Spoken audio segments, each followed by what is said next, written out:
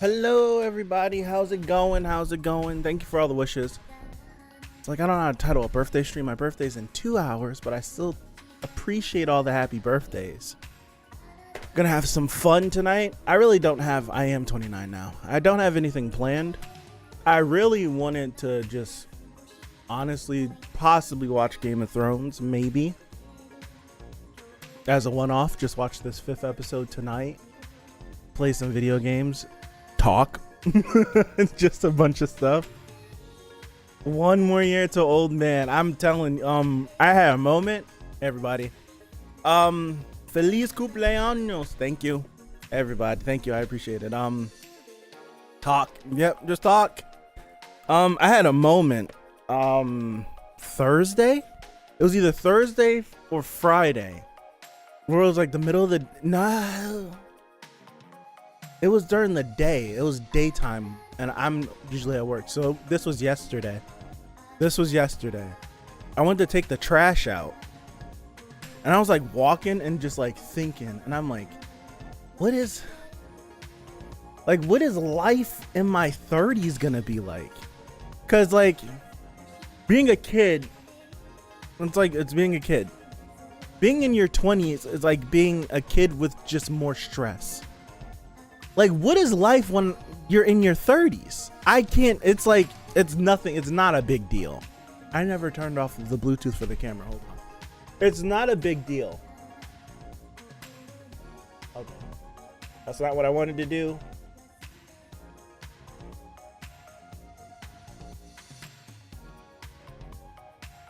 Hold on. We're coming back.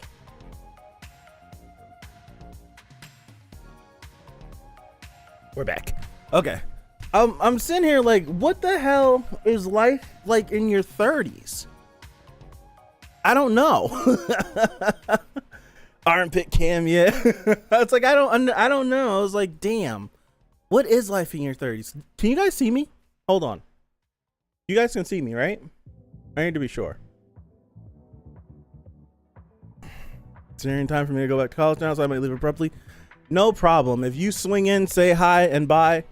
I don't even care. I just appreciate everyone that's gonna stick around, who's gonna pop in. I really do. It's 30's the new 25, at least what all my old friends tell me. That's what you would think. I hope so.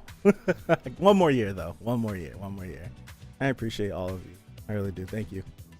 I went to the store and bought the hat. I was like, I have no birthday stuff. I also have party poppers. So when it hits midnight, as much as I might regret buying party poppers and popping them down here, I'll do it.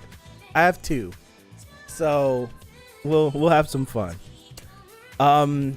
Now I should like use like non-copyright music, but I'm going to listen to the music that I want to listen to and not like the stuff I have to find for the streams. So all this music's going to get claimed. We might watch some stuff that bring the stream down like we did yesterday.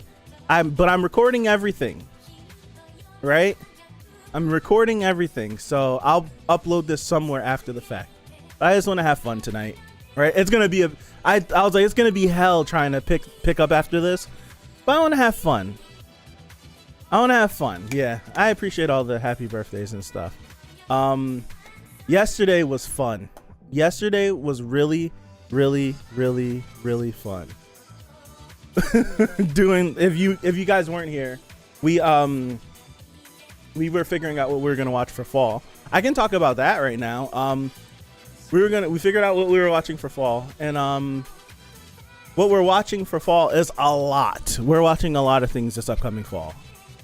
I didn't plan on watching this many things, but we're gonna have a full schedule. So going down the list of what we're gonna be doing, Mondays we're gonna be doing.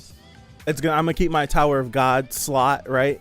I'm gonna keep that available until Tower of God comes back. But until then, I'm gonna be playing Genshin in that time slot.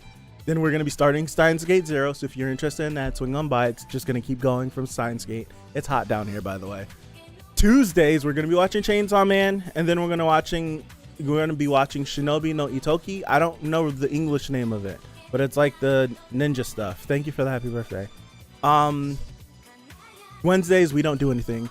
Thursdays we're gonna be doing Mob. We're gonna be doing Urusei Yatsura. We're gonna be doing that, and then we're gonna be doing Uncle from Another World when it finally comes back in November. Friday we're gonna be doing Omniscient Reader as usual, and then we're gonna be doing podcast stuff on Friday. So if you're interested, swing by for that. Then Saturday is gonna be Blue Lock, Spy Family, and then our movie night that happens that night. At night that should be happening. I haven't done one in a month, but and then Sundays we're gonna be reading My Hero like we usually do. We're gonna be watching Gundam, and then we're gonna be watching Sidanchi, or I forgot what the English name for Sidanchi is, but that's what we're gonna be doing. That's the plan for this season. It's a lot more than I thought it would be. But we're gonna be doing it. Yesterday was fun. So during that stream, figuring out what we're gonna do, we were just like I was going on like adventures. We watched like some ASMR of like these Japanese like voice actors talking into the microphone. We what else did we do? We went searching for anime girls that transform into submarines, but then was disappointed. But what capped the stream off, which I had a good chuckle. I'm still trying to I'm trying to trim out all the stuff for YouTube so that the stream can go back up. I have it recorded, I have it locally. But we found like some Japanese parody show of Rengoku versus Akaza from Demon Slayer. But it was like Rengoku versus Akaza in a convenience store, and they're fighting. It was the funniest thing ever. It was literally the funniest thing ever. You had to be there. You just had to be there.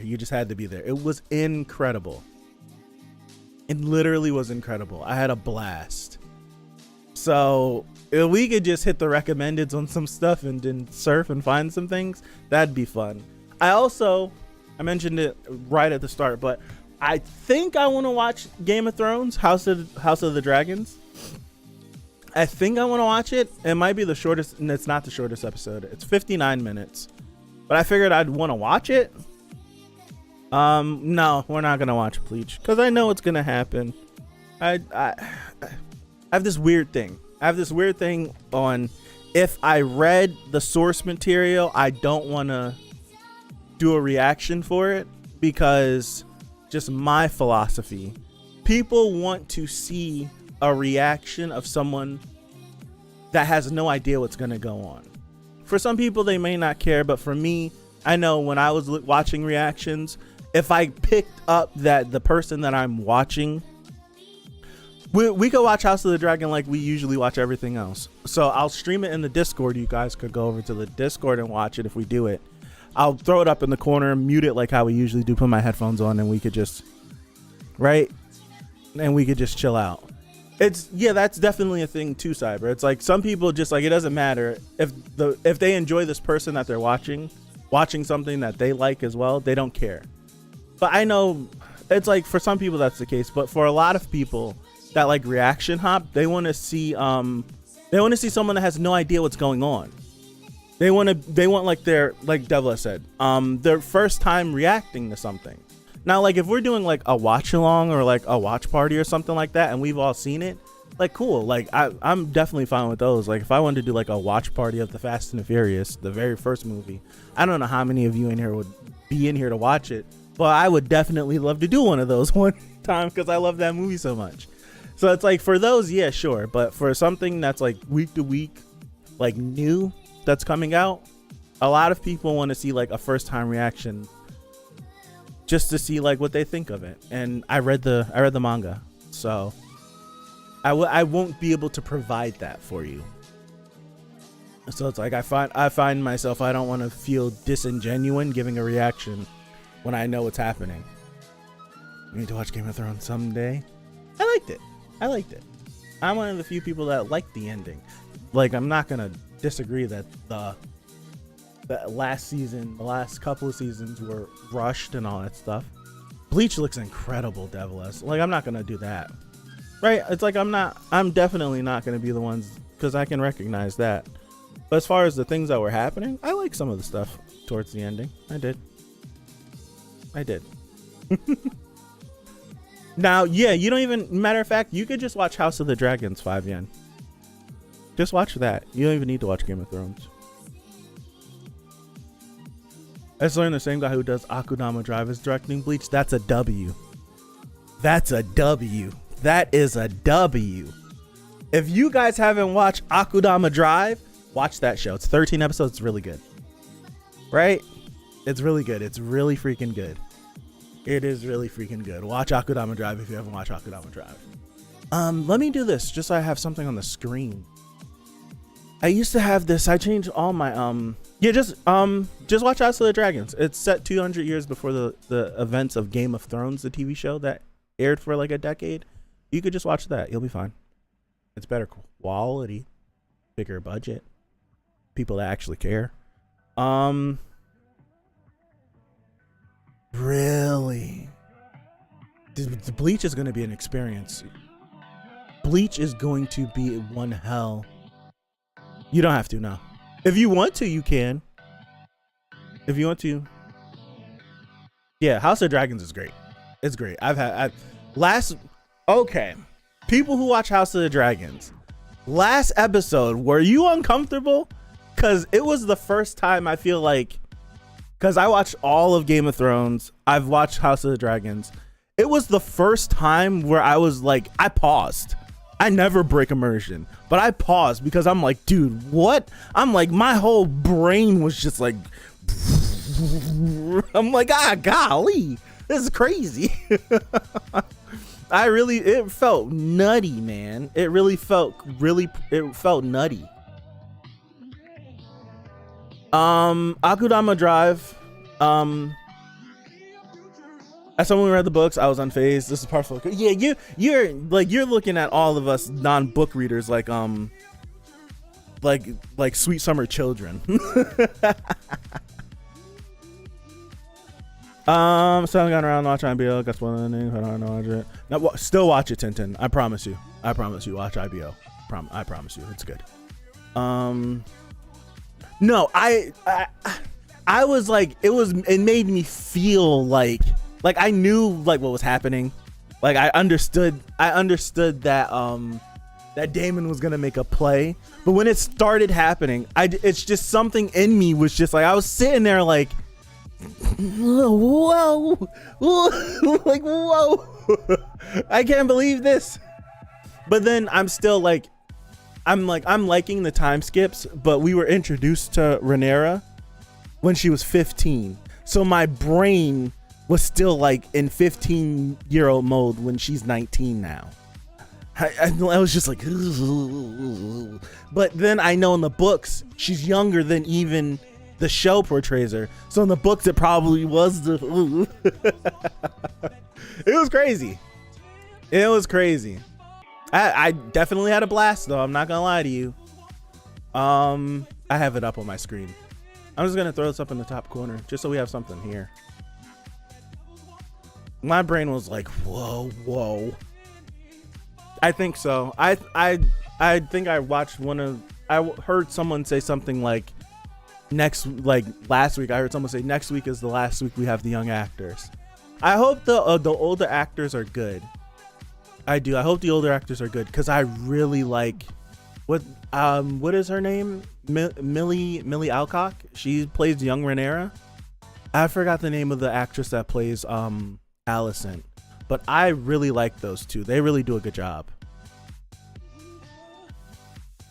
I did not support their relationship whatsoever. Their relationship was sick. Their relationship was sick. I'm looking for an overlay. Tokyo Revengers? No. What was the good one? Nice to see Thick Boy in the Gundam. Wouldn't be Gundam without them. Yeah. I'm sorry. I'm looking for an overlay. I could throw over this up at the top corner. There's something minimal. I'm looking for my burgundy one, but I can't find it. I found it. Well, this isn't the one I was looking for. Oh no, this is definitely not the one I want. Tokyo Revengers. Why is that labeled that one? But yeah, I'm having a blast with House of the Dragons. I really am. I'm having a blast with the Lord of the Rings show, even though the internet is burning down over it. I really think That episode 4 that came out on Friday, I had a great time watching that. I really did. I had a great time watching that.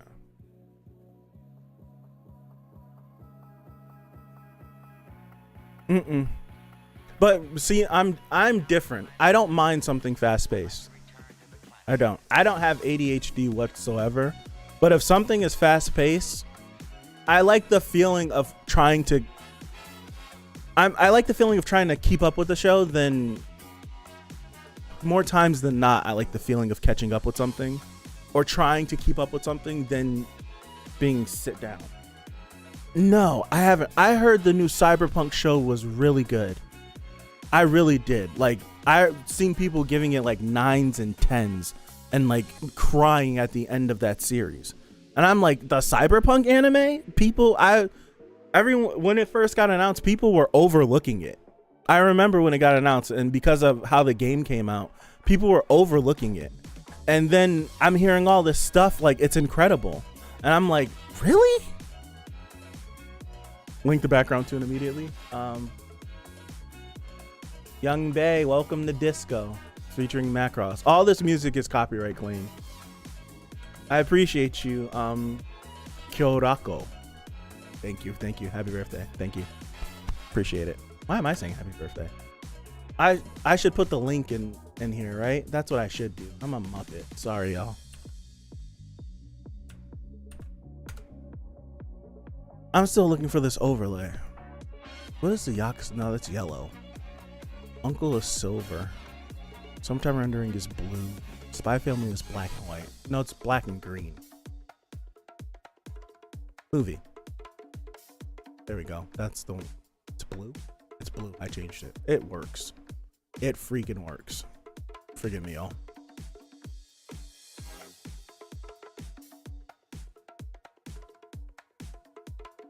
Is that perfect? Damn, I'm good. Damn, I'm good. All right. I'm just going to group this up and then throw that up there. Damn, that's good. That was damn near perfect. Yeah, I'll throw that up there.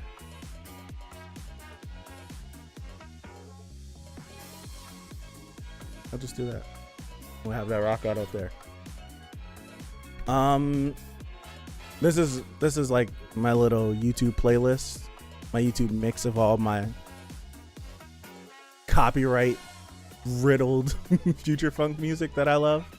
If you see weird anime stuff pop up in the corner, it's not me. It's the videos. I don't condone it. I just like the music that's playing. But yeah, I do got some wine. I did link it. It's my last thing. It's my last post.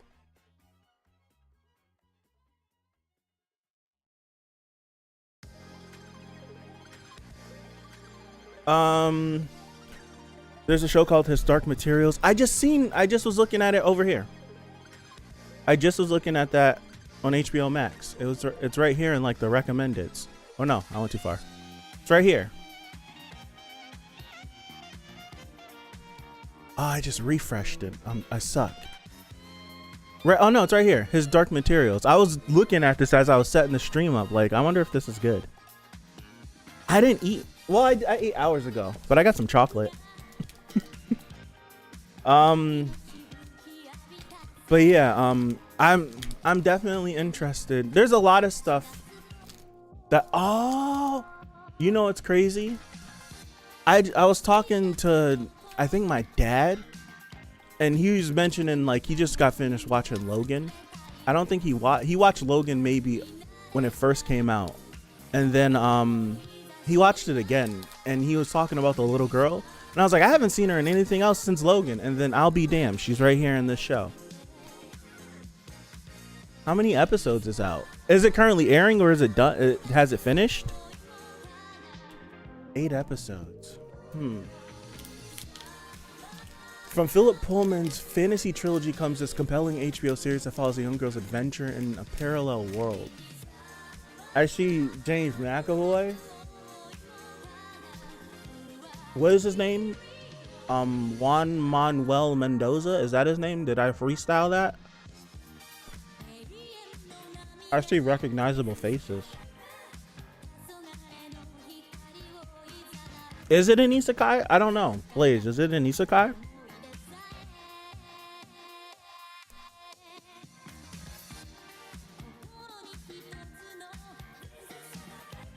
Help! What do you need help with?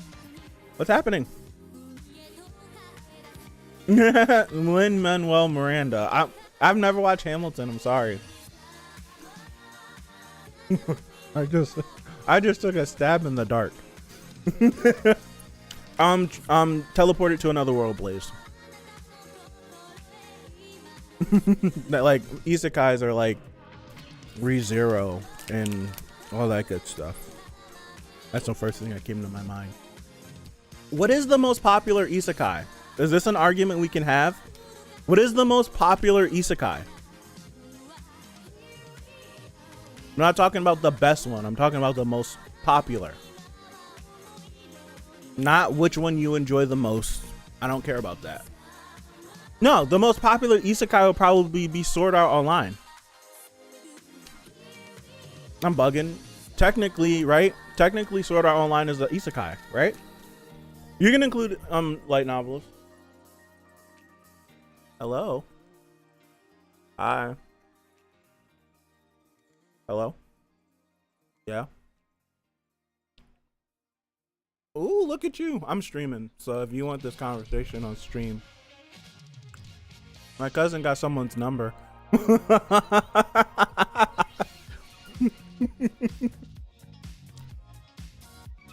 Huh? Oh, look at it worked too, didn't it? I'll be damned. I'll be damned. I don't have you on speaker, but I'm definitely repeating everything you're saying.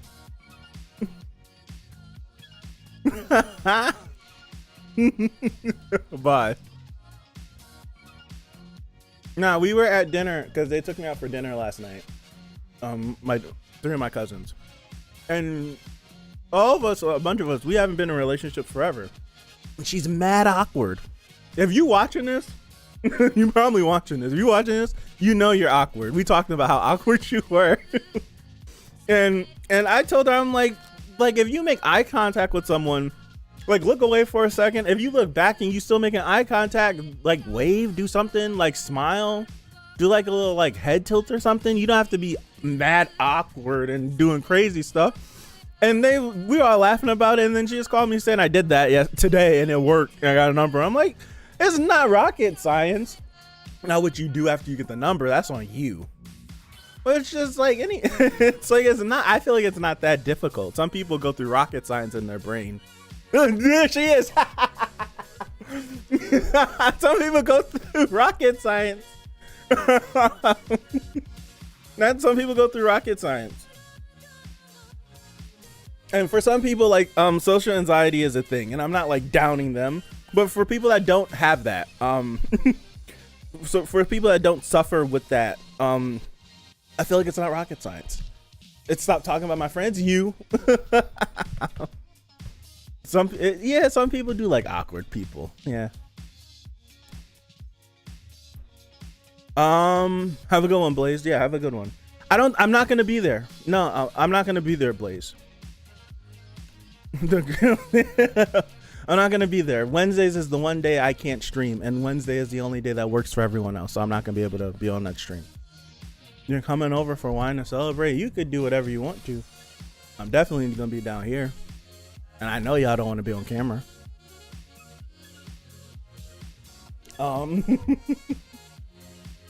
But yeah. Oh no, because I want to stay your friend. I'm gonna miss her. Oh, Tintin. For how long? Is she just starting? I'm gonna make myself a drink. Whatevs. Do it. Do it. Do it. Do it.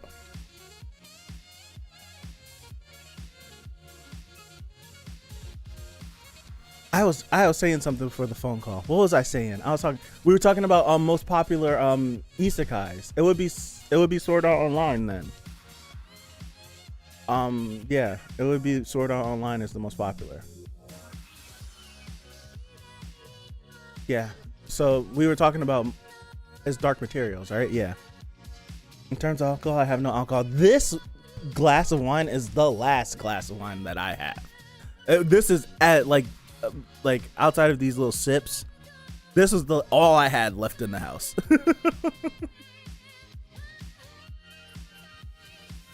It's all I had. Not my go-to, but it's something. Do you like it? Do I like this? It's all right. It's dry. Ran out last night. Look at us, all alcoholics sitting here talking about us drinking.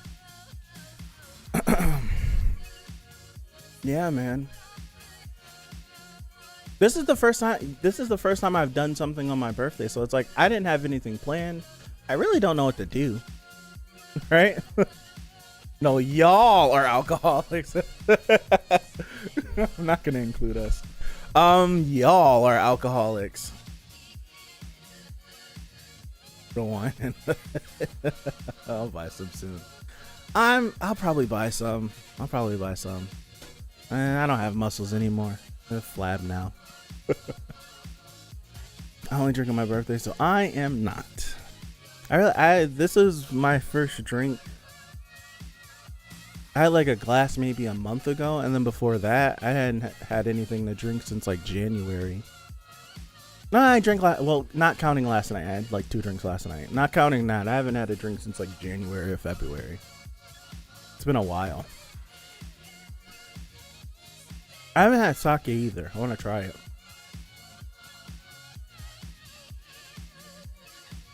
Saying the same thing. Yeah.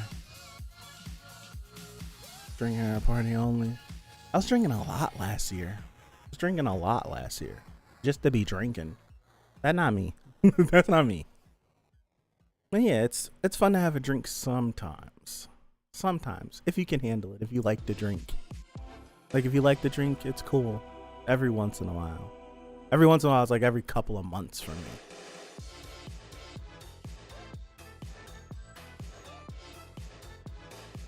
All this music's copyright claim, man. All of it. All of it sucks. But yeah, I have a terrible mind. Like, I lose train of my thought all the time. It's the first time I've done something on my birthday since having a channel. Granted, this would be the 2020. This would be the 3rd year I would have had a birthday on stream when having a channel, right? 2020, 2021, and 2022. That would be 3. It's like I don't know what to do. It's like I don't know what to do. What do I do? Yes, I've seen Madoka. I have. Madoka is the epitome of 3-episode rule. Because I'm not. Oh, it's my dad. Hello? Hey. Yes, I am. Well, you go to the YouTube app, and then you should go to your subscriptions. It's probably at the bottom. Yeah. Uh-huh. Yeah. All right. All right.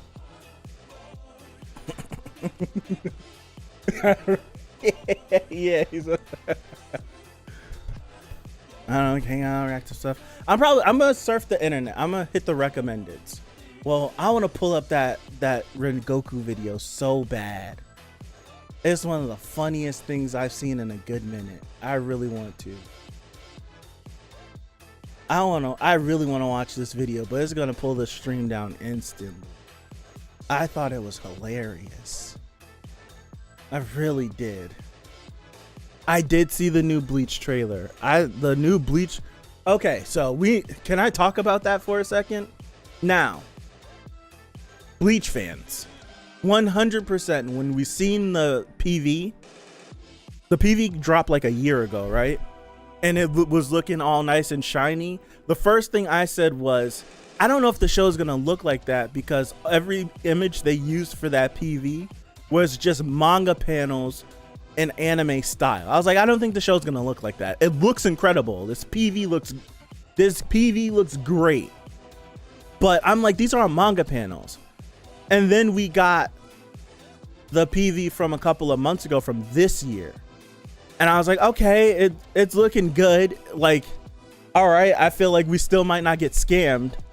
But the new PV that came out like last week, I want to say last weekend, seeing animation and scenes, it's like, it looks movie quality.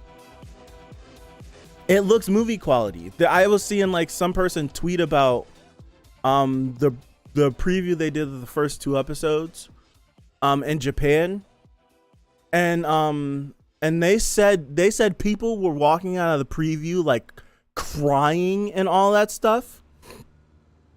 I gotta skip this one. This is the actual song. But they were like, people were like walking out of like the theater like crying and like sobbing and everything. And I'm like, really? Like, seriously? I'm like that? People are having a reaction like that? Only problem is the Fang problem because it's blue, maybe? Just hyped for the new scenes. I'm totally excited for the new scenes, man.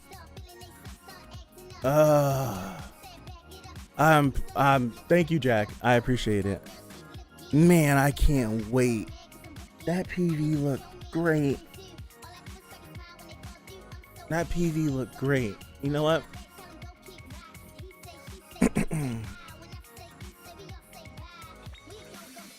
I'm not gonna play the audio from the Bleach PV, but I'll throw it up in the corner. We'll see if we get clapped up for it. I'll mute it. We'll let this music play. This looked incredible. Like, honestly, I'm not lying to you guys. When I watch this PV and I see this animation, I want every show to look like this, and that's not possible. Right? It's not possible. But I want like, when I think of like the care for all of my favorite shows, I want them to look like, I want them all to look like this. Right? I want them all to look like this. When I think of like Dragon Ball, I wish it looked like this. When I think of like all these other shows, I wish it looked like this. I really do. This looks incredible.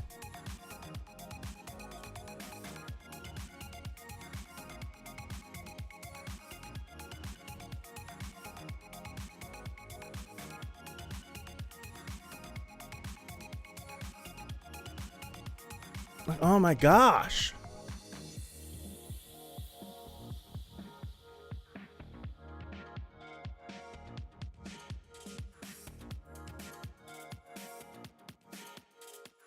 Yeah, it has, but I want them to look like movie. If I'm being honest, I want everything to look like it was done by Ufotable, because Ufotable is my favorite animation studio. It's my favorite animation studio. I love the aesthetic of that so much. Like, I take inspiration from Ufotable when I'm thinking about creating content for live action.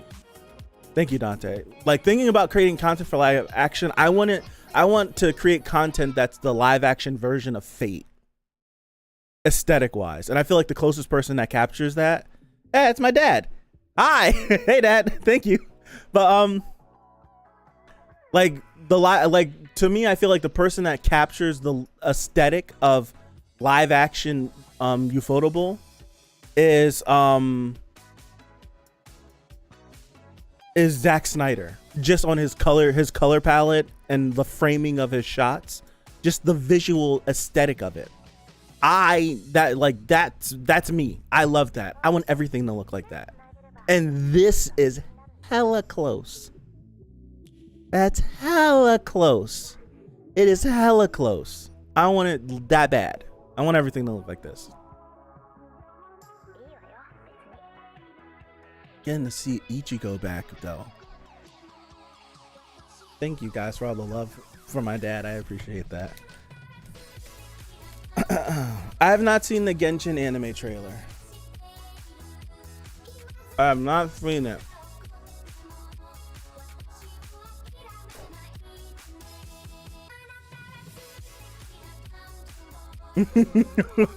Dude, I woke up that morning and seen the PV was out. I was emotional in my bed that Sunday morning, Saturday morning. I was mad. I was like, yo, it's actually real. I was like, it's actually real. Oh my God.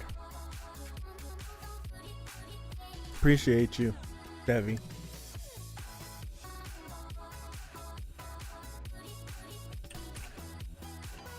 I was like, it's actually real. That Jujutsu Kaisen not really, no. He knows about it because I talk about it enough, but not really. Like the last stuff he watched was like Dragon Ball Z or something. Let's look at this PV. I haven't watched this. Is this it? I haven't muted, so I have to watch this on my own to appreciate the music, because I know they probably have some spectacular music playing right now. I'm sorry that I'm giving like this butchered experience. No, it's not. Well, that's right. I keep forgetting. I'm gonna pause this really quick, and I'll unmute this. Let me run this back then. Let me know if you guys can hear it. No problem. Have a good one. I appreciate you stopping by. Chocolate.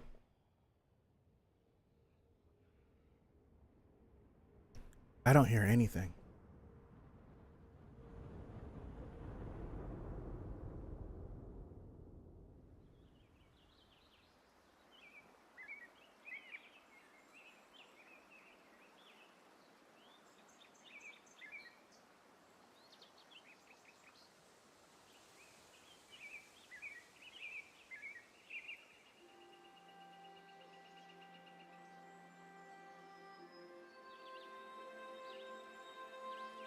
Paimon.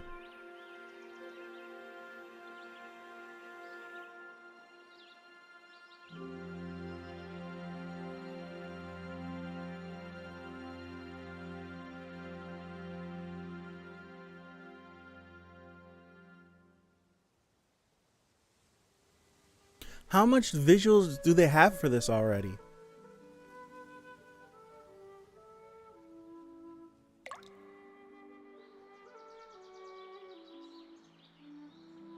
This trailer is almost 4 minutes long. Thank you for stopping by. I appreciate that. What's up, Joe? Thank you. Thank you. Thank you. 1 year closer to being old. 1 year closer to 30. Just watched Hereditary last night. I haven't seen it yet.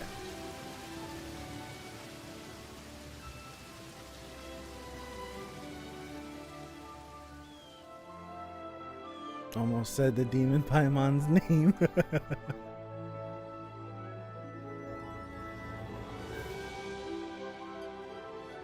I don't know why I'm getting like hit with nostalgia. I just started playing this game a couple months ago.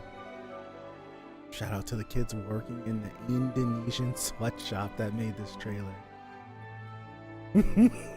It's sad, but it's probably true.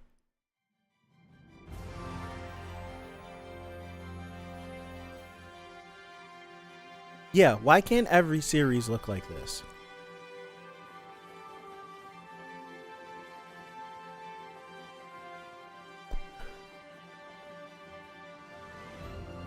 Cyber, wow. Why can't everything look like this?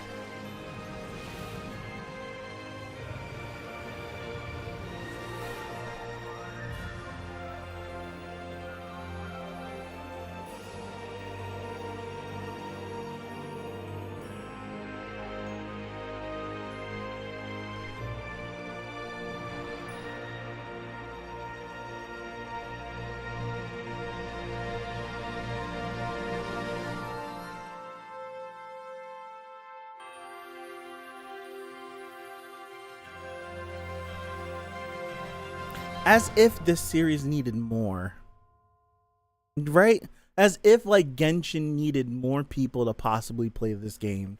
Because it's going to get this very super duper popular studio that is renowned for how great it looks to animate it.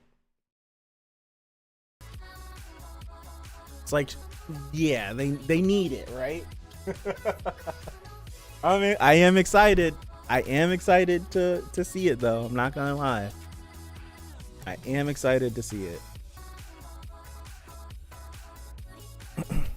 Oh, they do. They after the money. It's a China. China. They're gonna throw that money. China has all the money to throw at things. They have all the money to throw at things. It's just following the same. It's following the same thing that Fate did with FGO. Yeah, that would be interesting. It's the same thing with FGO. FGO rakes in a ton of money, so they're able to throw some money at a studio to get an anime for like Babylonia and all the different movies and stuff. Like those movies are funded legit by the people that play FGO. So it's like you get to see your money used in a way. You get to see your money used in a way that you can enjoy it again. I guess.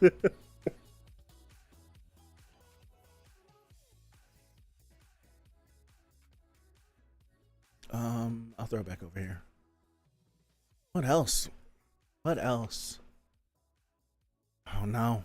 Oh no. Fall, man. Fall is freaking stacked. Not only do we have Fall is so stacked, man. Only if we get a Tsukihime anime or I don't know. Well, Tsukihime is getting its like remake or sequel that's coming up next year, right? That's happening. Because we got that PV from earlier this year that dropped and that got everyone excited.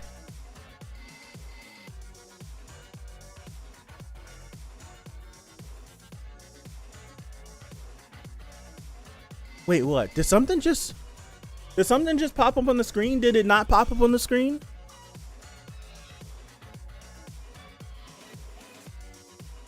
I just got an email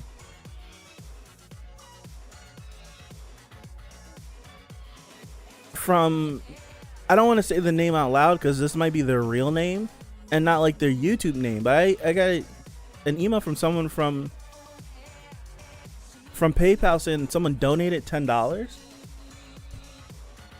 I appreciate that. I don't want to like, cause it might be their real name. I don't want to say their real name on stream, but I appreciate that. Let me log into Streamlabs really quick to see if it didn't pop up by accident. Hold on. We've hit the limit for Genshin stuff today, I fear. Well, tomorrow's Monday, so there's no Tower of God till eventually. Gotcha. I appreciate you, C. Oh my goodness. What a dashboard. It didn't pop up on stream, did it? You guys have to let me. I don't be paying attention to OBS. Hold on. I haven't been in Streamlabs in so long. It looks different now. Oh damn. Alert box. There we go. No, that's wrong. Analytics? No, that's wrong too. What am I looking for? Recent events. Yes, recent events. Recent events. Yeah, it didn't pop up. Let me see if I can re-trigger the animation. Did it happen?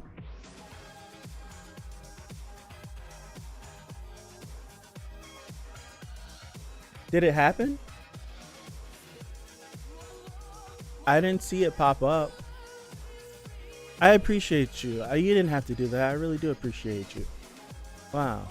That was very nice. Well, if I'm gonna re-trigger Cybers from yesterday. Does that pop up? I just opened up Premiere. That didn't pop up at all, did it? Oh no. That's not good. Thomas, we just were talking about Cyberpunk Edge Runners, like maybe like 10-15 minutes ago. Like, was it really that good? I've been seeing people say it was incredible and amazing. Netflix formula is just tiresome to watch. Oh, you mean like binge watching? That's what you mean? You mean binge watching? Yeah, I think they just announced that they're moving away from the binge formula. They announced it like last week that they're moving away from the binge formula. So yeah, some people hate that. I honestly think that moving away from the binge formula is a good idea. But because you have series like The Sandman that came out, and everyone that I know that have seen Sandman from Netflix said that it was incredible, that it should have been talked about more. But when a series, all of its episodes release on one day, and everyone watches it that first weekend that comes up, right, that first weekend it comes up, they talk about it and then it's done. Well, when you have other series that have like 8, 9, 10 episodes and it's stretched out over 2 months, 3 months, you're talking about it every week. You're thinking about everything. People who just want to watch everything at once, it's just like, yeah, we'll watch it, you can enjoy it, you can have a great time, but then you're just done. You don't talk about it anymore. That's not fair. It's not fair. Because you'll, like, for Netflix, I've seen it happen time and time again where you where a show is really good, right? The show could be incredible, but you watched it in 2 days. It took them 1.5 years to make that show, and in 2 days you're already asking for more. Like, you're not even like really enjoying it. You've just consumed it so fast, and then you're already like, yeah, give me more, give me more, give me more. It's just like, well, damn. Like, I just went through 2 years of my life making this, and then you guys you say give me more, and then that's it. You don't talk about it until someone tells you like, oh yeah, it's coming back out for another season. So it's just like, that's why I don't like the binge formula. I'd like to talk about shows for months on end. Thank you, Jerome. I appreciate that. I do. Single-handedly killed the JoJo Part 6 hype. And then they like split it into 2 parts for JoJo, right? So it like ended in a spot, and then it's like you're waiting forever for it to come back and you have no idea, and then it just drops and then it's all there. It sucks. Binge formula sucks. Absolutely sucks.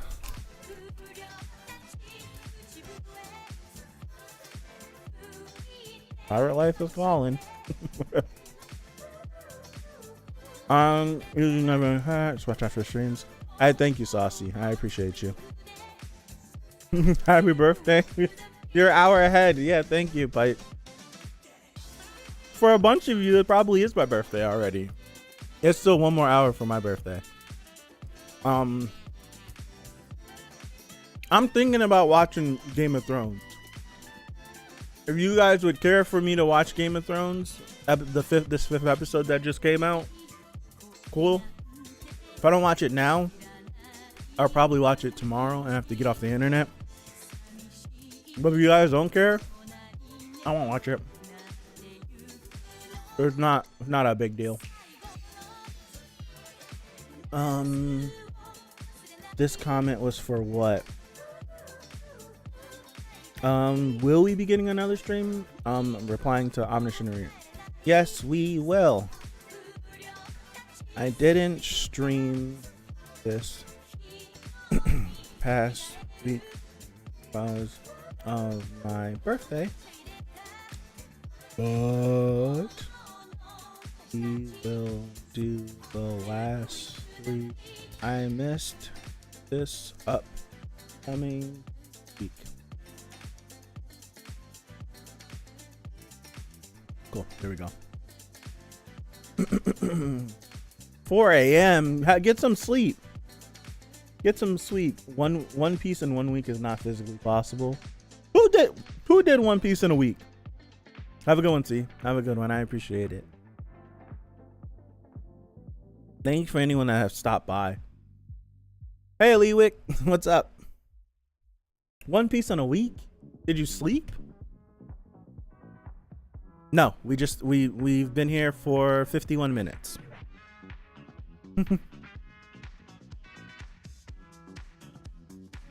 Like you didn't sleep if you did One Piece in a week. You just literally finished watching House of the Dead, so if I hadn't checked Discord, it's all you're having. Thank you for stopping by. I want to watch it, but I don't want to bore people because it might just bore someone. So I kind of just want to have fun, just shoot the stuff, kick it around. But yeah, it probably is mathematically possible. It probably isn't. That's 20. An anime episode is 24 minutes max. And One Piece is how many episodes? 1,000+ episodes. So is that even possible? No, it's not possible. It's not enough. It's literally too much time.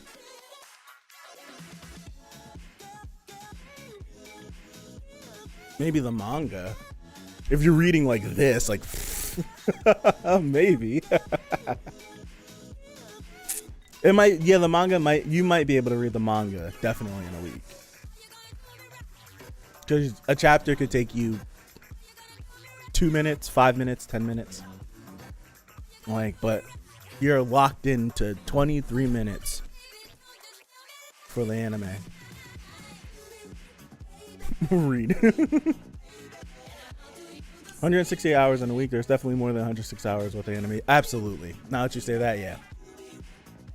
That's true. Some people do watch stuff in 2 times speed. I can't do that. I can't do that. Like, I need to appreciate everything that a show is giving me, and watching it in 2 times, like, the music isn't good. Like, how am I supposed to appreciate the quality of the performances in 2 times speed? Someone that does it, please enlighten me. 400+ episodes of Tower of God took me 7 days. Golly. Lectures are different, Cyber. Lectures are different. Absolutely.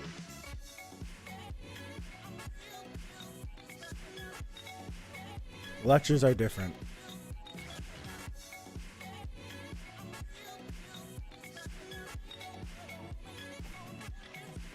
I finished Tower of God in like 3 days. Well, that's right when the anime ended. Okay.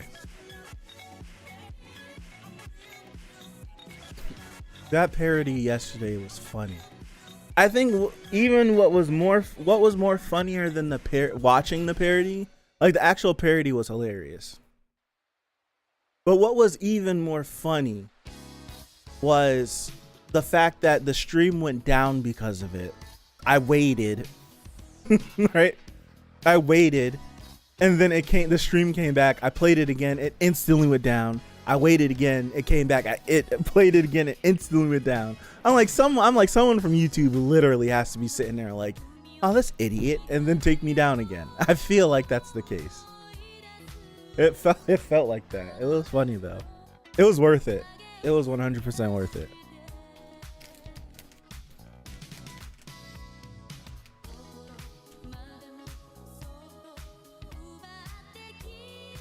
Fabian, have you caught up to Tower of God yet?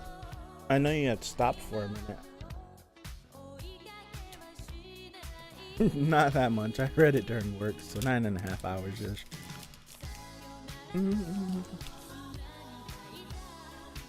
Tower of God. I will say Tower of God was one of my thinking like as far as content wise, consuming content. I haven't had more fun consuming content than those streams. I think just the nature of like live streaming them, it was like the first thing, like the first really content of reading something on the channel.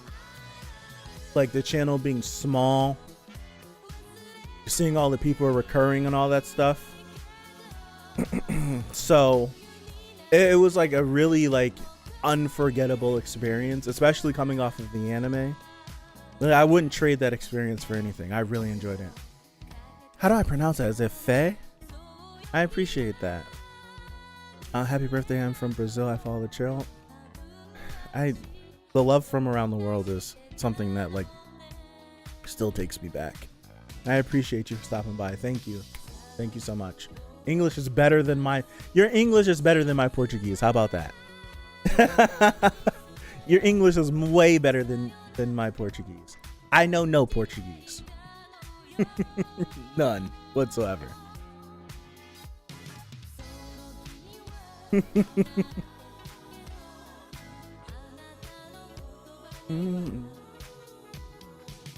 But yeah, the streams for Tower of God were just like, it was really fun.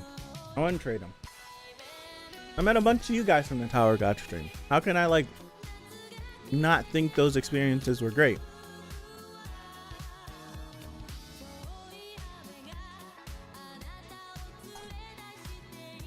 I'm from Atlantis. Hello. Under the water here. There's too much raining. If it's raining under the water, then Tintin, I don't know what to explain to you. I used to look forward to those streams. They were great. They were great.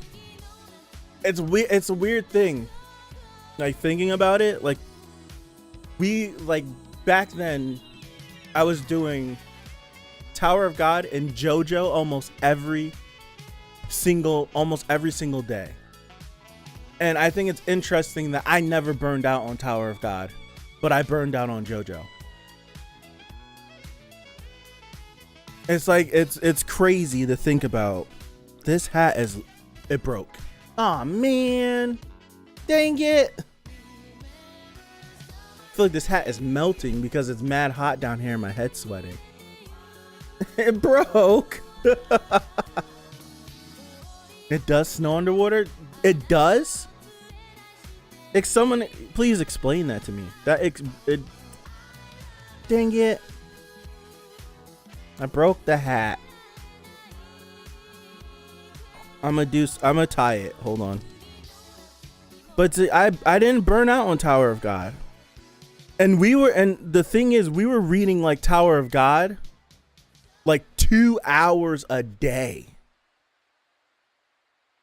We were watching JoJo almost like an hour and a half a day. But we were reading Tower of God like 2 hours it was every day, right? Now I don't even remember.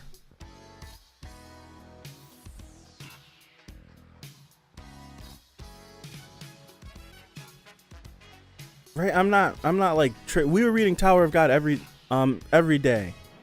Right? But even on Wednesdays I was reading Tower of God every day. And it wasn't until we got into like season 3 and closer to me catching up where I started to slow down. I think it was every day, Monday through Friday. Like I didn't have a job. I didn't have a job. I got laid off from my job like 2 weeks before the pandemic started, and then couldn't find a job. So I literally I was doing Tower of God as like my 9 to 5. Like for real. It was like blessing in disguise. Yeah, I hated that job. I didn't like it. I got rid of my own position, which is weird. Like at my last job before the job I work now, I got rid of my own job because it was one person. Like the position was one individual covering 8 buildings. Like it's not impossible, but it's damn sure very difficult. Why do I keep dropping this? It's very difficult to try to like maintain 8 different sites for one person and over 100 employees. Trying to manage that every single technological need. So it was like very difficult, and I started to find ways to like make the process easier. But in making the process easier, it costs more money to do so. Therefore, they just decided to eliminate my entire position, pay for a consultant, and pay for a consultant company to do the work that I suggested and just get rid of my entire position. And that's what they did. So it's just like me being Smarty McSmartpants got me laid off. And I sat around for I sat around from February to December without a job, and finally got a job that I've been at now. Crazy enough, as long as the channel's been around, yeah, I did my job too well. I was talking to the vice president of the company. Well, my specialty is IT, information systems and stuff. I was talking to the vice president because the vice president, she and the president didn't get along, because I feel like he was making money. He was taking more money than he should have. A lot of people felt that way. And I remember like maybe 2 weeks or a week before I got let go, like explaining what I was going to do, like the process. And I stood in her office. I was like, I think I'm eliminating my job. And she was just like, you are. Like, she kept it real with me. She was like, you are. And I was like, well, damn. And she was like, if you need a letter of recommendation, just let me know. She gave me all her information. I got laid off. And when I applied for the job that I have right now, I called in that favor for that letter of recommendation. And I've never gotten a letter of recommendation. I've never gotten a letter of recommendation that was better. Like my boss that I have now said that they had like an hour conversation about me. And she was just like, I've never had like someone talk so glowingly about someone. And I know my internship out of college was where I work at now. So it's like, I knew those people, they knew me. But my boss now, she was like, I've never, ever had like a letter of recommendation and following up on it go like that. And I was like, well, thank you. I like called her. I was like, I appreciate you. And she was like, no problem. Yada, yada, yada.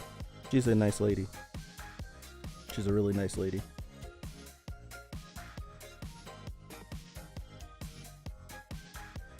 Hopefully I didn't make this too tight. Dang it. Hold on. Ah, man. I'm about to just get some tape. I'll be back.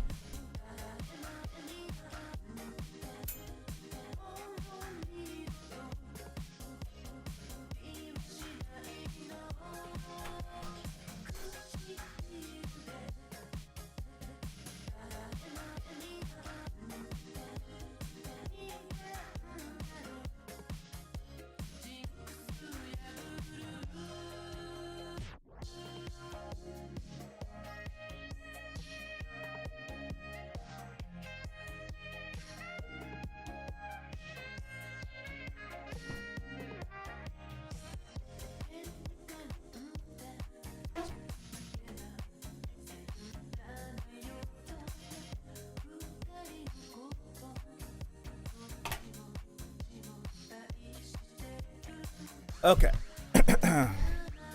Got some tape. I need to wear the hat golfing tomorrow. This hat, combination with it being this, I was up, Eric. Combination of it with it being so hot down here, this hat is like falling. It's on the verge of falling apart. Yeah, I'm going to play golf tomorrow. Should be fun. Last year, played golf on my birthday.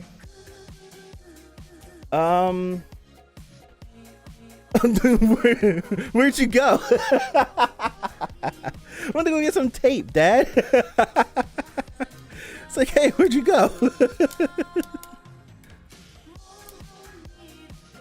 I broke the hat.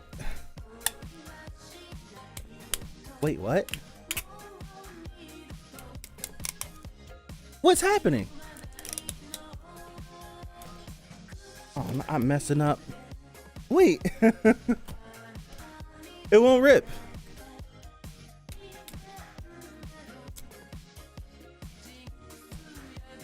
Yeah, so like after that job, I've wanted to do YouTube since I was 15. I think all of us, Jerome, had all of us watched Spy Family. I did it on the channel. I think all of us in here have watched Spy Family.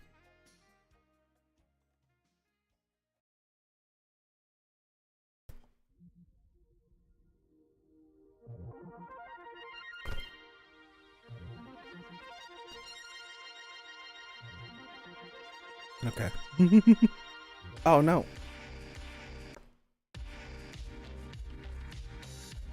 Booty shorts. What kind of commercial is this? This is like prime 80s, late 80s, early 90s Japanese commercials. Found out about it this week and watched it. It was nice. So I read the manga? No, probably not. Part 2 comes out like the second half of Spy Family comes out next week. Not next week, in a couple of weeks.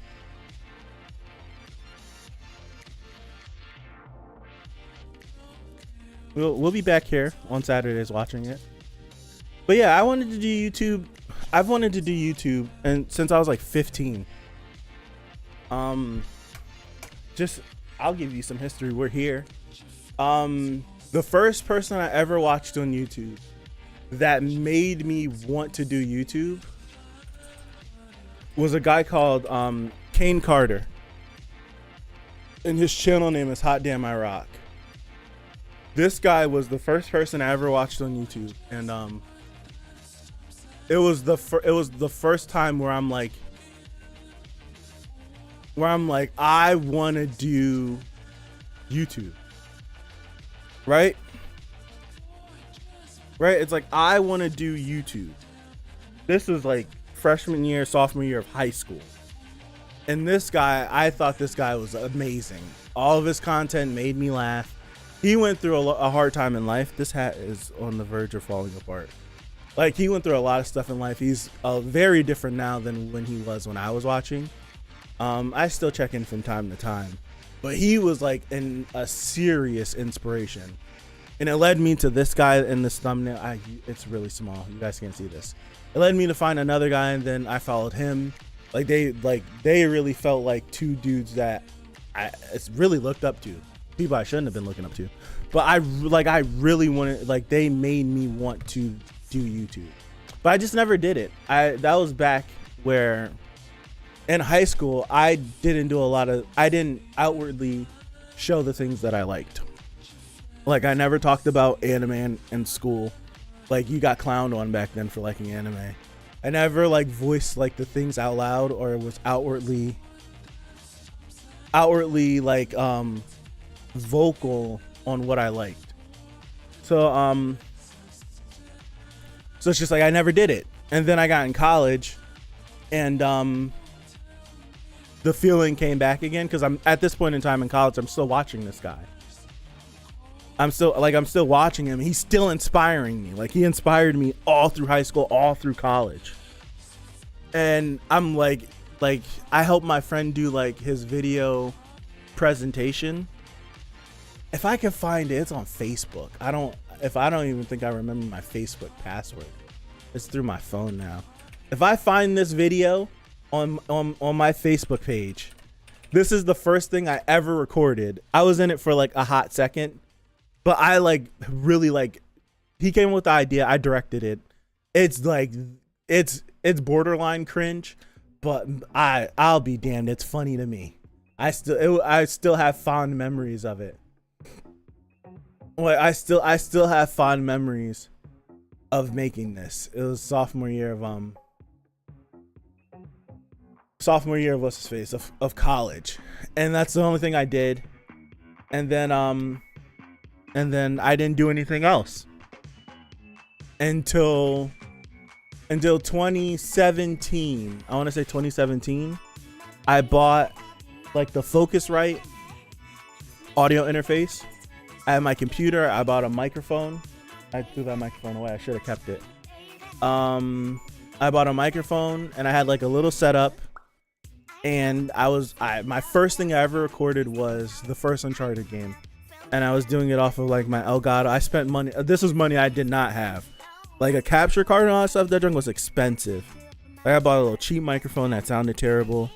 I recorded it, and then I sat there for like an hour. I recorded it. I played it back, and I was like, nah, and made the channel. It's this channel that I use now. Made this channel, recorded, sat there. I was like, no, I'm not releasing this. It was so awkward. I didn't know what to say. I didn't know what to do.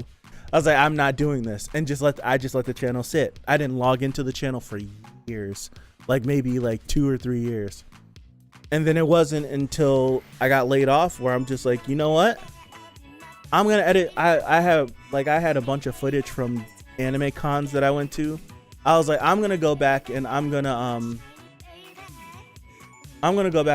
edit up some footage that I have from some cons. And I did that, and it was the first video I uploaded. And then I was like, you know what? I'm gonna invest. I bought a desk. Do you remember that? Yeah. I bought a desk. I bought like where a lot of you guys found me. I bought all that stuff. I set it up, and then I made my first video, and I started. Now to answer Cyber's question, how did I beat the feeling? Being scared on camera and friends finding you. I don't know. Like a lot of people have like these enlightened answers and stuff when they talk about like when they first started YouTube. I don't know. Honestly, I have no idea. I think it just got to the point where I had nothing to do. Right? It's like I had nothing to do. And I was at the point where I wanted to do it. I was sitting here, I'm trying to realize, I was trying to figure out what I was doing on Facebook, and I remember. It's like I really had nothing to do. And can I search by media content? Photos? Can I search by like videos or something? And I just set the camera up. I put the link on my Instagram, I put the link on my Facebook. I did all that, and I just put it out. And I think it was to the point where I didn't care. I think that's what it was. I think I just didn't care. And I just did it. I think that's what it was. And yeah, it was awkward. Like I still, to this day, I find it awkward to talk to the camera without being on stream. Like if I had to make a video, I find it awkward. I'll keep restarting until I get it perfect. But if it's something about being live and knowing that through the camera and through the internet that you guys are in the chat, I could just sit here and just babble on end. I do it all the time. Sometimes I make sense, sometimes I don't. But to make a video and record a video, I find it like it's the most difficult thing for me. I can't do it. Like I need some sort of real-time feedback. I can't play off my own mind and try to record a video.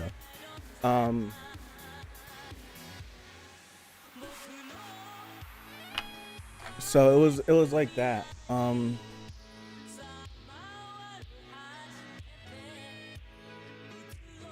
It's like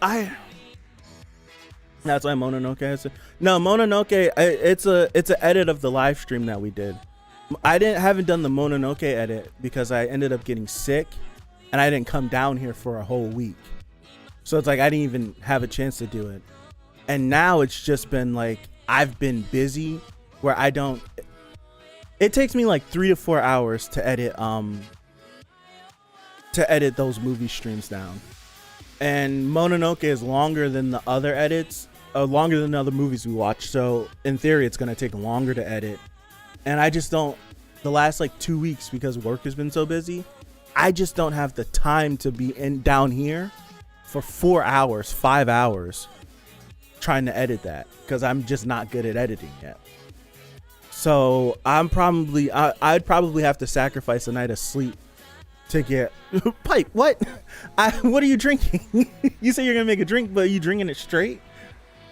What is your tolerance? I probably would have to sacrifice a night of sleep to get the Mononoke edit out so that we can just keep going with our movie nights. I have to do it though.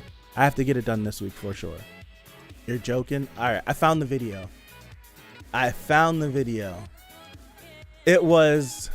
This was my friend's video photography class. And he wasn't doing good in his classes. It takes me to the channel, but in the channel, I think if you can find Pipe's channel through that.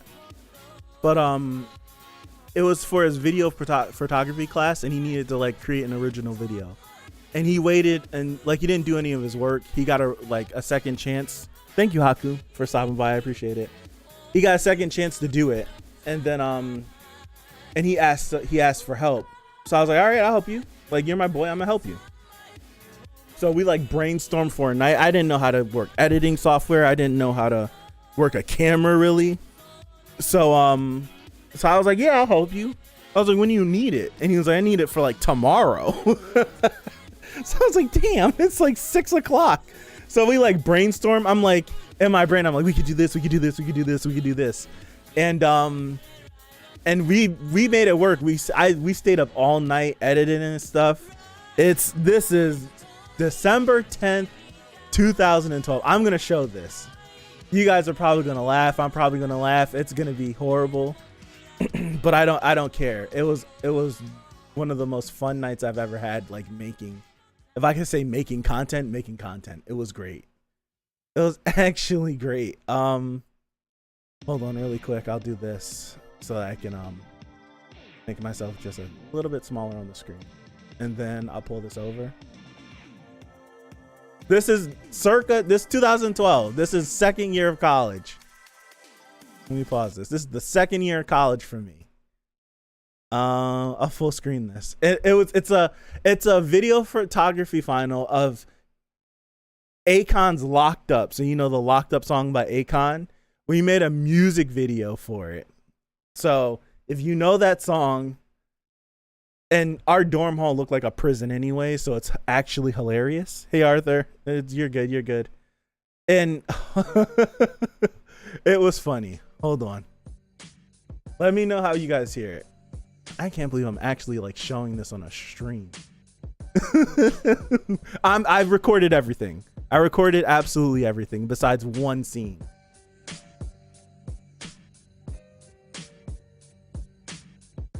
Matter of this, I wonder if this song will get the stream taken down.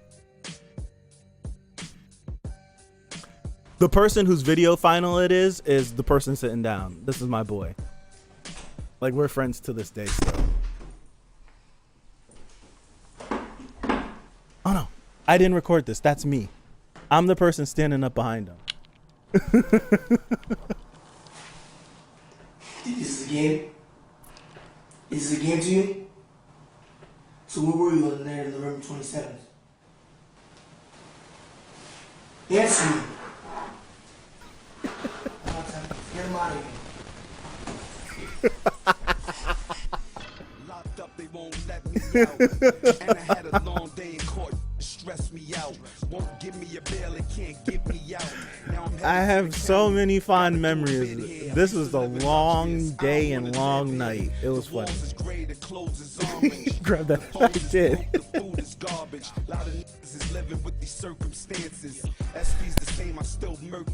We definitely used magic marker to color on him so it looked like tattoos. Knocked me on D block when I was burning the hemp. Had a brick in the stash, hope they don't take it to a further extent. Locked up and they won't let me out. And then Doce looked so much like Akon, we had him sing the hook. Our dorm looked like a freaking prison. This was middle hall. It was middle hall. It looked like a prison, bro. It did. It looked so much like a prison. Nah, this is like, we have like a night to get this video thing done. We're working on whatever is in our rooms. You could dunk on this. We had so much fun. We jumped somebody and then decided to put it in here. We tricked Timmy. It was like, Timmy, just walk down the hallway. Like, Timmy, walk down the hallway. We jumped him. Oh, that was funny, man. This is me with the red hat on. That's me.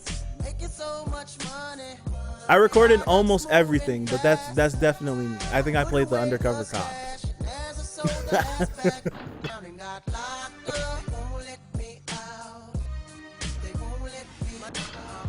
In real life, we definitely are fighting.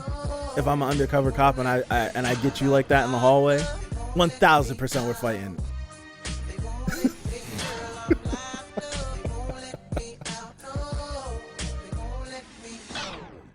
that I'm locked up, I rep 2 sets, so I'm a ride or die and stay deep locked up. gosh. 2 toothbrushes up. We just told Timmy to walk down the hallway. When I walk by, get up, cause I'm locked up.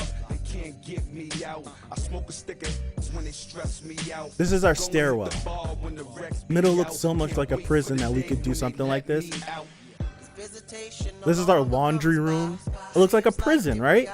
This is our living conditions. It's our dorm hall.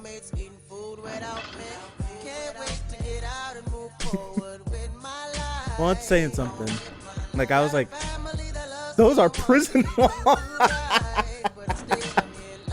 Like, there was one night where I drank too much and blacked out. My music blaring all night, and no one came and checked on me.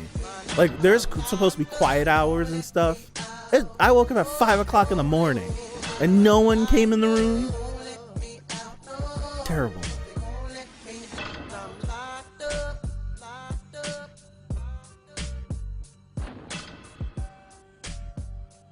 We had so much fun. Oh, this-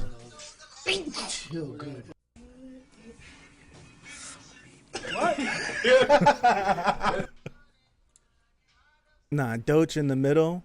He always told us that he said he was allergic to the lobby.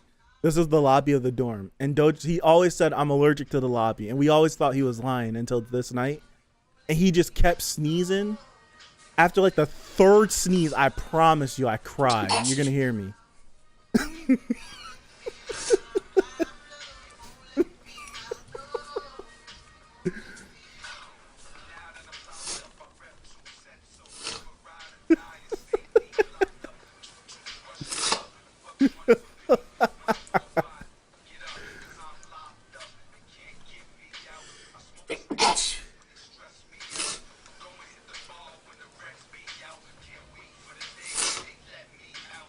I couldn't hold. This is the funniest thing. I thought, I was like, Doge, are you? We were like, you really allergic to the lobby? This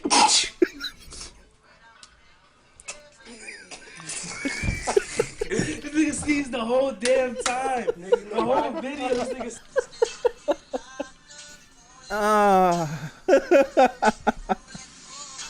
Oh man. Shout out. Yeah, that is true. That.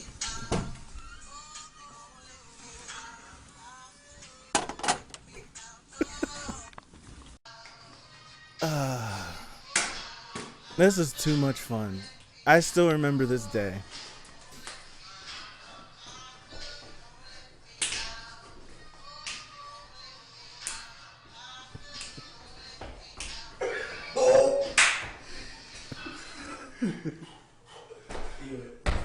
Yeah. Still?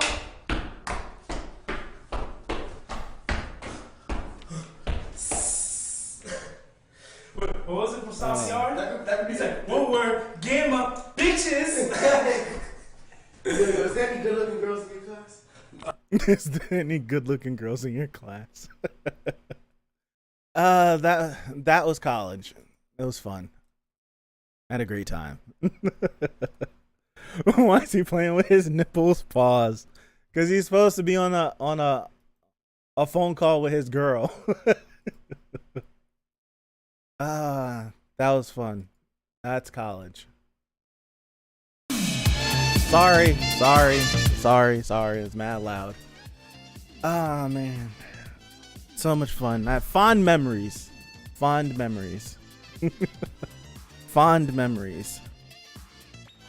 But after doing that one, that's when I watched that, and I was like, when we watched it, we all like played it after we sat there and edited it for hours. We were like, this is terrible. But it was like the funniest thing ever, and I was like, yeah, I could see myself doing this. That's 2012. I didn't start recording anything till 2020, a full 8 years later. So it's like, I drug my feet. Definitely drug my feet, but I'm here now. I have so many ideas when it comes to like short films that I would like to do. And I'm not an actor. That's not me. Like, I'm not a rapper. I'm not an actor. So no, I don't think I'll ever do YouTube full time. I don't think I ever would. I might find other ways to make my money work for me, which won't require me to work like a 9 to 5, and do that, and then continue to do YouTube because I like doing YouTube. Even if YouTube was generating me a hell of a lot of money, I still don't think I'd quit a job. Not for like the love of the money for sake anything, but just for the stability, just the stability. But if I ever like make my money work for me in a way where I do not have to go to work somebody's job, I'll definitely do that and just continue to do YouTube. Because the last thing I want to do is take something like YouTube that I truly love. Like, I truly love doing YouTube and making content sometimes. I truly love it. And I don't want to attach like job and surviving onto it. I feel like it's different for the individuals, like the big YouTubers that we see make the millions of dollars. They can take a year off, they can come back, their fan base loves them so much that they'll always be there. But I don't want to be like some other content creators that we all know. I'm not gonna name them. Who am I to name somebody? But the content creators that we know that they like if they have a bad month, it's affecting their pockets. I don't ever want to be in that situation. So I don't think I'll ever like quit my job and make this my job, because the last thing I want to do is start to hate this. I want to keep it like the thing I just do. I like doing this. Now, finding the balance between my life and this has been something I've been struggling with for the last year. I think the mods can attest to that. Like, I've talked to them quite a few times where I'm like, dude, I don't have a life anymore. Because during the pandemic, like, you're not going outside, there's nowhere to go, there's nothing to do. So yeah, it's like I'm not doing anything. Making YouTube content 24/7, thinking about YouTube 24/7 it was viable. It was something that I liked. But then when I got a job, it was like, okay, I'm waking up at 6 o'clock in the morning, 6:30 in the morning. I'm going to work until 4:30. I get home, I go to work till 3:30, quarter to 4. I get home, I'm starting streaming at 4:30. And then I'm live most days from 4:30 to 7:30, almost 8 o'clock. And at that point, I don't have any time for my own life. Like, what am I doing at 8 o'clock at night besides getting ready to go to work the next day, getting my clothes ready, like making a lunch and all that stuff? By the time I at this point, like, I'm getting home, I'm not taking a shower or anything. I'm just coming home, I'm putting my stuff down, I'm changing out of my clothes because I don't want people to know where I work. Like, I'm taking my clothes off, and then I'm just coming down here, and I'm down here from the moment I walk through the door of my house until like 8 o'clock at night. And then it's like, I take a shower, I eat, I get ready for the next day so I don't have to do anything in the morning. It's 10 o'clock. So now it's like, all right, I always have this urge to catch up on the day that I missed. So I'm on my phone, I'm scrolling through stuff. It's 1 o'clock now. I have to wake up at 6. That leaves me with 5 hours. Now I can either try to do something else or go to sleep. Usually I end up doing something else. So my 5 turns to 4, or turns to 3, or turns to 2, or sometimes I just don't sleep. So I'll do a whole day's worth of activity and go to sleep on 2 hours, wake up and do it all over again. And sometimes I'll chain that for like 4 days in a row.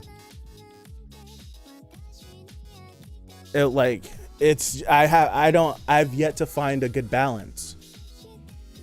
And it's because YouTube is like very fickle.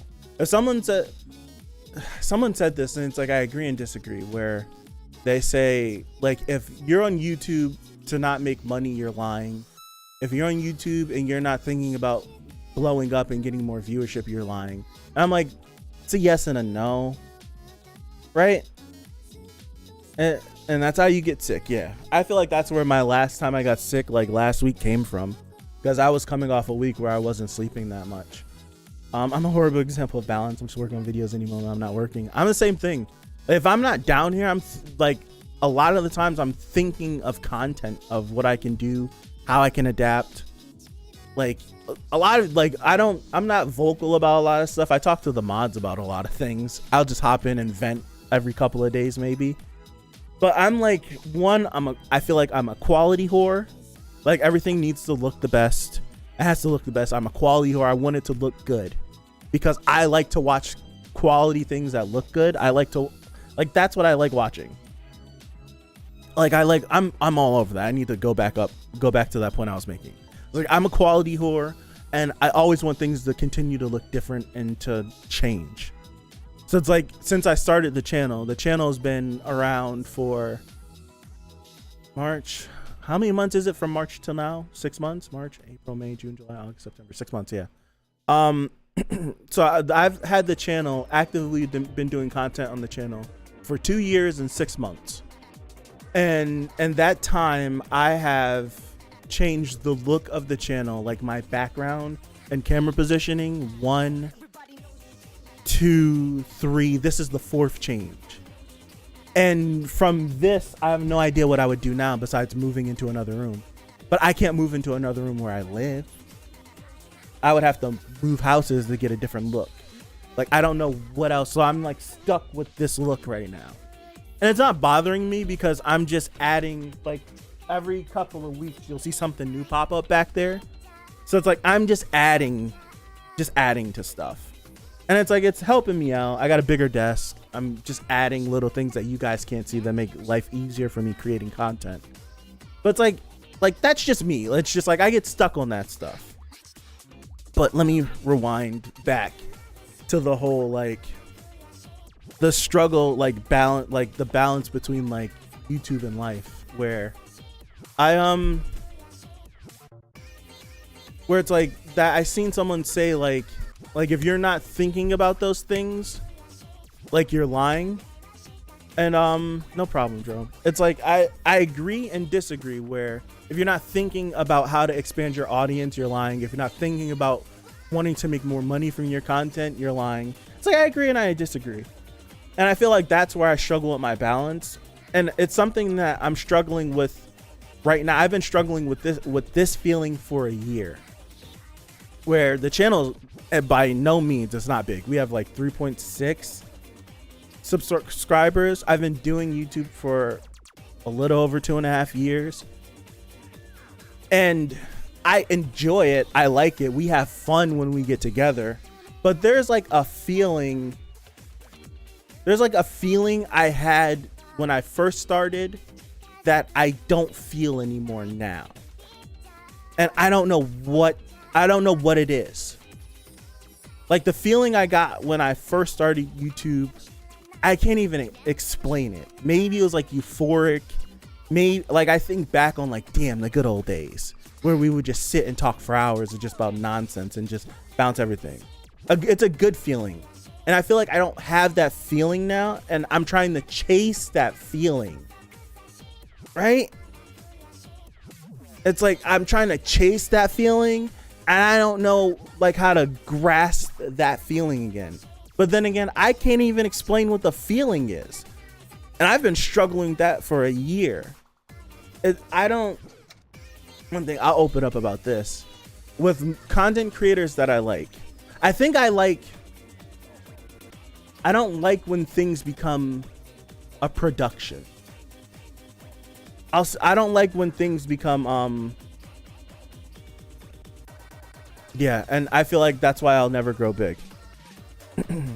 The sidetrack stream cyber give me that feeling. That's what I want to do. I just want to sit and just do stuff and talk about stuff like what we're doing now. Just throw some music on. Sidekick. I like Sidekick too. I like throw some music on. Just sit here, do random stuff, everything. Your channel's called production. I know. I'm thinking about deleting the production part from the channel name. But I named it production because, like, I eventually want to put short films on here.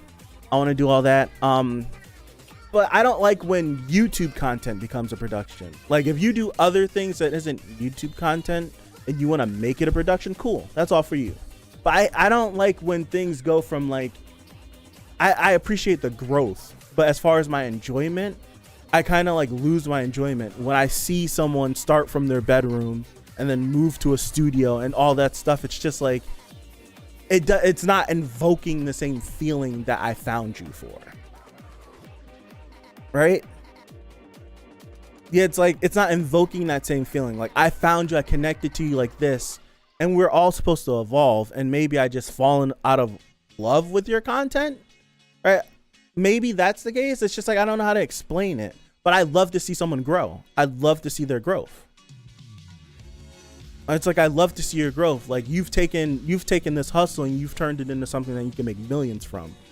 I appreciate that, but I don't know if I necessarily enjoy that and want to watch that consistently. I might check in and pop in, but yeah, it's kind of like that. And I'm like toting that line. It's like, I want to add more quality of life things to make my life easier for this, but I don't ever want to move this into a studio. I want to keep this in like a controlled area that is still home, right? I want it to be like a home studio where it still feels like home, but it's not home.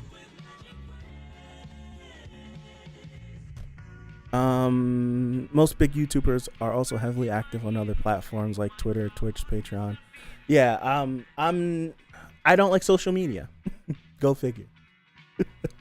I hate social media. So that's why I feel like I'll never grow. I don't like social media whatsoever. I really quit social media, like posting consistently, my first year of college. I don't like it. I'm second year of college. I don't like social media, but like at all. I just don't like it. It's just like, that's like a barrier of entry where I'll post for like a day or two and then just lose interest. It's something I have to work on. Usually can't stand looking at YouTubers are too business-like professional. They're YouTubers. Yeah, Haku. I appreciate that as well. Years ago, people could just be someone playing a game or talking in their bedroom office and make it. Yeah. Yep. I use Twitter for propaganda. It does. It feels like you can't nowadays, if you don't have some sort of like representation as far as YouTube goes, you won't get heard. You'll be out of the loop. You'll have less of a chance. Like these channels that have like backing behind them, they go to their company and their company will get them things. So it's like right now you have something that I want to play Street Fighter 6, and the closed beta is coming up in like a couple of weeks, and it's like first come first serve, and I wasn't trying to like fight my way in a line to play the beta because I'm not gonna make content on it anyways. I'm just gonna play for myself. But if I had some sort of YouTube representationship or some company I could go to, I could ask them for a code for the closed beta and they would get me the code. Like that's just a convenience to have because you get big enough and you can get representation. Right? Like that, it's just like, it's stuff like that. It's like stuff like that. And it's like, well, damn. Like it's basically you have like an agent that helps you out on things and they help you with the trajectory of your channel and stuff. Like, cool. Right? Cool. And there's very few people that I feel like I know have that like representation and still feel like home. Their content still feels cool after like watching them for like a decade. It's just like, yeah, it's like I aspire to be that. Like this feels like home.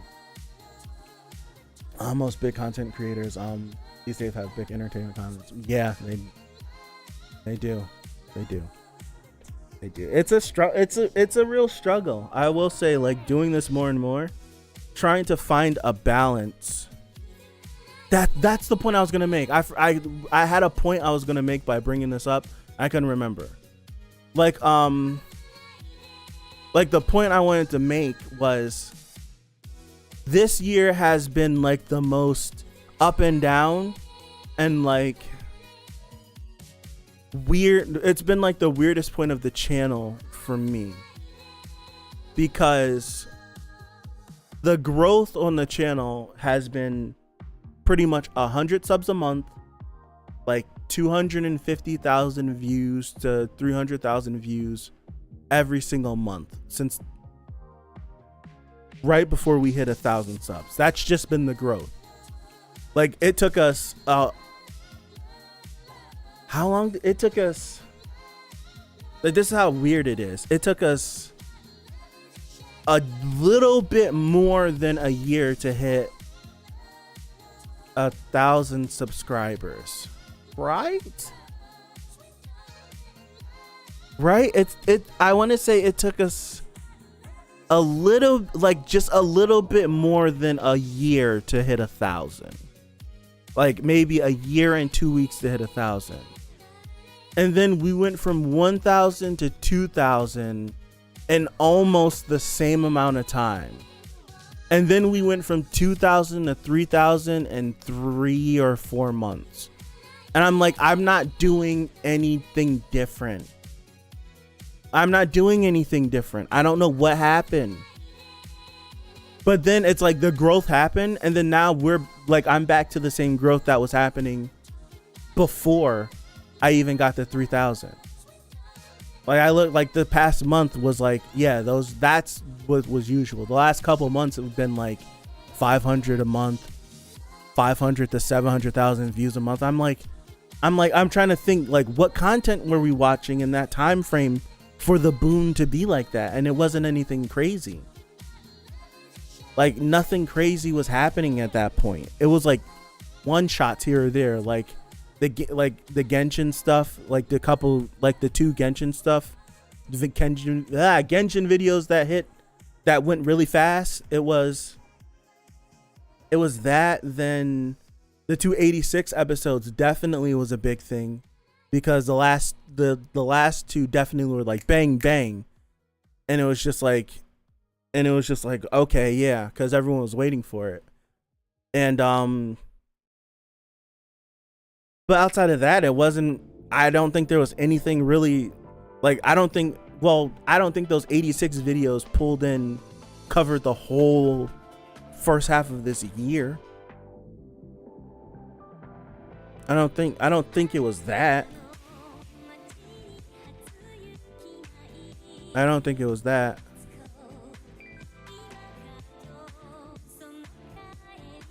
Yeah.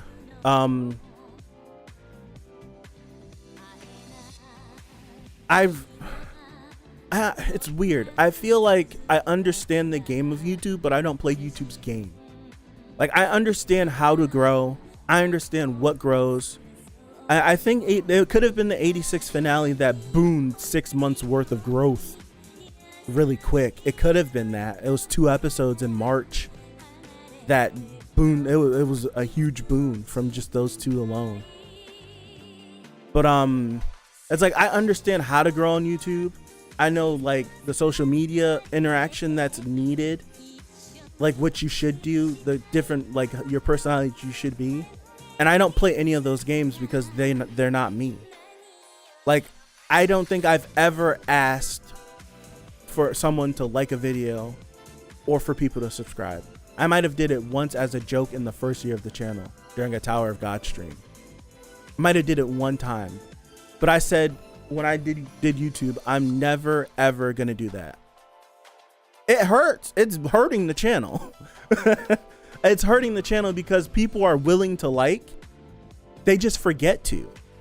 Like, when you click on a video, do you really think about liking it? No, you watch the video, you move on with your day. If you enjoy that content creator, you'll come back. But no one thinks about liking. Honestly, I feel like for me, if I sub to someone, your content has to be really enjoyable. And majority of the times, if I sub to you, I probably stop watching your videos. Like I did that once. I was watching someone's videos. I wasn't subbed. I subbed, stopped watching, unsubbed, and then started watching again. Like, well, I was like, that's weird. I don't understand that. It was just like, I don't know. Like seeing the video. Oh, it did. You see, this Elgato Cam Link is trash. It's garbage. It's a waste of money. Don't buy it. If you're thinking about buying the Elgato Cam Link, don't do it. It's a waste of $120. It's a waste. It's an absolute waste. It's garbage. Just get a regular capture card. Just get a regular capture card and connect your camera like that. The Cam Link sucks. So yeah, it's so it's like I know how to play the game, and I feel like I know how to play the game because I've seen channels like fail, and I didn't want to become like, and this is no knock to people that are like Tower of God streamers at all, because I watch some of you guys. I now start to watch some of you guys since I've been like allowed into the circle. Thank you, Haku. But it's like I watch, but I never wanted to be solely locked into something. I feel like I feel like an example. I don't like usually like name dropping people on YouTube, but I'll use a channel like Shickus Clouds from Shickus Clouds. He was a big Naruto Storm like YouTuber in the early 2010s, and I watched him for years, and all he did was Naruto Storm. That's all he did. He had 100,000, like he had over I had over 100,000 subscribers. This is all just from Naruto Storm. Just everything Naruto Storm. He did all types of content on Naruto Storm. And then if you know anything about Naruto Storm, it was done. You got to Storm 4. The online for Storm 4 wasn't good, and that was it. There hasn't been a good Naruto game since. And the channel died. That's like I feel like that's rude to say, because like he still comes back from time to time and uploads, but the channel it's done. He tried to do other content. No one like it didn't get watched the way his Storm content did. He tried to pivot, it didn't work. He burnt out. He was just like, I'm done. So I never like seeing that. I'm like, I never want that to happen to me. So like when I started to do Tower of God and the channel started to grow, and there was like 20 people, 30 people, 40 people sometime every stream watching. But then when I did other content, it'd be 3 people or 2 people or a person or me with my phone just watching something by myself, and then telling myself people are going to watch this after the live stream, still engage with nobody. Those are the tough ones where I'm like, there's one person watching, and it is my phone sitting in front of me. And then people end up watching eventually. And like, it was a hard thing. I remember talking about this whenever we hit hiatus. When we hit hiatus for Tower of God, I remember having like a small crisis of feeling like I've lost everything. Like none of these Tower of God people watch none of my other content. Like Tower of God is gone. What am I gonna do? I remember feeling that way, being like, I never want that to happen to me, and it's happening now. And it's just like, I suck it up, keep going. It's like, suck it up and keep going, and that's what happened. So it's like, now that it's like I've reached that point, I want to do more. Like, I didn't want to be considered the Tower of God guy. I don't want to be considered a reaction channel. I want to pivot to do more stuff. I get so busy, reactions are just easy to do. Like, it's easy to come down here, slam everything on, and then sit down, watch, and then end and just move on with my life. I've tried to do so much. Like, I got all this like this chair and that new light and the microphone that's back there, like setting up for this podcast thing, and life just hits. And now I'm like, I don't have the time to try to edit something. Have a good one. I appreciate you stopping by. Feel better, heal up, rest. Rest. So oh, it's my birthday. It's my birthday. Wait, it's after midnight. It's 12:04. How do I pop this thing? Remove and discard shrink wrap and paper top and the paper top. Okay. It's my birthday. Point away from yourself and others. Twist bottom plastic piece in the indicated direction until popper ejects confetti.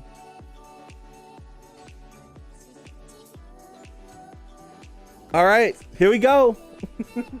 Where am I gonna shoot this? I want to shoot this where I can clean it up easily.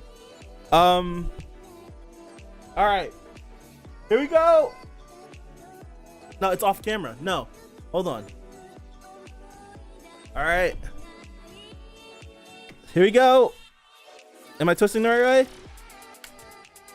Am I twisting the right way? It's not happening. Nothing's happening. Ah! Yeah! Hold on. Another one. Ah!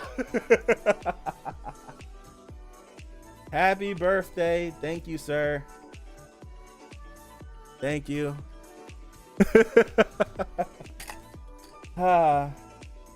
29.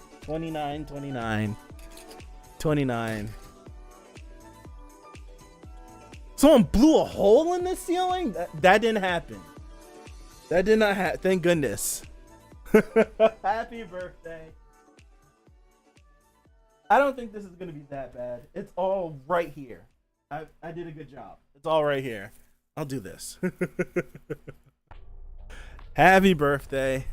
29. Wow. Yeah, man. I never wanted to I don't want to get boxed in, and I agree, Haku. I always do. I feel like I've yet to I feel proud of that. I feel I've yet to do something that I don't like. That sounds a bit never mind. Was just getting emotional. I really do appreciate you guys being here. I really do. I never expected this. I feel like I said this in my first like channel update. Either like my first channel update or my second channel update, where I think when I started this, but that was back when I was like more pessimistic. I'll drop the link. I feel like that was back. Stop it. You're not getting me emotional. When's the Boku no? We need to hang out, Chris. Like, so seriously. It's been forever since. It's been almost 2 years since I think I've seen you in person. It's ridiculous. And we don't live far from each other unless you moved and you never told me. But we don't live far from each other. Like, we actually need to like really hang out. It's been way too long. I still see your posts every Friday for the for the Smash stuff. I'm just busy. I appreciate that, dude. I really do. What the hell? I really do. We have to hang out. I'll probably text you sometime this week so we can gain correspondence on what to do. Yeah, drop that, Haku. I want to read it. That'll be a fire watch party. We'll do it maybe one day, possibly. You donated that much money, we might have to do it. We might pick a day and do it. What the hell? Damn, I don't even remember what I was saying. A dumpster fire.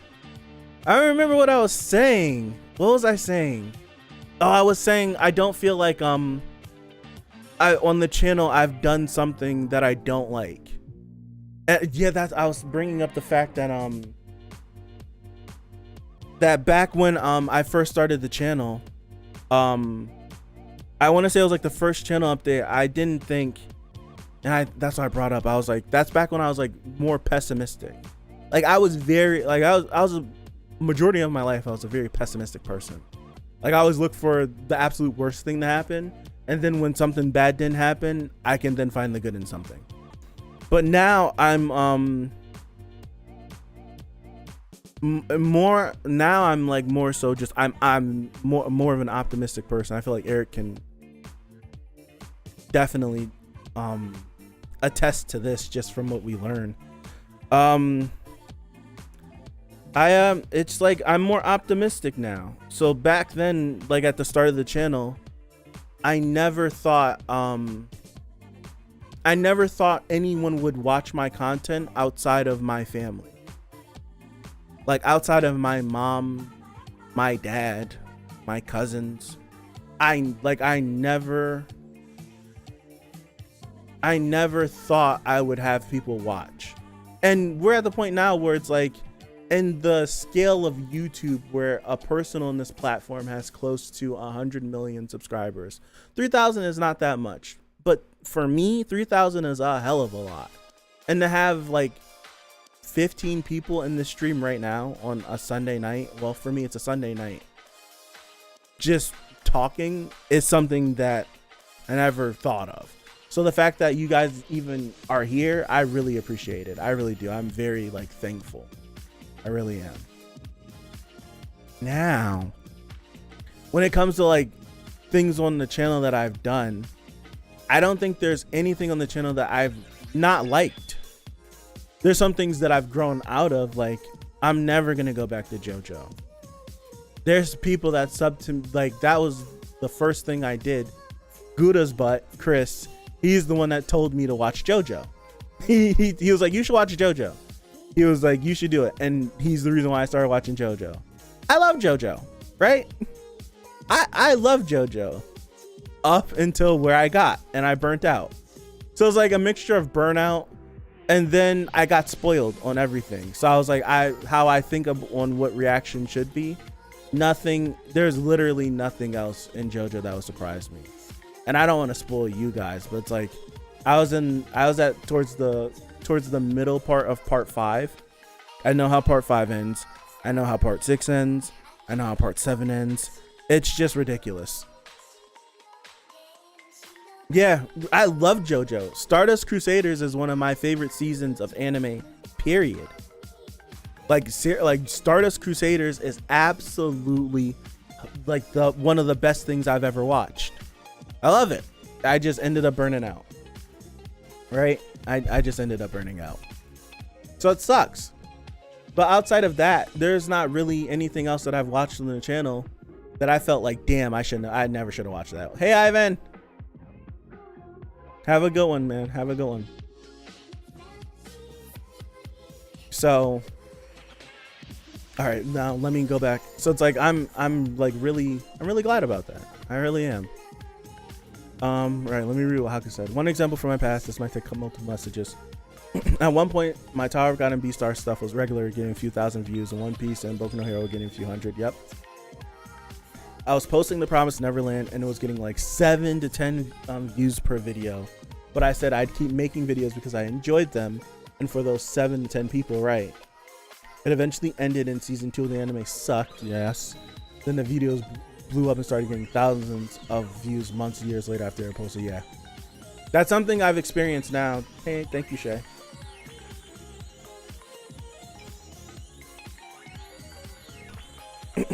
That's something I've experienced with a lot of the streams that we did before. Matter of fact, I haven't looked through the backlog of the channel in a while. Let me see, but it's something that I was noticing with Noragami, where like the Noragami streams, I think Pipe and 5 Yen can attest to this. There was 4 of us watching those. It was me, right? It was me. My phone was 1 viewer. Pipe was 2, 5 Yen was 3, NW was 4. And we were the only people that would watch Noragami. And then it would get maybe like 70 views throughout the week. And that was it. And then I got a comment under one of the Noragami videos from, I want to say, let me go through my channel like this. I got a comment like maybe earlier this year from one of the Noragami videos, and I looked at it, I'm like, 4,000 views? I'm like, what the, when did that happen? And I don't know what happened. The algorithm just pushed Noragami for whatever reason. I'm not gonna go through the dashboard. I'll go through the channel like this. And it was just like insane. It blew my mind. Date added. So we'll start from the beginning of the stream. Let me zoom in a little bit. Make this a little bit bigger. So so it's like this is the start of the channel, right? It started with Final Fantasy VII Remake, and then we did, this is like State of Plays, my 2 Sekiro streams. We started like in this time frame right here. There's a JoJo stream that got copyright claimed because I didn't know what I was doing. And it got copyright claimed. I wasn't recording stuff back then. Cyber, oh my gosh, thank you. Last one got refunded for some reason. I don't know. I don't think I have my PayPal set up the right way. So I don't be going in PayPal. It'd be sending everything back. So it's like I don't, donating is whatever for me. So it's like everyone that's donated via like Streamlabs, they got their money back. Right. So it started like this, and then we started JoJo, and this was we were watching JoJo 2 times a week, either 2 times or 3 times a week. We're doing My Hero reactions. And then I remember, I don't know if the mods can remember this far back, but I remember like I think I talked to Chris, and I was like, I have to do more. I remember being like, I have to do more in order to grow the channel. I remember thinking that way. So summer season happened, like spring ended, and that's when I started reading Tower of God. And then summer started, and I was like, I'm gonna watch God of High School, and I'm gonna watch, what else did I think I only picked up God of High School for that season. And the God of High School stream, those streams, they were fun. Like the views on them, like when you look at them, like 405, 330, like no one's going back to watch these. No one probably will go back and watch God of High School. But hold on. Wait. What does Cyber say? It is for you. It is not for you. Oh. I don't get paid anyways. Stop it. Stop it. I've offered to pay the mods and they tell me no.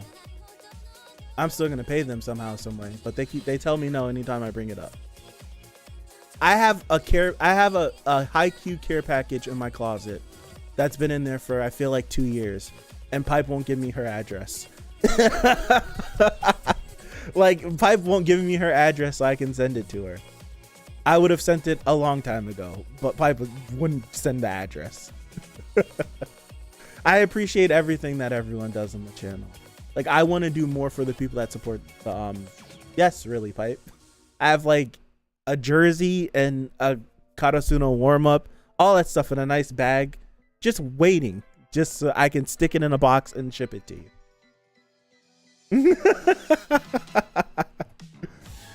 But yeah, this is like the early days of the channel was like what I was saying with God of High School. With God of High School, like those streams,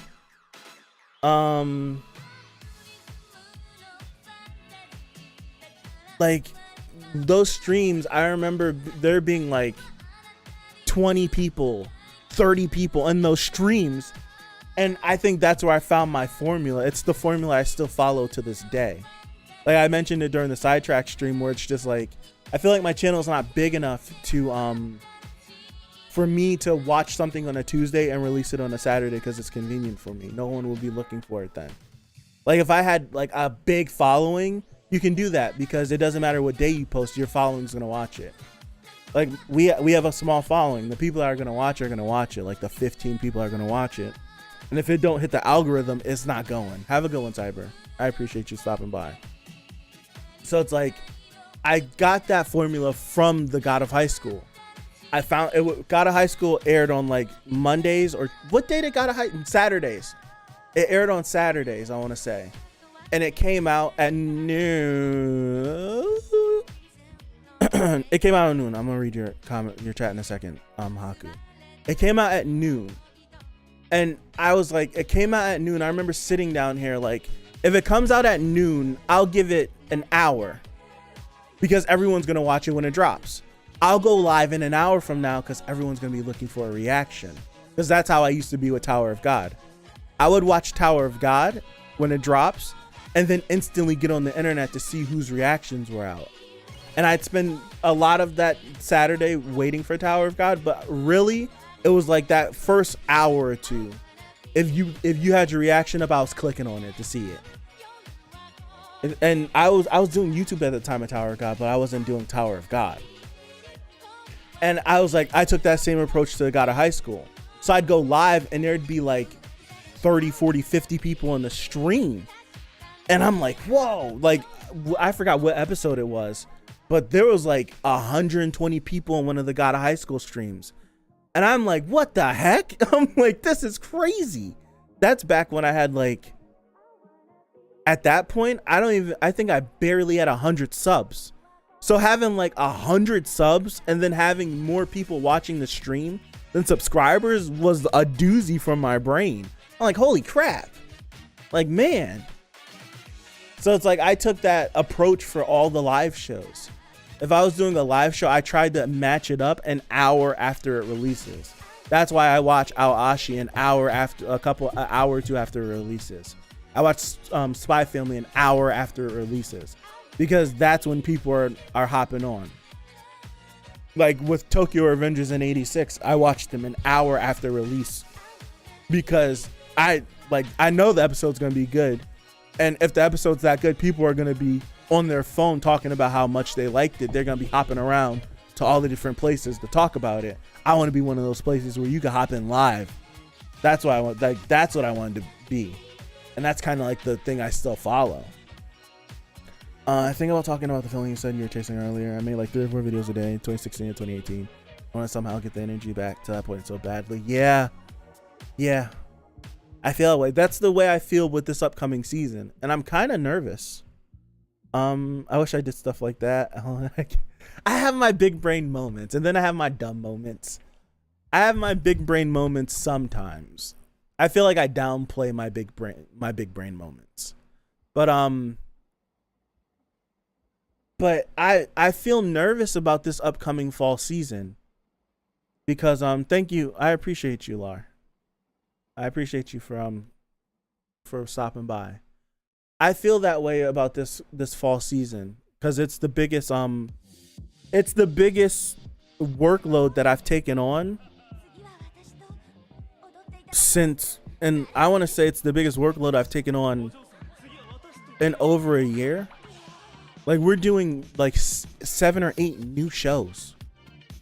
Like, if I count like how many new shows we're doing, oh, you guys can see it if I pull up on the screen. Hold on.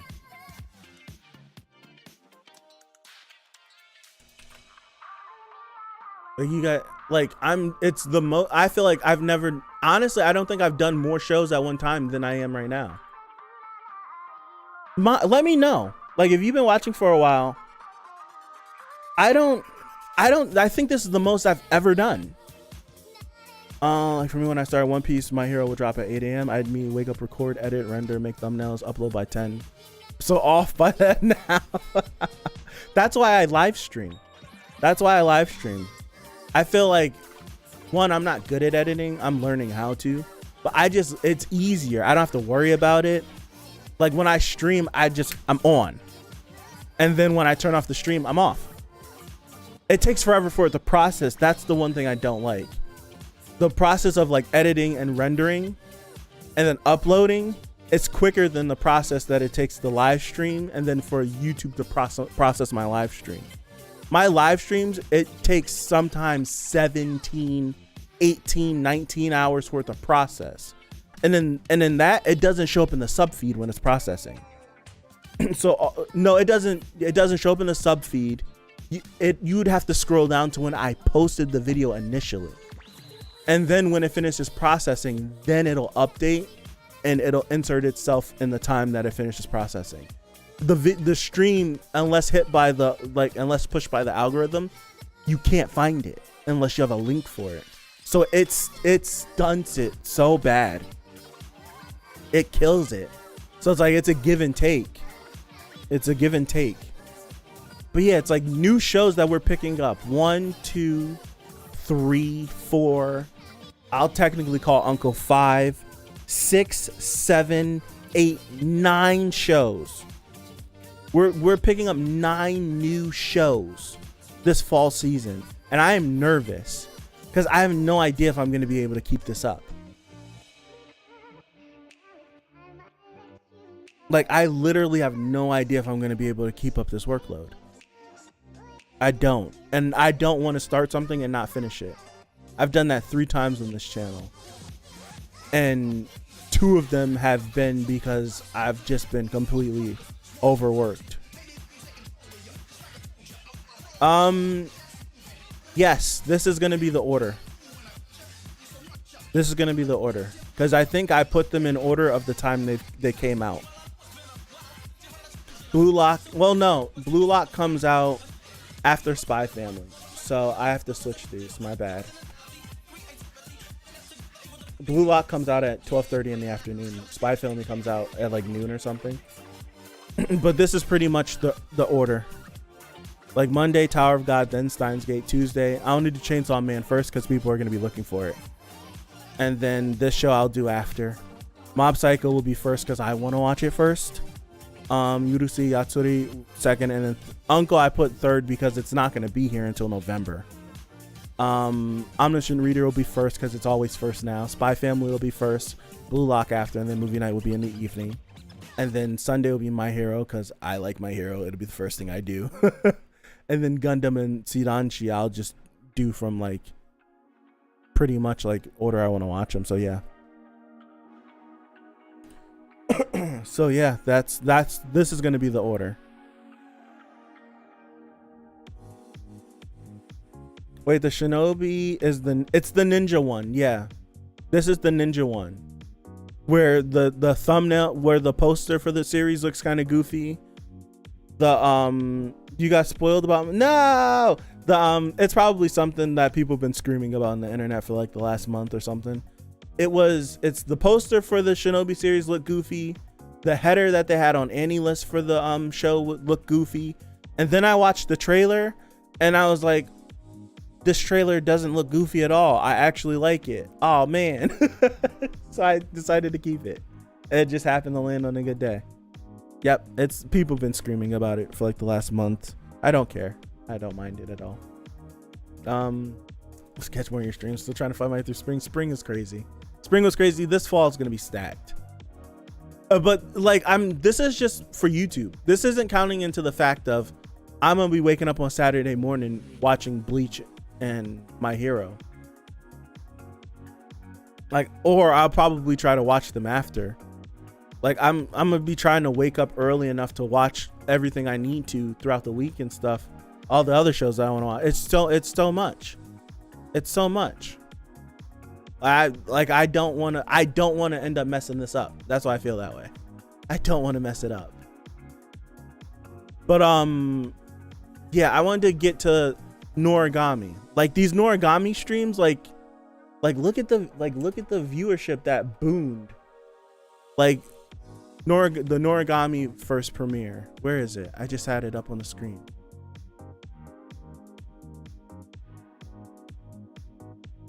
Like look. Where is it? 3.7, 4K, 1. Oh, that's finally over 1,000 now. That's over 1,000 too. This is almost at 1,000. That's almost at 1,000. The last time I looked at the view counts for these were like 100 views. These are like 100 views for this Noragami stuff. Where's the next Noragami one?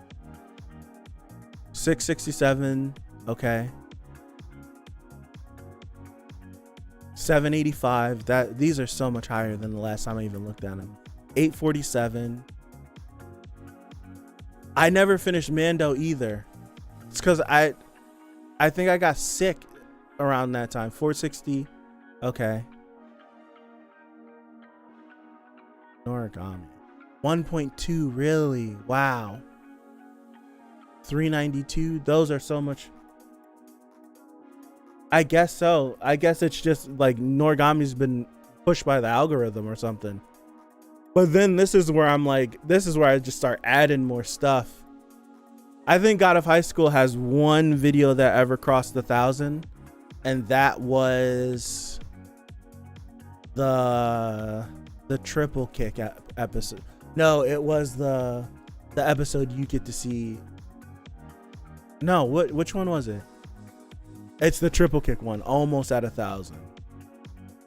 None of the mob stuff blew, but I feel like when we start season 3, this totally is like all this stuff. I was enjoying the hell out of everything. I still like God of High School, even though I know the adaptation was super rushed.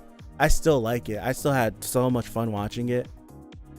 But all of this stuff is stuff I love. I feel like Mob Psycho will boon whenever season 3 starts and we start doing season 3, and then people go back. It'll be like one of those rare experiences where you get to watch like, this is old me. Like, this is old me. Like, old me. Man. 5 yen. What episode was that? When this is the prime example of like, Mob Psycho was one of the shows where nobody really showed up and watched Mob Psycho. It was like a few people, maybe 2 or 3 people watched Mob Psycho with me. I want to say it was episode 10, where I watched the first like 10 minutes of the episode. Right? I watched the first 10 minutes of the episode and the stream was muted. And I would have no idea the stream was muted. Right? I had no idea the stream was muted. And then 5yen was like, I can't hear you. I look at the chat and my heart sinks. I'm like, yo, I've been talking to myself for this whole time. Hold on. This might be it. Let me pause this.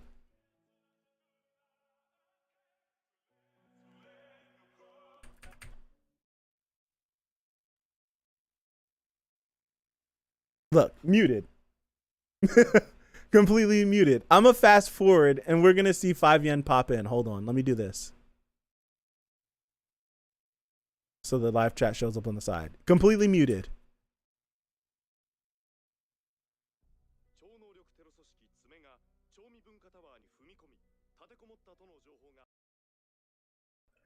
Look, How high were they? hold on, let me go back. Mob's turn.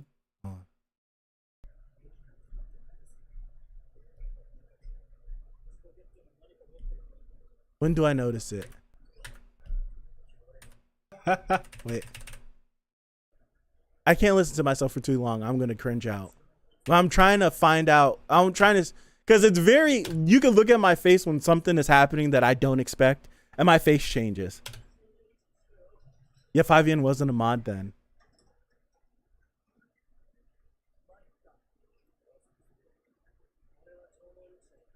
At this point, I don't even think there were mods on the channel.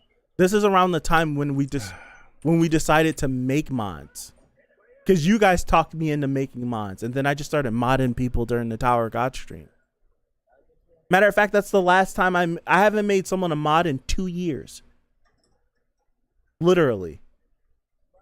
No one's been made a mod in years.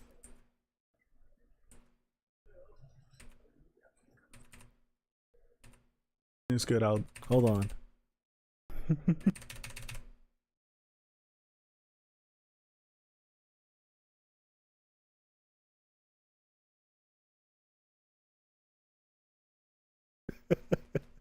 This is 13 minutes into the stream. Look. Oh, I'm in the way. Look. Oh no, I'm in the way. Let me go back.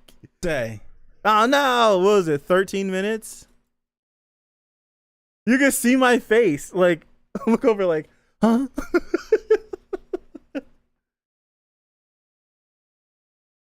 And the reason why I reacted so fast because no one's here. So the first thing pops up, I'm just like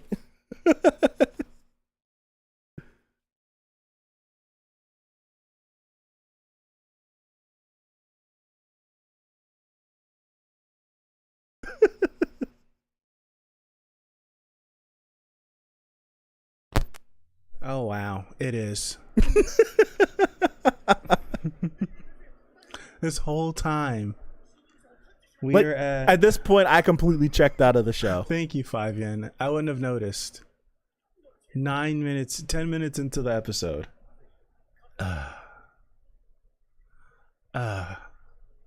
Hurts my heart.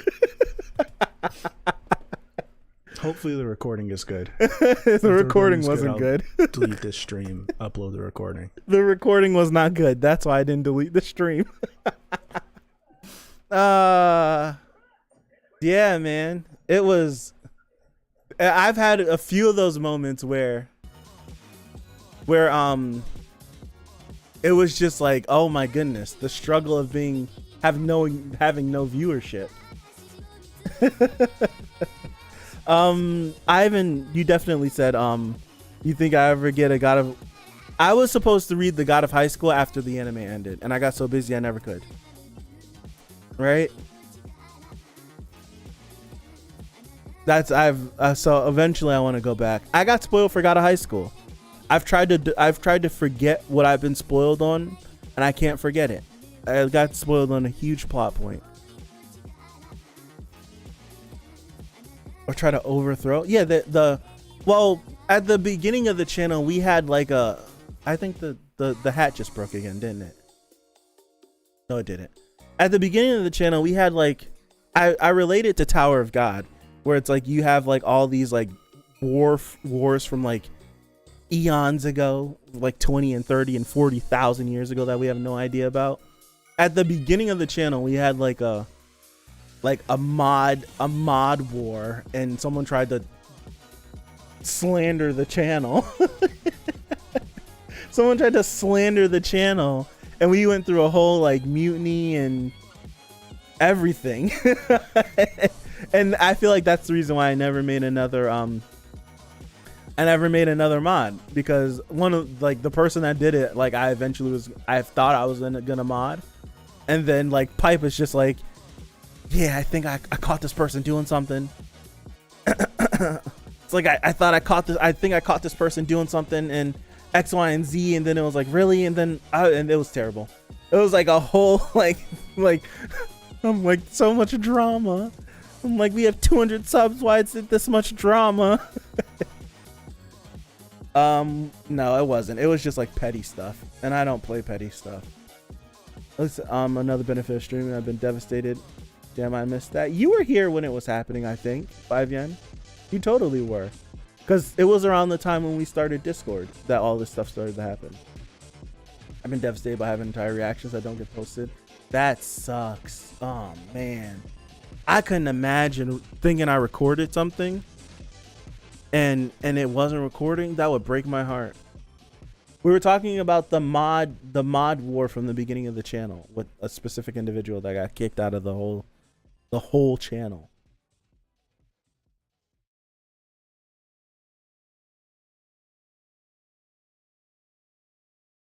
Yeah, I like this the Yashahime stuff early in the channel. I still love Noblesse. I really do love Noblesse. People hate it, but I love it. But all the Yashahime stuff, I enjoyed these streams because they were just, and one thing that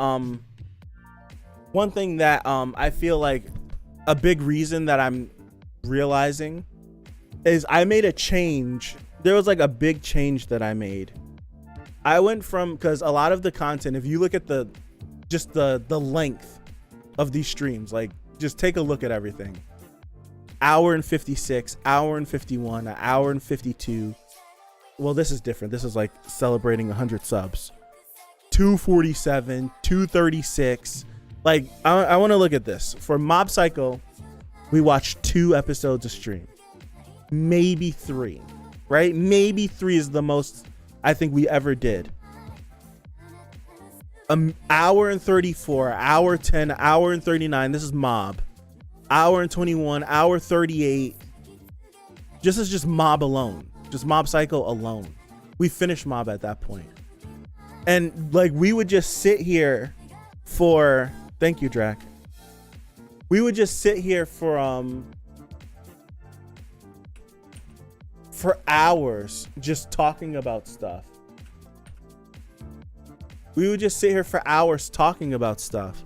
And I was like, it's hurting, because that's back on YouTube where longer content, live stream content didn't get pushed. So I made the conscious effort to cut things shorter than an hour. And I feel like that's where I lost a lot of it. So like these Yashahime streams where it was just like, for Yashahime, I rewatched all of Inuyasha to prepare for it. We had like a good 10 people watching these streams week to week. And look, an hour and 9 for Yashahime. Another hour. Hour and 50 minutes to almost 2 hours. Like almost 2 hours for these streams because we're just sitting there talking, going back and forth. And it's like community building.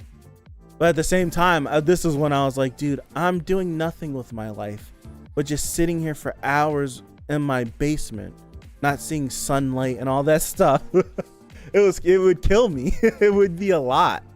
So I made the effort to stop doing multiple, we did Haikyuu 2 times a week. And in hindsight, I second guess it. I wish I would have did Haikyuu 1 stream a week because it would have lasted longer. just selfishly enough. I'm glad it, and I'm mad, excuse me. I'm mad it ended so fast. There's no guilt with Draconic. So it's I wish it would have lasted longer. But we were doing stuff 2 times a week. I was doing Haikyuu Tuesdays and Thursdays. We were doing Bungo Tuesdays and Thursdays, or Mondays and Fridays and stuff like that. And I was like, I can't keep doing that anymore. It hurt. But I was once a week. But I'm trying to look for one where it boomed. Where it boomed. Oh, I also went through another struggle. And this is where I started to get clued into the Tower of God fan base. Where I start because all the old Tower of God content, if we look at these stream numbers, just starting from the beginning, 13,000, 3.3, I'll go consecutively, 3.3, 2.1, 2,000, 1.9, 2.3, 2.8, 3.3. All of season 1 had over 1,000 views, right? All of it. You move into season 2 and the numbers get bigger. You go from 16, 6.9, 7.5, 6.1, 5,000, 4.4, 4.6, 4.9, 6.7. I'm these numbers are huge. I'm getting used to the numbers being bigger. Damn near everything in season 2 is over 1,000 views. And then I get to season 3 and I don't understand why the viewership dropped off so much. And now I'm sitting there. I think Pipe might remember me mentioning this. I mentioned it maybe a few times where I'm like, is it the thumbnail? Because I had this thumbnail for all of season 2. Was it the thumbnail? Is it me? Do people not like me anymore? At that point I was getting into towards the end of season 2, I was getting into arguments on stream to the point where Pipe damn near forced me to move the conversation on. And I moved the time around that time. I'm like, what is it? But then I start to get clued in. I'm like, no, people don't like this arc of Tower of God. And I'm like, oh. And then that's when I started, the first time I really went back and I'm like, more and more people are starting not to like where Tower of God is going. They feel more fond of early Tower of God than late Tower of God. People still like it, but it's not like it's like with any, it's like with any series. Like when you think of people who like Naruto, they like Naruto. They don't like Shippuden. A lot of people like Dragon Ball Z. They don't like GT, Super, or anything else. And I feel like it's the same thing with this. They like season 1. They like early season 2. When you start getting into season 3, they don't like it. It's just like, it's not what it used to be. We don't like this arc that currently is happening. And it was like, I was like trying to figure that out. Right? I was trying to, and week to week, it didn't help either. Definitely. Oh, Ivan, that's a hill you don't want to die on. There was one day in the Discord where I had to log off my own Discord, right? Because I got flack for saying that I like Naruto, and I got ganged up on by like 4 people talking about Naruto, and I'm just like, huh? Like, one, you guys aren't making sense in your argument just because you feel a certain way about the series. But whatever, I just had to log off, otherwise I was gonna get pissed off. So I just had to log off. But it's just like, it's like if you have a smart argument to make, I'll listen to you. Like, I feel like Draconic makes smart arguments about the things he doesn't like. A lot of other people don't make smart arguments, and then I get pissed off. Right? I hate that. I hate when you don't make a smart argument. Like, I'm all for, like, I love this, you hate it. Why do you hate it? I'd like to know. I'd like to tell you why I love it, and we can have a conversation. And Draconic does that. Other people, they just say stuff that don't make no damn sense, and then I poke holes through it. Oh no, it wasn't you. It wasn't you. And then people poke holes through it. I poke holes through it, and then they don't make no sense, and I get pissed off, and I just want to start like screaming expletives. I hate it. And it's like, I hate it. I thought everyone liked everything up to the pain arc. Hell no. Me, admittedly, a lot of like a good chunk of Shippuden, I remember being boring. I like it now, but I feel like a lot of it was boring up until we find Sasuke. I thought a lot of Shippuden was boring.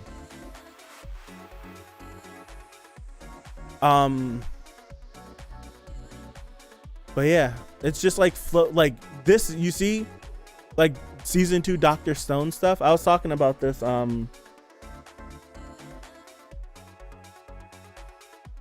find your weak spots. 170. I said a ton of things I laugh off, hate comments. Yeah, I hate stupid comments. Yeah, I hate stupid comments. I do. I hate stupid comments so much. It's just like what you just said was dumb. Like, what? You just said something really stupid. You don't make any sense. But like the Dr. Stone stuff, I was talking about this. When was I talking about this? What's 10 plus 19? 21? 19. I said, what's 10 plus 9? Gosh. I said, what's 10 plus 19? Answered it and then gave a wrong answer anyways. But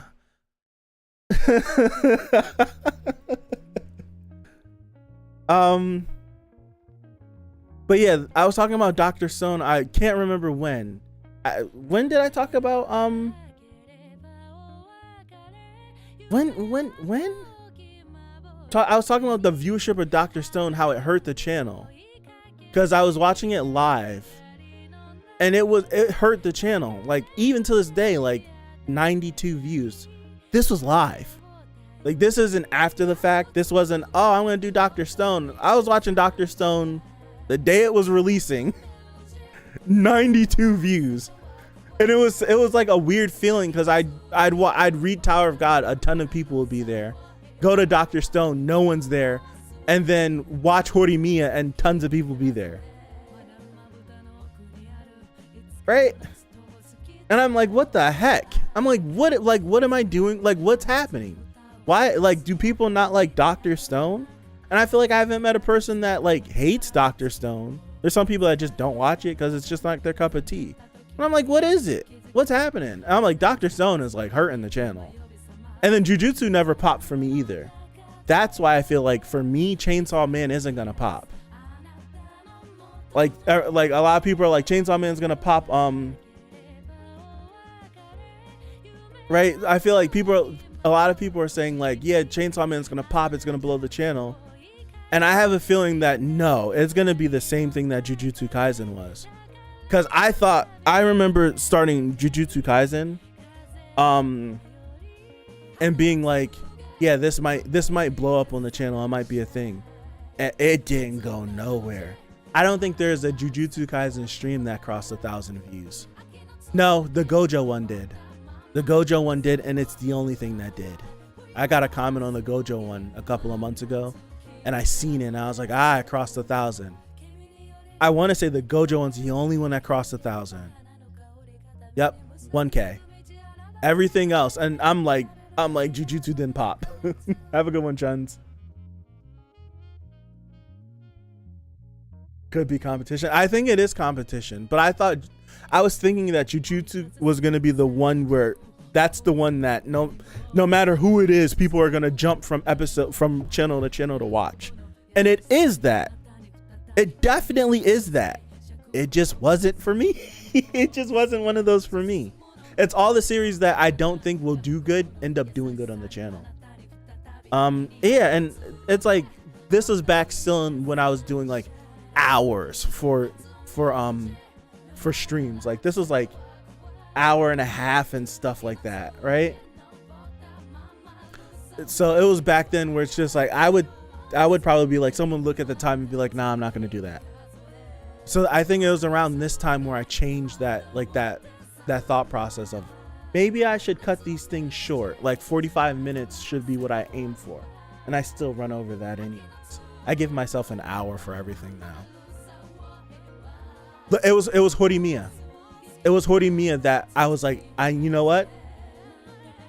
Horimiya was the one where I'm like, the viewership is so high, and then I talk so much that the viewership drops, and the longer I talk, the more it kills the video. So I was like, as the viewership's at its height, I would end the stream to try to, so I didn't babble and lose the viewership. And I feel like that's why the Horimiya one just kept going and going and going and going and going, and it blew. Kind of blew. It blew for my channel being like where it was. Like I thought Burn the Witch one was gonna pop. It didn't. I definitely thought Jujutsu was gonna pop. It didn't. Dr. Stone never popped. One Piece videos never did well. Somehow my go-to video, Soloist in a Cage, really. It's crazy.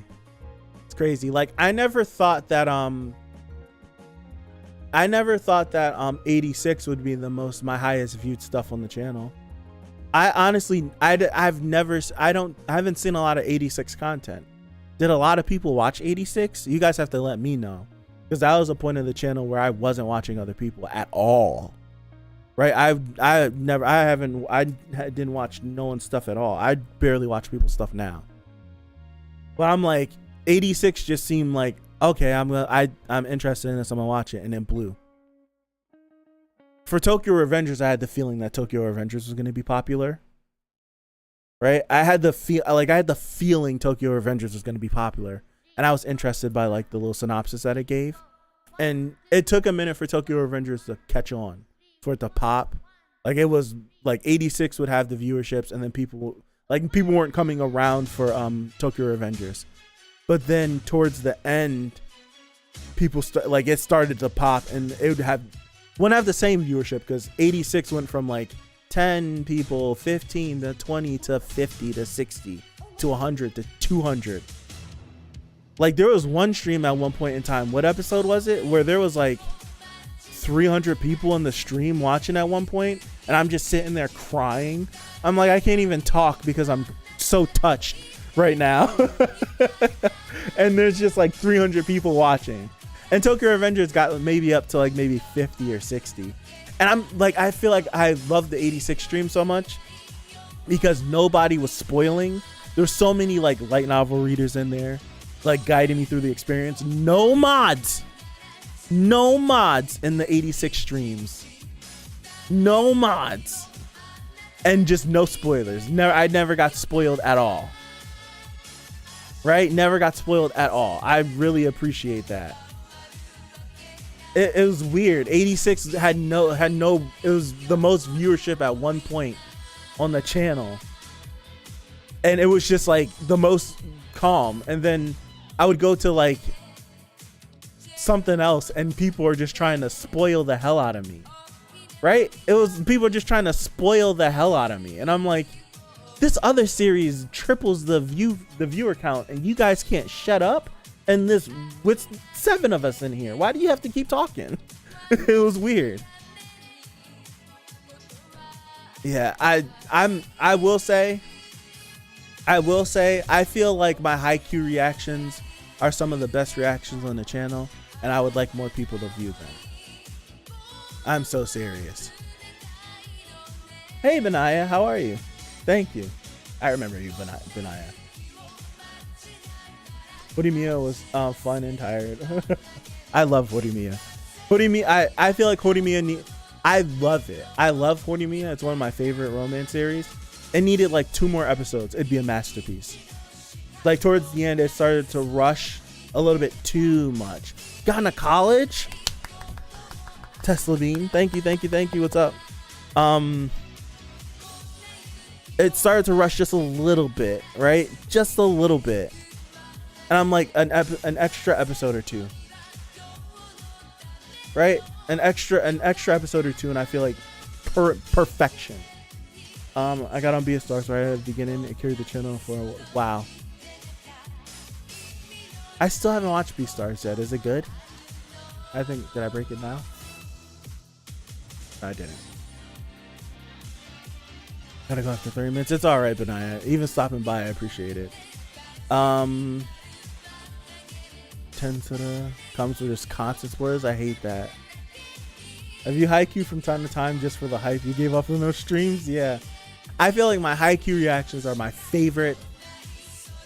Like, I feel like my Haikyuu reactions, I feel like my Horimiya reactions, Tower of God, of course. And my 86 reactions, those were the ones where I had the most fun. And I wish the Haikyuu ones had more attention. I love Haikyuu. Just I felt like I was really at a sporting event. I really felt like I was rooting for people I loved and people. I enjoyed it so much. Favorite manga of all time, really. Have a good one, Jerome. Thank you for stopping by. Appreciate it. Really loved Haikyuu. Tokyo Revengers, I will say Tokyo Revengers might be the one series on the channel that I'm not upset I reacted to, but it pissed me off the most out of anything I've ever reacted to on the channel. Like Tokyo Revengers, like actively pissed me off almost every single episode I watched. Actively pissed me off. Actively. And it was like, if there were things that would happen in the series that I felt like I would be,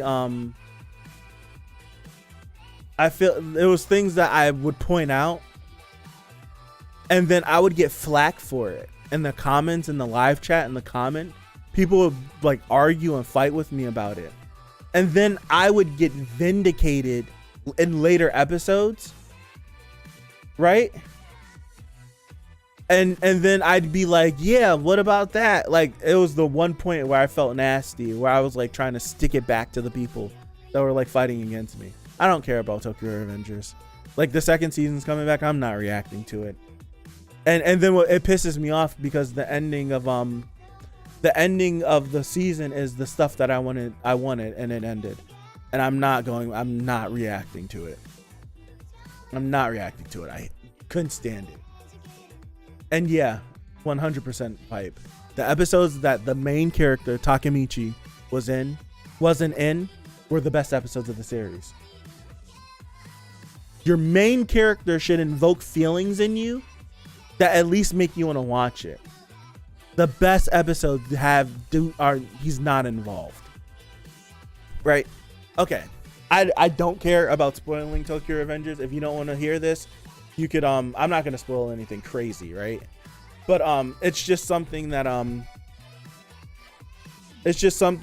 really pissed me off, that I didn't understand why this was done, and then I got flack for it. So Tokyo Revengers, it's a time travel story about a kid, a young adult. He's in like his early to mid 20s, I want to say, like 24 to 26, and he gets pushed off a train platform by someone we don't know who it, we find out who it is, but at the time when it happens initially, you don't know who it is. And just as he's about to get hit by a train, he time travels 12 years into the past, back to when he was in middle school. And the time travel is activated by shaking the hand of the girl he likes, her little brother, because he grows up and becomes a cop, and he saves his life. And that's how the time travel is activated. So the episode starts like that. He gets pushed on the track. We spend the whole episode in middle school, and then we come back to current day. We come back to current day again. This is around episode 3. And when he comes back to present day, he has a conversation with the cop, and the cop gives him a rundown because we're trying to save someone from dying because they died, and we're trying to go back and change the past so they don't die. And we go through a whole rundown of these are the people in the gang that are eventually responsible for this person dying.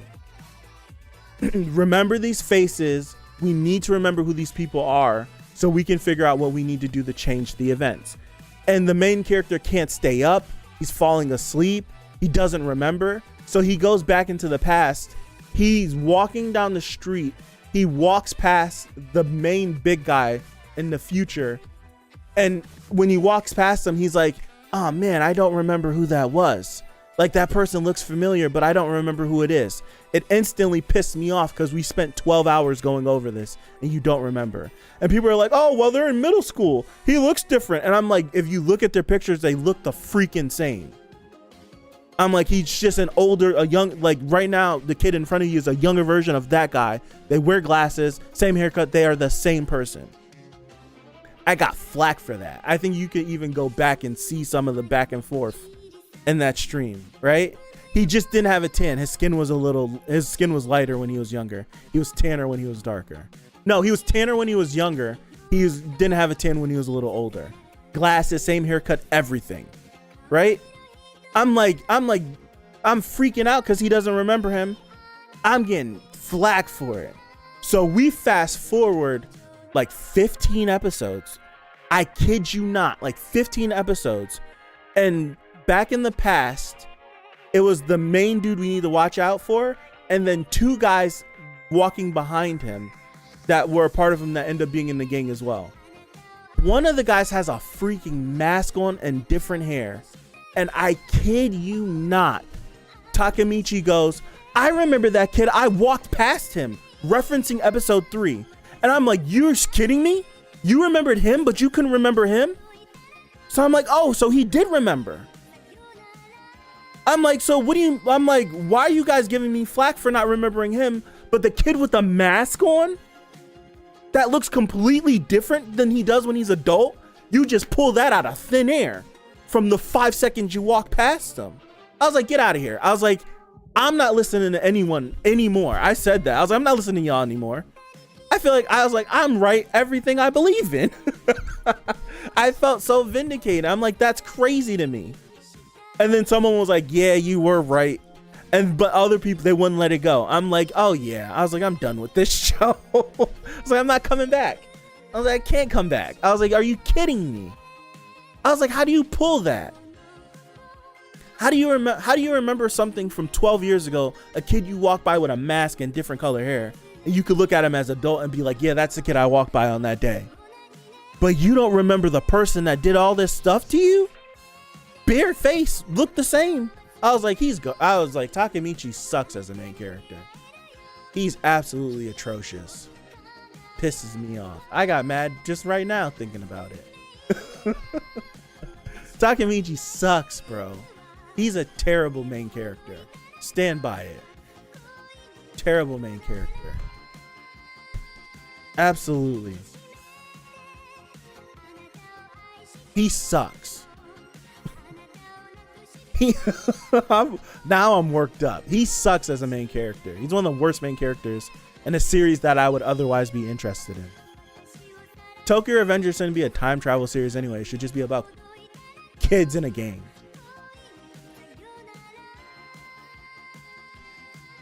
I'm sorry I brought this up. I hate like, and it pissed me off because the back half of the season I really liked, except for the stuff with Takemichi in it. Mikey and Draken and all, and Baji and all that stuff was incredible, man. It's incredible.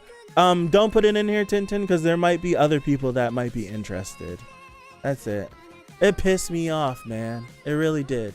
Like this stuff right here, like this episode right here, this episode right here. So like 13, 14, 15, 16, 17, incredible. It's like peak. Incredible. And then Takemichi shows up and it pisses me off. Oh my gosh. Good. Great. It's great. It's absolutely great. Absolutely great. Mikey and Draken, they just need a series by themselves. Mikey and Draken, they could carry a series legit by themselves. Legit.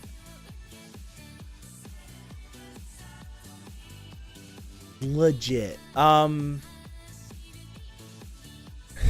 Vanitas. Vanitas is the weirdest experience I think I've had on the channel. I will say that Vanitas is the weirdest experience I had on the channel. One, I'm not a big fan of you go from pissing off episode to Hinata's. Yeah, I'm freaking boo-hooing during this stuff. Like all this Haikyuu stuff, I'm legit bawling, crying, like literally in tears. Vanitas is the weirdest experience on the channel because I'm not a fan of vampire stuff whatsoever. It makes me uncomfortable. And the first 12 so the first core of Vanitas, I was like, it's okay. I was like, it looks nice. The story's all right. I was like, it's okay. It's not anything crazy. The blood sucking scenes make me extremely uncomfortable because how they were animated and shown, they felt like intimate like sex scenes in movies that just go on for too long. Like they would like bite the neck, and then you'd like see them like sucking, and then I'm like, it should cut now, and then it doesn't cut. It just switched to a different angle. I'm like, oh gosh, like I don't want to watch this. Come on. Finish, like cut away. This scene should be over. And then it'll be like, I'm like, oh my goodness. I'm like, I'm not like, people are probably turned on by this. I'm like, this is disturbing. I don't like it. And I was really like second guessing. A lot of this stuff, like I feel like the mods can like verify it. I was second guessing if I was gonna finish when Vanitas came back for its second core. I was contemplating if I wanted to watch it. I was like, I don't think I'm gonna finish that. And then I just was like, you know what? Nah, I'll do it. And the second half of Vanitas ended up being one of my favorite things I watched that whole year. I'm blown away by how much I enjoyed it. Like legit, like baffled. Like I was like what? I'm like, this is incredible. Each week, I'm like, oh my goodness, I'm in love with this show now. And I'm like, it was so weird. It was the weirdest thing. I don't know why I felt that way. Because the first half was meh at best. Like at best it was meh. I could argue it was even bad. And then I fell in love with the second half and I thought it was great. Other people thought it was just garbage, and I was like, that okay, you can think it's garbage. But for me, I was like, I actually think this is really cool. It was the weirdest thing. I can't explain it. Like I can't explain why I end up liking the second half of that show, but I did. And was making big brain theories that were like, people that read the manga were like, ooh. I was like, it was great. And then Sunny Boy everyone should watch Sunny Boy. Even if you watch it and you have no idea what you're watching, just watch it. Sunny Boy was the beginning of the me going big brain, right? Sunny Boy was the beginning of that. We finished this first episode of Sunny Boy and I was like, we're going to the Discord and we're just playing it back and playing it back and playing it back and playing it back and typing. And then we started Odd Taxi. Like, it's to the point I still don't understand. I still don't understand what happened at the end of Sonny Boy. But because I don't, because it left me so in my brain about it, I loved it.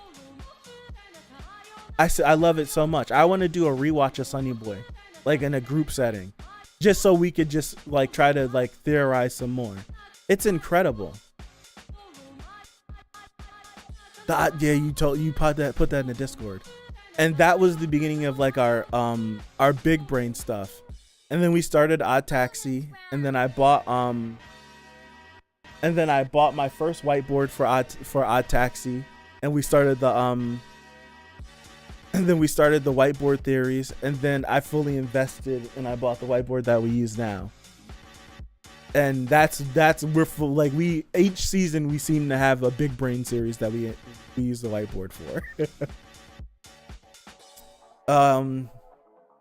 Yeah, got our Tower of God stuff. I can't believe that this was a year ago. It's crazy to think how fast time passes. This right here was a year ago. If you see this image, Tower of God people know what that is. Like looking at this stuff, like this was a year ago. Game over. What's up, Frogly Master? Hey, what's up? I think you'll use it again for later episodes. Probably. Like I used the whiteboard for Steins Gate for the first episode, and I was like, the white fight was a year ago. Yeah.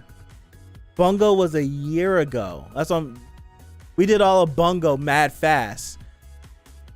Yeah, the white fight feels like it was this year, and it wasn't. Fena, peak. I love Fena. Yesterday, Killer Bean was like, Fena was low-key trash, and I had to stop myself from going down. I could have like went down the rabbit hole with Killer Bean yesterday. Killer Bean was like, Fena's low-key trash, and I was like, no, it's not. It's great. I had to stop myself. I love Fena so much. I sacrifice my Sundays for Fena.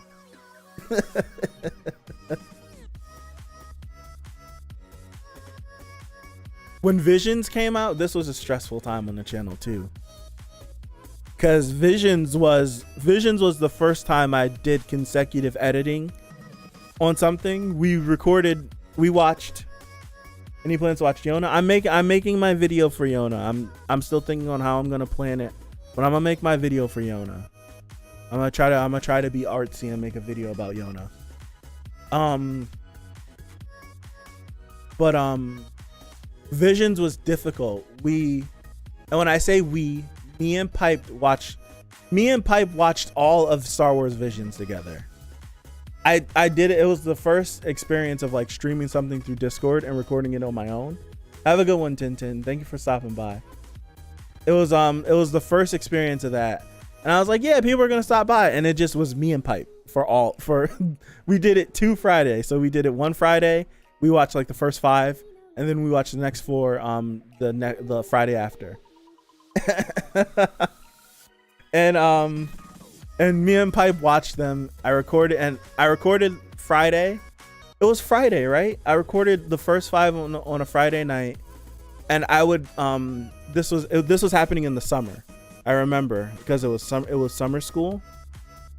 It was either summer school or the end of summer school, and I would come home from work. I would do the streams that we were doing. So I would come. So what? I recorded Friday. This is exactly how it went. So Friday. This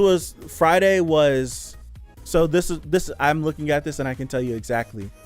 Tower of God was, so I would get out of work at 3:30, 3:45, get home at 4, change my clothes, get down in the basement for 4.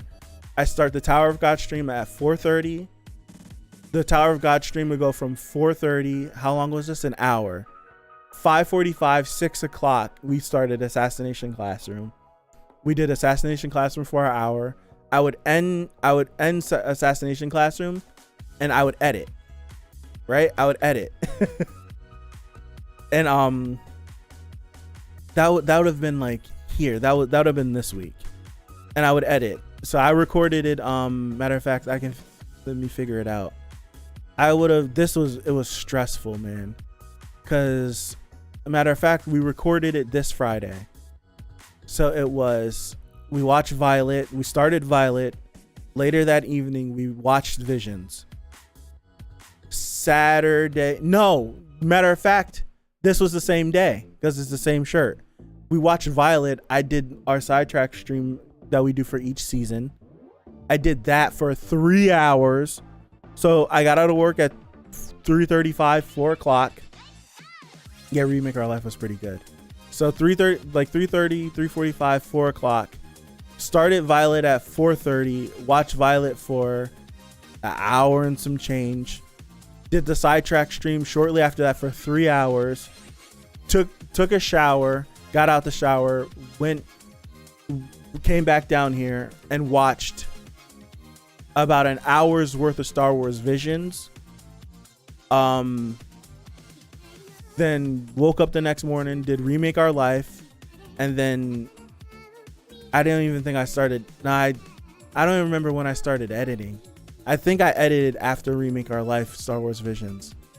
And then Sunday was My Hero and then Fena. And then Monday I would be at work. I set up the stream for Visions to go live at noon. And I would watch the Star Wars Visions episode on my phone and make sure that I was able to reply to people in the live premiere. Come home, Tower of God, Assassination Classroom, edit Tatooine Rhapsody, have it edited, put it up, have it go live for noon, come home, do Bungo, edit for Visions, and then that's what I did until I finished Visions. It was hell. It was hell, man. I was tired as hell. I remember being extremely tired for these like 2 weeks. I was extremely tired. Extremely tired. It was rough. It was rough. Matter of fact, hold on. When did I change the background?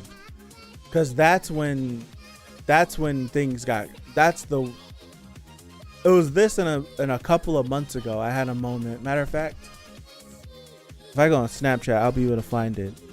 There's been 2 times in like the last 5 years where I've been like so tired that I can't, like, it's bad that I was this tired. When I changed my setup from how it used to be to this setup, like this, like how we are right now, I'm trying to figure out when I did that. It was during Jujutsu,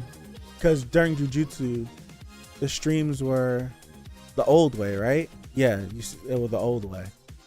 This was after I recovered from COVID. When did it change? It didn't change yet. It definitely changed during Dynazenon. Didn't change yet. Episode 4. Oh, what?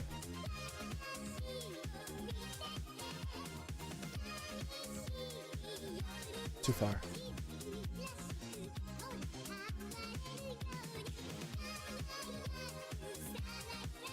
Am I too far? Yeah, I'm too far.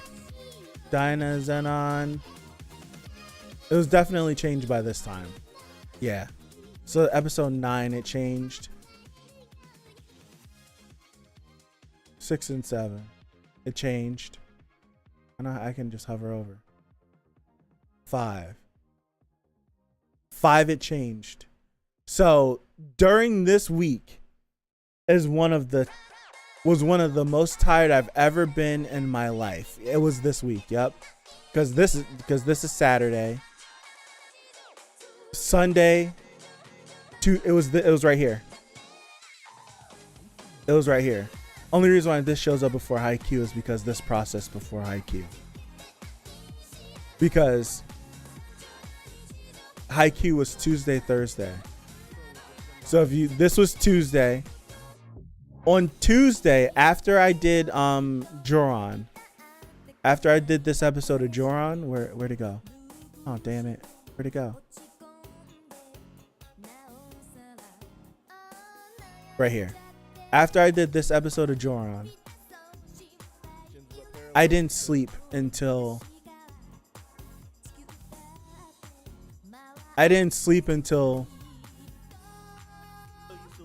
this Friday night. So from Tuesday to Friday, I was down here. I tore everything down. I separated everything. I laid it out on the floor. I got rid of my desk. I took the curtains down. I moved everything. I set up everything.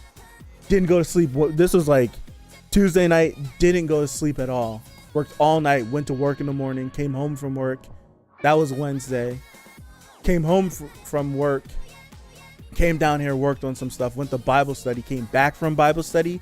Didn't go to sleep. Worked all night again. Slept like an hour. Came back on Thursday and was finishing up for Thursday. And I got a little bit more sleep Wednesday going into Thursday. I feel like I did, to be ready for this. And I was exhausted. I feel like you can see it. I had an energy drink here and everything. I'm glad that these episodes gave me energy.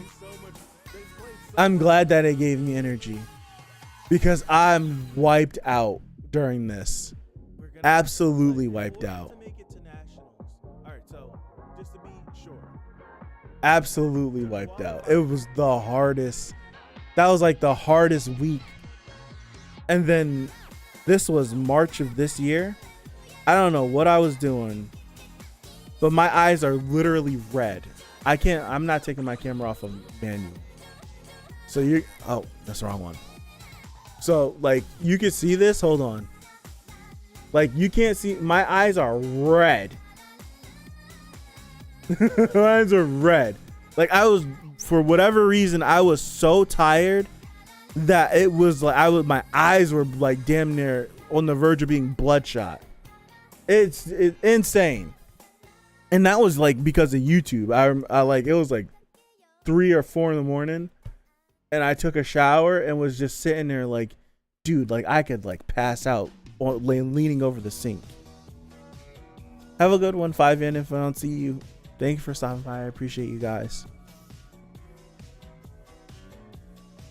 Yeah, I feel like at this point in time, this was when the channel was busy, like super busy, because this was Tower of God on Monday, and then we would do something after Tower of God. We would do Joran and Haikyuu on Tuesdays, nothing on Wednesdays. Haikyuu again on Thursdays. Friday would be, we started Violet, and then there was 2 things on Friday, I want to say, and then Saturdays would be like 86 and Tokyo Revengers at one point. Then Sunday, like that was the busiest the channel had ever been, and it was draining. Yeah, that's what it was. It was Monday, Tower of God, Assassination Classroom. Tuesday was Bungo, and Haikyuu had finished by then. Bungo is what replaced Haikyuu, now that I think about it. It ended up becoming Bungo and Tact Opus Destiny. That's what it ended up being. Oh, I gotta switch back. That's what it ended up being. Tact Opus Destiny ended up becoming what happened on Tuesday. So it was Tower of God, Assassination Classroom Monday, Bungo, Tact on Tuesday. Wednesday we don't do nothing. Thursday was Sunny Boy, and it was just Sunny Boy because that Bungo is when I said one stream a week. That's when I started. I want to say it was Assassination Classroom and Bungo is when I started that. And then Thursday was Sunny Boy. Friday was Odd Taxi and Vanitas. Saturday was Remake Our Life, Tokyo Revengers. Yeah, it was a busy time on the channel. right? That was the busiest time on the channel. We're doubling that this season. That's what my Tuesdays ended up becoming. Like, I started like dragging my feet on book club and podcasts, and then my Tuesdays just became nothing. And I enjoyed my Tuesdays becoming nothing. Like, my Tuesdays right now are nothing, even though every Tuesday I'm down here doing something. Like, I don't have to be on for a stream. I could just be down here working on stuff. So, like, going from having a day to like not having anything now.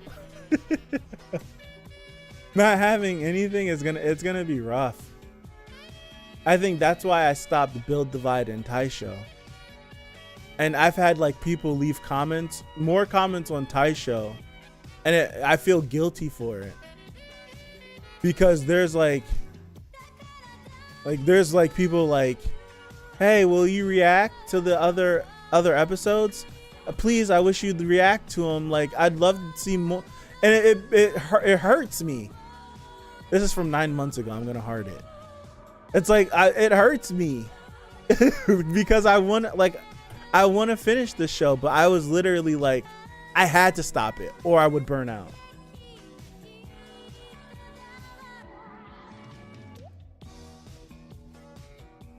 Yeah, Ivan, it's crazy, right? That was the same day.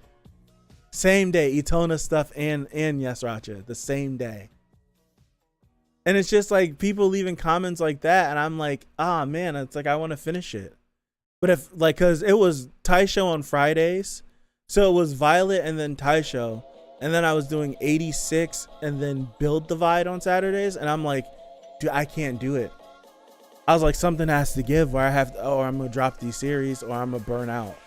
And I dropped the series, and I really want to finish them. I just don't have the time to.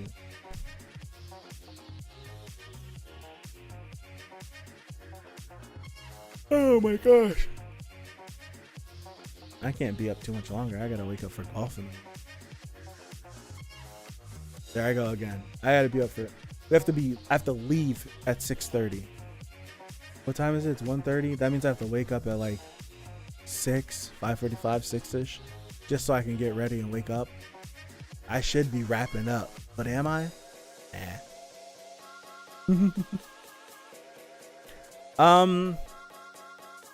Oh, you weren't here when I explained it.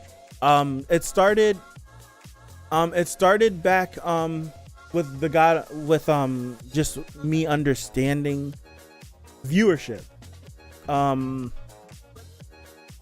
People who have big fan bases and they have a lot of people who watch their content, they have the luxury of releasing something whenever they want to, or being a little bit late because they know they have that dedicated fan base that's going to watch.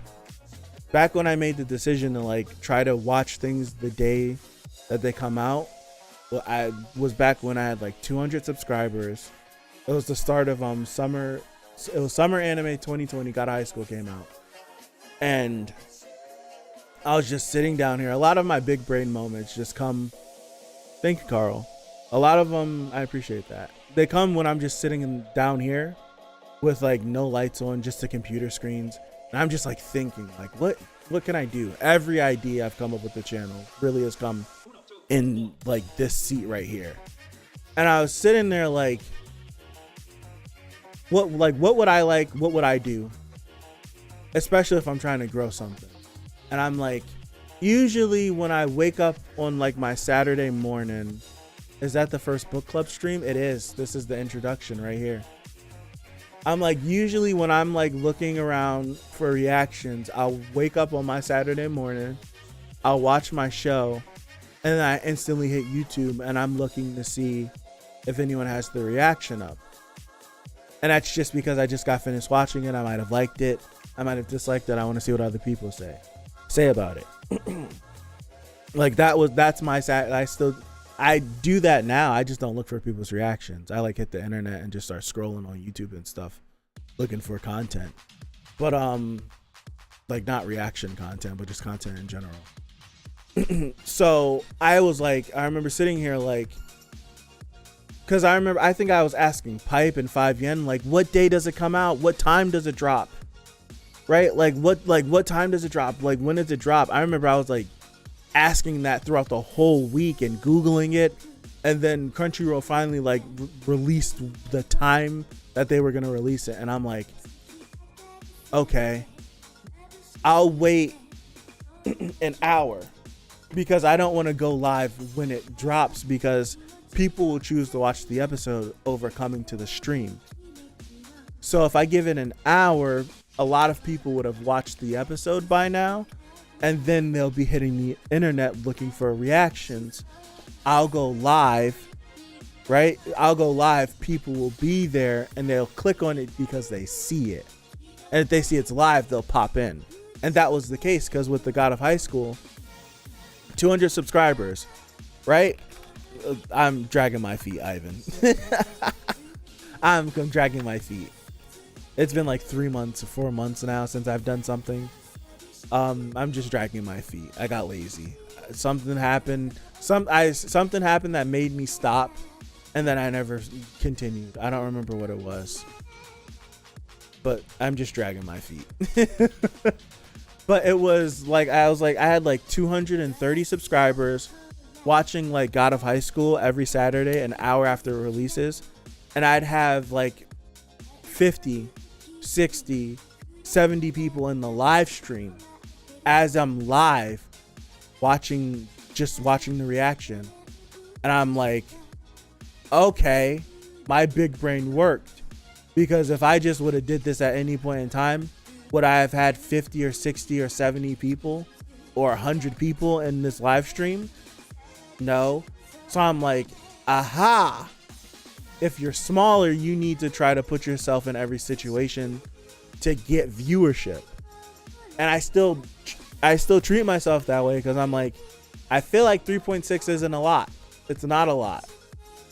I feel like my average views for videos across my channel is like 150. That's a low average. So I feel like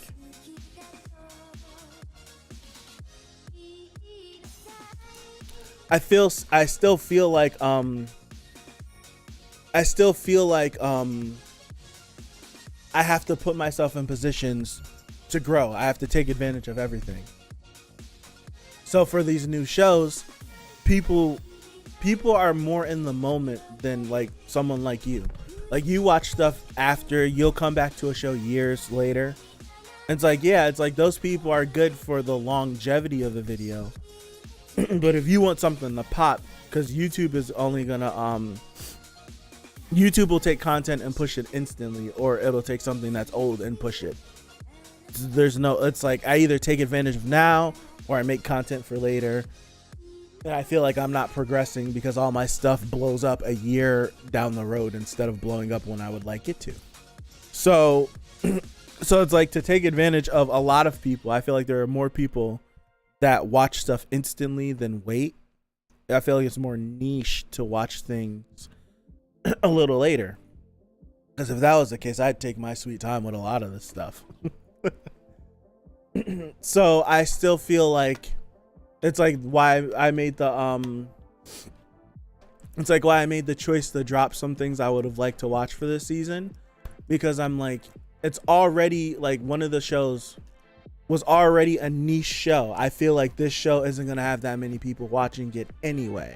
So the amount of viewership that I would get for the show is gonna cap. Have a good one, Ivan. Right? It's like, it's gonna cap.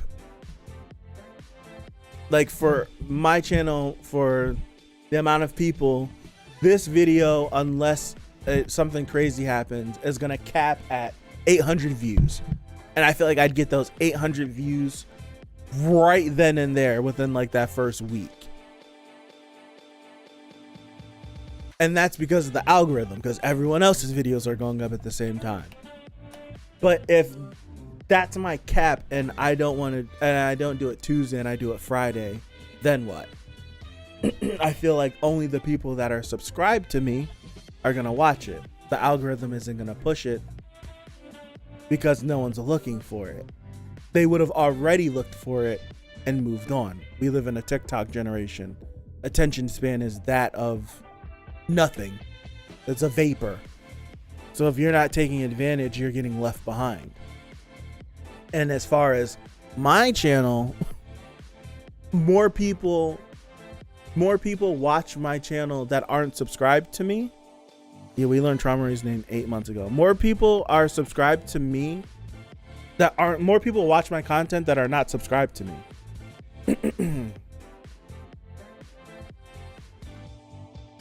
My ratio is like 80 to 20. So it's like the only way I build that up is by building my community and getting people like you guys that are currently here that will almost watch everything that I do. Like you, even if you guys aren't interested, you'll at least pop in and say hi and disappear. Like that takes forever to build. That's not like that. Like I want to say, if I pull this up, I can get rid of that. If I pull this up, I want to say it's like 80 to 20. I do want to say that. Where almost all of my viewership doesn't come from my subscribers. I do want to say that. So that means like I'm like prisoner to the algorithm. My channel really won't grow unless the algorithm takes it. YouTube, I feel like YouTube doesn't even know how its algorithm works. I feel like the algorithm has like a mind of its own. Yeah, it's like we live in completely different time zones too. I feel like it's just like that would be me. I live on the East Coast of the United States, and only 20% of my viewership comes from the United States. Majority of my viewership is around the world. Like how many people that are here right now? There's like 12 of us here. How many of you actually live in the States? Maybe one. Like maybe one of you might live in the States. The rest of you are all over the world. A lot of my viewership is all over the world. So that's 2 people. That's 2 people right now that live in the States. Pipe doesn't live in the States. Draconic doesn't live in the States. Carl doesn't live in the States. Enryu doesn't live in the States. Ivan doesn't live in the States. 5 Yen does. 5 Yen does. 5 Yen is central. But that's it. Like a lot of my viewership comes from around the world. If I go to audience, right? There we go. Pull this up. This is what the creator dashboard looks like. I'll let you guys in to the juicy deets. So like I barely look at this stuff. I know a lot of YouTubers that stress on this. I look at this panel like once a month. Right? I look at this panel like once a month. I barely look in this panel whatsoever. Like I see all this stuff and I'm like, other channels your audience watches, and there's not a person that's even close to my sub count. I have 3,670 something subscribers, and 658, 90K, 21K, 100, 800, 450, 70. One, like, where are my what are we called? Where are not my comrades, not contemporaries,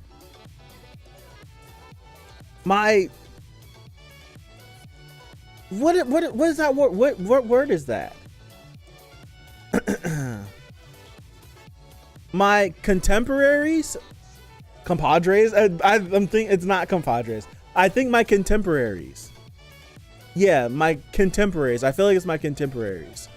Like, where are my contemporaries? Someone that I can like equal myself to. Like, what are they doing?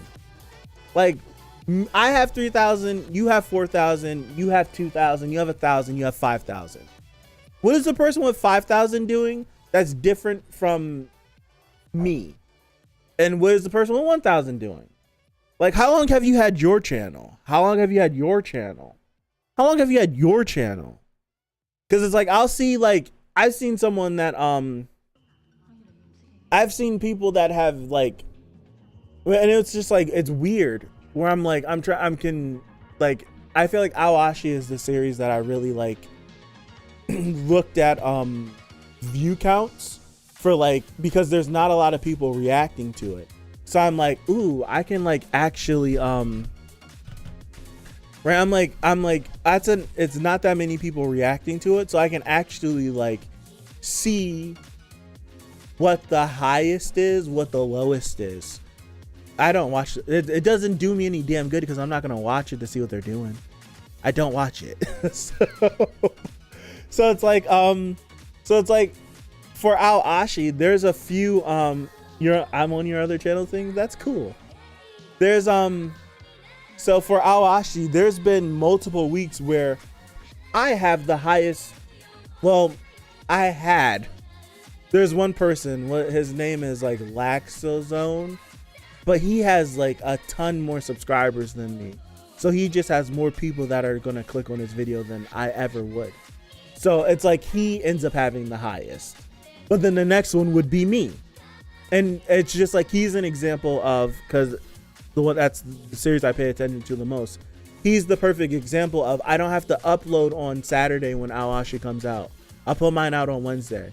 And in an hour, his video has more views than mine that's been sitting for a couple of days. Just because he has more subs that are going to just click on his video and watch it because it's him. So it's like he has that luxury to have 20K on an Awashi video. And my 4,000 I worked hard for, and I'm happy pumping my chest, and his 20 just ran it up. Yeah, I think it's AO Laxzone. I think it's a black guy. He usually wears a hat. I watched like maybe a couple of minutes of 53% of your viewers are from Vietnam. That's crazy. So it's like his videos, like how many subs does he have, Pipe? He has that luxury. Like, more people are just gonna click on his content. Me, I have like 3,000 people that are gonna click on my content. In all reality, I have like possibly 1,000, because a lot of that 3,000 is early Tower of God and JoJo people that just never unsubscribed and they're not clicking. Yeah, 114. Like, do the math on that. More people are just gonna click. So he has that luxury to put his stuff out on a Tuesday or a Wednesday and have good viewership on that.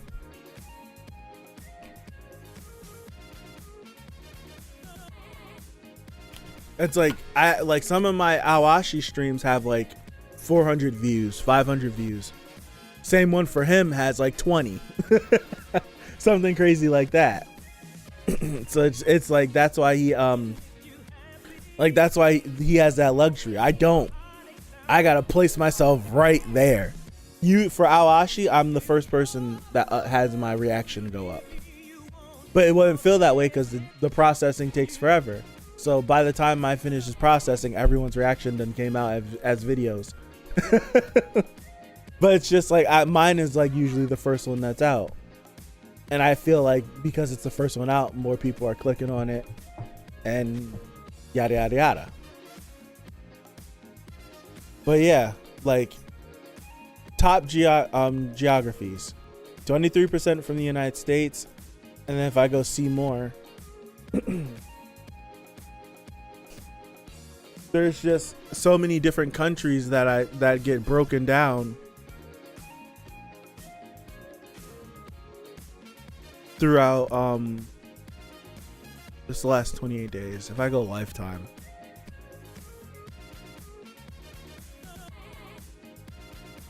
$25% of all of my views on my entire channel, 25% have come from the United States. And then everything else gets just broken down through so many different countries. And then you look at my it's 75 to 25. So it's like I don't have that luxury. I don't have enough subscribers to have my subs, a lot of my 0.4 represent. It's like a lot of my views come from outside the channel. So they find my stuff from the recommendeds. So it's like, if that's the case, I'd have to go through a complete channel revamp to, and I just don't know how that would work. So I'm kind of like a prisoner to the algorithm. That's why I kind of stick my stuff to line up on release time. This number is definitely grown because this used to be like 90% to 10, 90%, 95%. The fact that it's 80 to 20 almost. Successful sidetrack, yeah. There's no focus on the stream. I'm just hopping over. Hey HVD, 2.0 for Russia, let's go. So it's like this number has grown. I like that. I like that this number has grown. I look at this 0.1 and I'm like, my parents. That's what that number is. That 0.1 is my parents. It's just so long though, I'm just enjoying it, yeah. That 0.1 is literally my parents.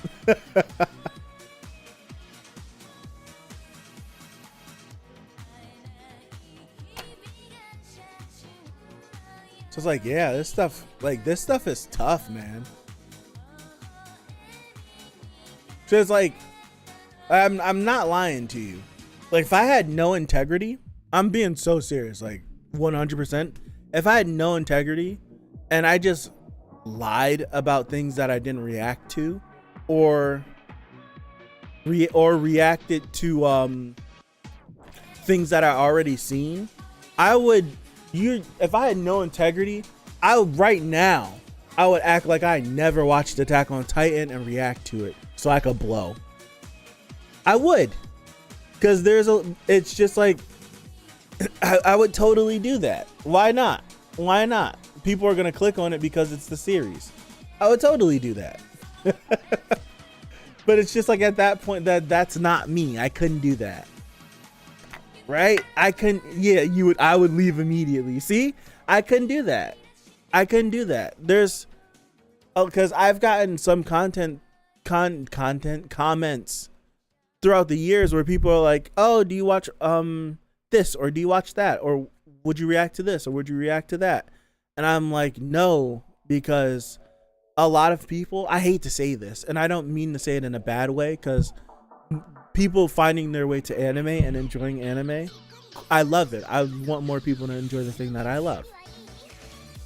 But there are some people on this platform that seen that anime reactions to certain series get a lot of views and are like, you know what? I'll hop on that, even though they've never had any interest in anime before. And because they never watched anime, they have the luxury of tapping on everything that will draw a view.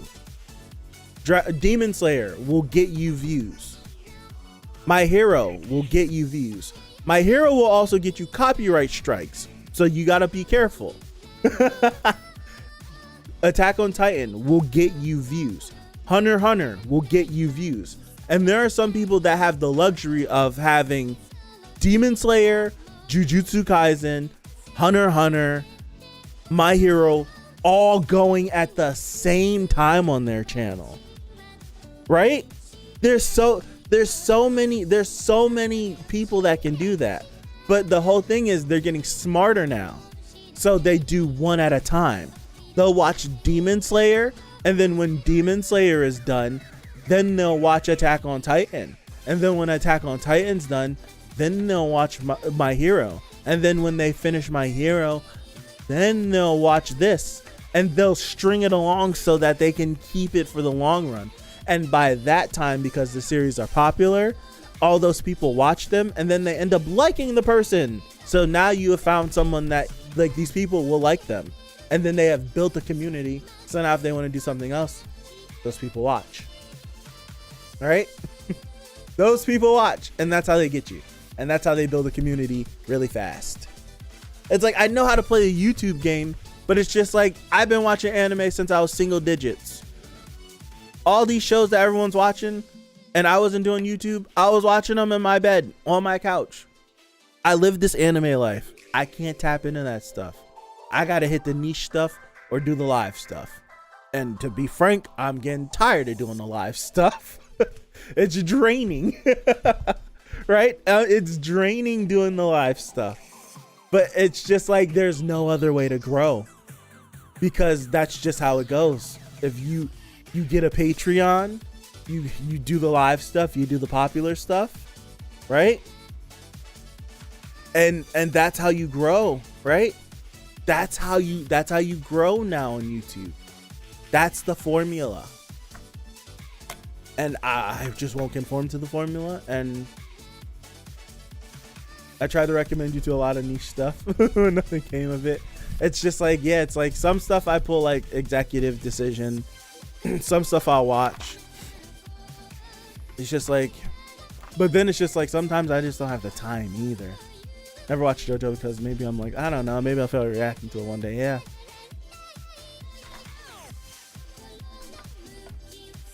That's what they say. that is what Yandere says. You're right, Cyber. So it's like it's like a struggle trying to grow. Already being an anime head. See, what would make life easier for me? And I don't have someone like this, or I don't have someone I'm comfortable with bringing on my channel. Right? Selfish is gonna say hit the Little Witch Academia reactions if you haven't seen it. I have not seen it. This is my one thing. I tell you this right now. If I ever get in a relationship, I'm never bringing my girlfriend on my channel. I won't do that. I've seen channel. Like, what am I gonna do when we break up? How's that supposed to work? Because 9 times out of 10, I guarantee. This is one thing for me, right? But the thing is, no, I would get views if I brought a female on the channel. I would get views. But then if we break up, then what? You guys gonna stay and watch me? No, you're not. I'm not doing that. But also one thing that I'm all for content creators collaborating, but I'm down for content creators collaborating, get a new one. That would be messy. That would be so messy. And then bring her on the channel too? That would be messy, Cyber. But I'm all for content creators creating content together, but unique content, right? Unique content creation. Like what the Tower of God, a lot of the Tower of God people, that's how you can do girls every month. Oh man. Like having discussions and unique content or character discussions. I hate. I've seen it happen maybe once or twice and it completely turns me off. When it's happened twice, right? Guess the girl stream. It's happened twice where I'll be watching a reactor and they'll collaborate with another reactor and watch a show together. It's like I don't like the other reactor that you're reacting to with this. I just don't. I don't watch their content. There's a reason why I don't watch it. I don't like them. And now you're forcing me. You're forcing me to watch them because you've collaborated with them. Collaborations with reactions, no. Because the fan base is there to watch you. So it's like why bring some. It happened once with that. It's like one of the hypest. I'm not even gonna specify because you guys might be able to figure out if you watch a lot of reactors. One of my favorite shows and one of the hypest episodes of the show, and then you collaborate with an individual that I personally I don't like his content. And then now if I ever want to go back to those reactions to watch it, I'm plagued because that person's there. I don't like that. And it happened another time. I'll definitely say, no, I'm not. I'll keep it. There's this guy, I watched his reactions. I don't even watch his content anymore. He turned me off completely. I think he's a freaking idiot. But but he reacted to something. He had a pretty big following. He has a pretty big following. He reacted to something, and then he just started to bring random chicks to react to stuff with him. I'm like, dude, I don't like, now you're not like, what is it? Just say you don't like the show anymore. That's one. It's like, say you don't like the show anymore. Don't bring people, and then while the episode is happening, you two are having this flirty banter that I could give a hell about, and you're not watching the show. You're not watching it. I don't like. Turn off. I'm done. I hate it. I hate it. It's just like, what are you doing? And I'm just like, I'll never do that. I will never do that. So it's like, that's why it's like, I can get the cheat code. I say all that to say I could cheat code my way into getting all these popular series on the channel. And that's getting someone that's never watched them. And then doing the whole, I watched it, they didn't, I'm here to guide them through this reaction. And then cha-ching, bring the money in. But I'm not going to do that. Because I don't feel comfortable bringing anyone else on the channel. I'm just not comfortable with doing it. That's my cheat code. That's the way to exploit the hell out of this. But I'm just not comfortable doing that whatsoever. I'd feel scummy. I really would. I'd feel so scummy. I really would. Now I want to know. Yes, still here, 5 yen. But it's just like, I would never do that. Like, I would like, if my mom wanted to get on camera, you lose your old fan base doing so if the new ones figure out your channel. Yeah. But it's just like they're like, I could get away with that. I could get away with like it's introducing the video like, yes, I'm a manga reader, or I watched this before. And the person that I'm with, I would truly get someone that never watched the show before. I wouldn't like try to scam someone. I would truly get someone that is like intrigued on watching the series but never watched it before. And I'd literally, like, the way you would do it be like, all right, I've seen this before, but this person hasn't seen it before. I'm basically here to like guide this person through. Like, I'm introducing them to anime. We're gonna see like what their reaction is to the series. When are we gonna do a community game night? Soon. I would like to do one, but that's kind of like what I would do. Like, I kind of wanted to do that. Like that's the way to do it. Like, that's the way to get. Like, that's the way to get. Matter of fact, a popular channel that's done this is Blind Wave. Like, I watch Blind Wave. I feel like a lot of people watch Blind Wave. Blind Wave did this with Game of Thrones. Game of Thrones at its height had so many people watching the reactions that it was insane, right? It was insane how many people just across the board, across YouTube, how many me too, I'm watching I'm watching Ben 10's reactions, Ben 10 reactions too. Before, I didn't even know about the poll of Ben 10 being on it. And I was at work, like doing busy work, just binging, rewatching Ben 10 just because it was on HBO Max. And then I was looking on YouTube one day, like, they're starting Ben 10. Like, what kind of luck is this? I remember like saying that out loud. But yeah, with Game of Thrones, it was I love Ben 10, Alien Force and Ultimate Alien.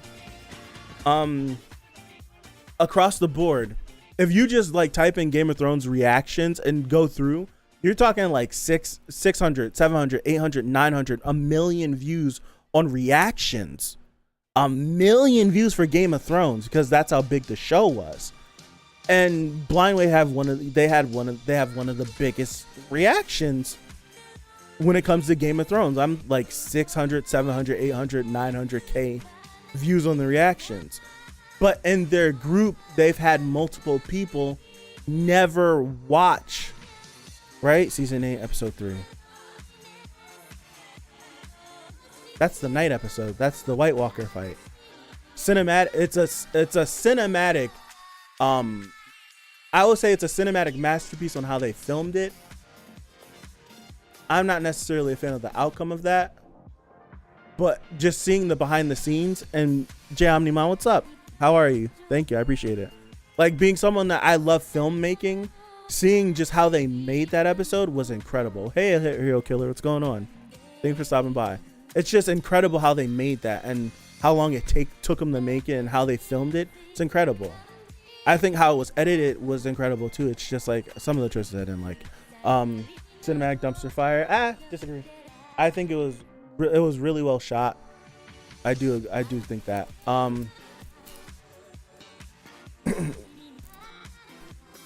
Yeah, they had, it's like with blind. So going back to my point, it's like they had like their group reactions of everyone that watched Game of Thrones up until the point where they started like doing their reactions and stuff that exploded. Like a lot of the 600, 700, 800K. But then they had multiple people in their group that had never watched Game of Thrones. So now at any given point they had, whenever Game of Thrones would come back, their main one with like 7 people in the reaction, and then they'd have another person who was going through Game of Thrones on their own time. This is, and like all happening at this damn near at the same time, not really, but at different points of the channel's lifetime. You have another person, one person guiding another person through, not spoiling them, but guiding them through the series. And then he loved it, and then by the time he finishes, he joins the main reaction. And then after Game of Thrones is over, they have another individual. I know their names, I'm just not saying them because I don't know them. I hate saying. Is it parasocial relationships? I don't know these. I don't know these men personally, but because I watch their content, I know their names. But I don't feel comfortable using their names. Right? Hey, Rome, I appreciate you. Thank you. I don't feel comfortable using their names because I don't know them. Like, I'm familiar with them. So then after like Game of Thrones ended, they had another individual, and same thing. One individual guides another individual through the series. The first person that they guided through, he loved it. The second person, he hated it. He hated Game of Thrones. He thought it was absolutely atrocious, terrible. It was really terribly made. And he made a lot of great points. And I'm like, yeah, I never thought about it that way. You make so much sense. And then the stuff that I hated, he loved. And I'm like, that's weird. I hate that, but you love it. I love that, and you hate that. And it's just like you do stuff like that, and it's just like it can work, right? I'm the same way too. It's like we collabed. It's weird to call you on and Joe. It's like, yeah, but I feel like now, like after like collabs and you get to know people, it's different. But like, I don't know you. Like it's like for other people, it's like, I don't know you. Have a good one, Drac. Thank you. No, because I told you guys you could call me that, and we've had like interactions. I never had an interaction with those men. I probably never will have interactions with those men. So I don't feel like being like, oh, blah, blah, blah, blah, like talking about them. It feels weird. Right? It feels weird. But it's like we've had interactions. So it's like if you call me by my name, I don't, it's like you can call me that. I don't care. But yeah, it's like I feel like that can work where it's like if I were to introduce someone to the channel and be like, yeah, like I want to try something. This person, they've never seen it. I have seen it. I can guide them through. And I feel like I could do I spoke to MVC for hours one night. It feels fine, yeah. right, Haku. It was like that one. It felt like that one. It was like 15 minutes of being like, "What's up, Luca?" Luca's been catching up on Tower of God. Luca's been catching up on all the Tower of God stuff. Luca finished this week and caught up. I've been leaving comments. I've been trying to reply to all of them. I heard them all, but finally caught up. Finally caught up. What are my thoughts on the Haikyuu movie adaptation? I don't know. I think my selfish. Thank you, Luca. Did I say thank you for the happy birthday wishes? Thank you. The movie was first announced, I didn't finish my thought with Haku. Like it was like awkward maybe like the first 15 minutes, but 6 hours later we're just sitting there just babbling about Tower of God. I feel like we're completely past that now. But my first reaction to it was from my content creation mind of, I think the first thing that came out of my mouth was, damn, I'm not going to have my reaction completed on the channel. And that was the first thing that came out of my mouth. I was like, damn, I'm not going to be able to finish my reaction. but then other people were like, oh, there's too much content to be put into 2 movies, they're gonna skip stuff, blah blah blah blah. And then people started to get negative about it, so then I like removed myself from the conversation. But then I like reassessed it, and I'm just like, as long as I can watch the movie relatively quickly after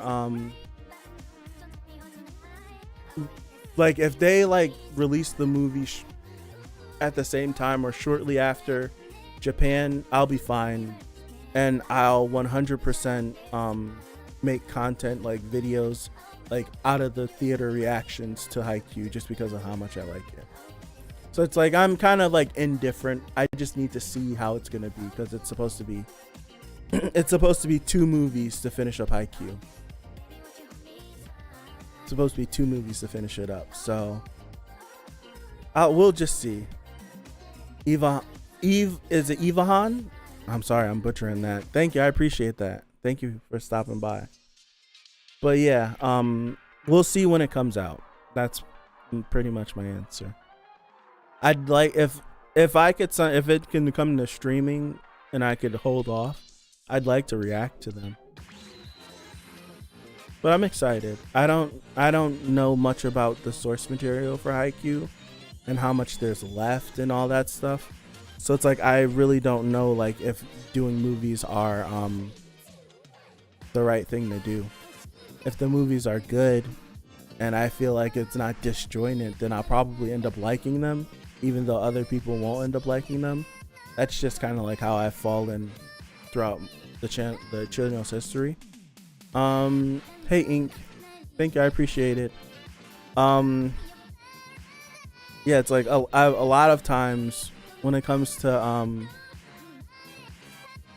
adaptations, I like to let an adaptation tell me the story, and I've used to do this as well, but a lot of manga readers won't, especially when it comes to like content creation, they won't allow you the luxury of letting the series tell you a story because it's an adaptation and it cuts corners and it removes some things so that they can tell a concise story, and it doesn't include everything, so they'll feel the need to like, hey, in this episode it was supposed to be this in here but they didn't. So it's just like I usually have like the response of, well, I want to see like how the director can tell a story, because I do feel like I'm in the camp of certain series. If you directly adapt something, it could be boring. Like some series, it's easier to tell a story writing than it is to visually tell it. It's not for everything, but for some stories that is the case. There's some stories where you can write things and it just makes it better, and trying to visually get that across just doesn't work because of the medium that story was told in. So you have to get you have to get an individual that really understands that series, and they can find a creative way to adapt it. And I feel like an example that I feel like really exemplifies what this is yeah, I agree, Haku. It's like if you love something, it sucks to see it like kind of get picked apart and stuff. But I feel like something that exemplifies an adaptation is 86. And just knowing from all the light novel readers that watched it, where they're like, there's things missing here and here, but just because it's missing, I understand that this isn't necessarily relevant to the story that's being told. It's just extra. And if we want to tell this concise story, it's just like information over here. It's just information over here. This information doesn't lead to anywhere. So if we never even see it, don't fail me. So if we never see it, even though it sucks because I love that in the source material, if we don't need it, we're not going to include it. And 86 does that very good. It'll take a character that just doesn't have a short lifespan. that has a little bit more in the source material, but ends up meeting their end, and then the anime will put a focus on them, but for a little bit, so that you can feel it, and then give their send off a good thing. And then people are like, yeah, there's more there with this character, but it's not going anywhere. Like, it's not going anywhere. Everything, like, they got across the message of what this character was supposed to be really well without showing everything else. So it's like there's some things where it's like a direct adaptation of something can suck, can literally suck trying to animate it. It really would suck. Like Beastars, a great anime, seems very popular, well loved, but because I love the manga so much, in the anime starts off very different, strong bias sorts of manga. Yeah, okay. Yeah. Like that trip Beastars, nice for the adaptation is not really necessary or important to include. Sometimes that's understandable. Yeah. Most underrated reaction channel on YouTube. I appreciate that, Rome. I enjoy your content more than most successful reaction channels. To keep it up. I appreciate that. I love comments like that. It feels like people just see it. They enjoy what this is. And you've been around. I see comments and you pop in and stuff. I really do appreciate it. Yeah, there's been a ton of situations where people have told me like the adaptation or this, it's not good. Read the manga, it'll be better. And I'm like, you know what? I really don't read a lot of content like that. Admittedly, not proud of it. I just don't. And I'll like an adaptation so much that I feel like it did a good enough job where I don't have to read the source material. Oh, it's like I don't remember how many times I've watched something and been like, man, I would love to read that. I don't remember how many times I've done that. Like exclusively starting from an anime and then moving to the manga. I did it with Attack on Titan because Attack on Titan took like 4 years for its second season to come out. And I was so like enamored with what the story of Attack on Titan was that I waited 2 years. Right? I waited 2 years before I even read. And then I end up jumping into like one of the most boring arcs in the manga. Like it was one of the most boring arcs in the manga, right? Which end up being it's crazy. Like one of the most boring arcs of Attack on Titan is some of the hypest stuff in the series. Season 3. Like, see, because season 2 isn't that, it's not that much content in the manga. Season 3 is when you go from, instead of fighting Titans, you fight people. That's all I'll say. And and it's just, in the manga, it's boring. It is boring as sin. It is boring as sin in the manga. And then in the anime, what a lot of people don't realize is what's his name? Isayama told them to rearrange it. He worked with them and they rearranged a lot of stuff in season 3 because how he wrote it in the manga was boring. He changed stuff around in the anime and it made it flow better. Adaptation. A direct adaptation of Attack on Titan for that season would have been god awful. But you adapt it, you move things around, you change some things a little bit, it'll flow better. You cut this, you trim a little bit off of that, you do a little bit of this, it'll flow better. Yeah, they from the manga to the anime, they moved some stuff around in season 3. And it's just like season 3, as far as the anime goes, is really good. But in the manga, I remember being bored. A lot of people dropped Attack on Titan during that part of the manga. A lot of people did. And it wasn't until the anime came back and people started watching the anime, then they picked it back up. And they picked up from where the anime left off moving into season 4. That happened for a lot. A lot of people dropped Attack on Titan. Because season 3 was like, it's a monthly. It was like 20 chapters worth of content. It took forever to get through that stuff. It was boring. It was really boring. It was really boring. So it's like sometimes an adaptation can just do some stuff really good. Yeah, I did that with Attack on Titan. I did it with Tokyo Ghoul because I just thought we were never getting a second season of Tokyo Ghoul. And then like I did it for like older series back when I was like younger, like for Inuyasha. I read Inuyasha before its anime came back and finished. Same thing with Rave Master. I read it. I don't think Rave Master ever finished, did it? The anime? I read that. And I did the same thing with Full Metal Alchemist. I ended up reading Full Metal Alchemist and finishing it before Brotherhood. Before I watched Brotherhood and finished Brotherhood. But outside of that, I've really haven't done. And Tower of God, I watched Tower of God and then springboarded that into content for the channel. Outside of that, I don't remember and I did it for My Hero. But My Hero is like, that's like my favorite thing that I currently consume on a week to week. With My Hero, I was like anticipating My Hero. Like it got announced like this new manga releasing in Shonen Jump this upcoming whenever it dropped. Like it's superheroes and blah blah, and I'm like, yeah, I'm ready for that. Right? I'm ready for that. Then I ended up reading My Hero and I ended up loving it. And then I'm more so the guy that I'll watch something before I read it. So when the anime got announced for My Hero, I stopped reading. Waited for the anime. The anime was 12 episodes for its first season. 12 or 13 episodes for its first season. And it ended at the USJ. And I had stopped reading around where the second half of season 2 was, like the hero test for the students. That was around like chapter 32 or something.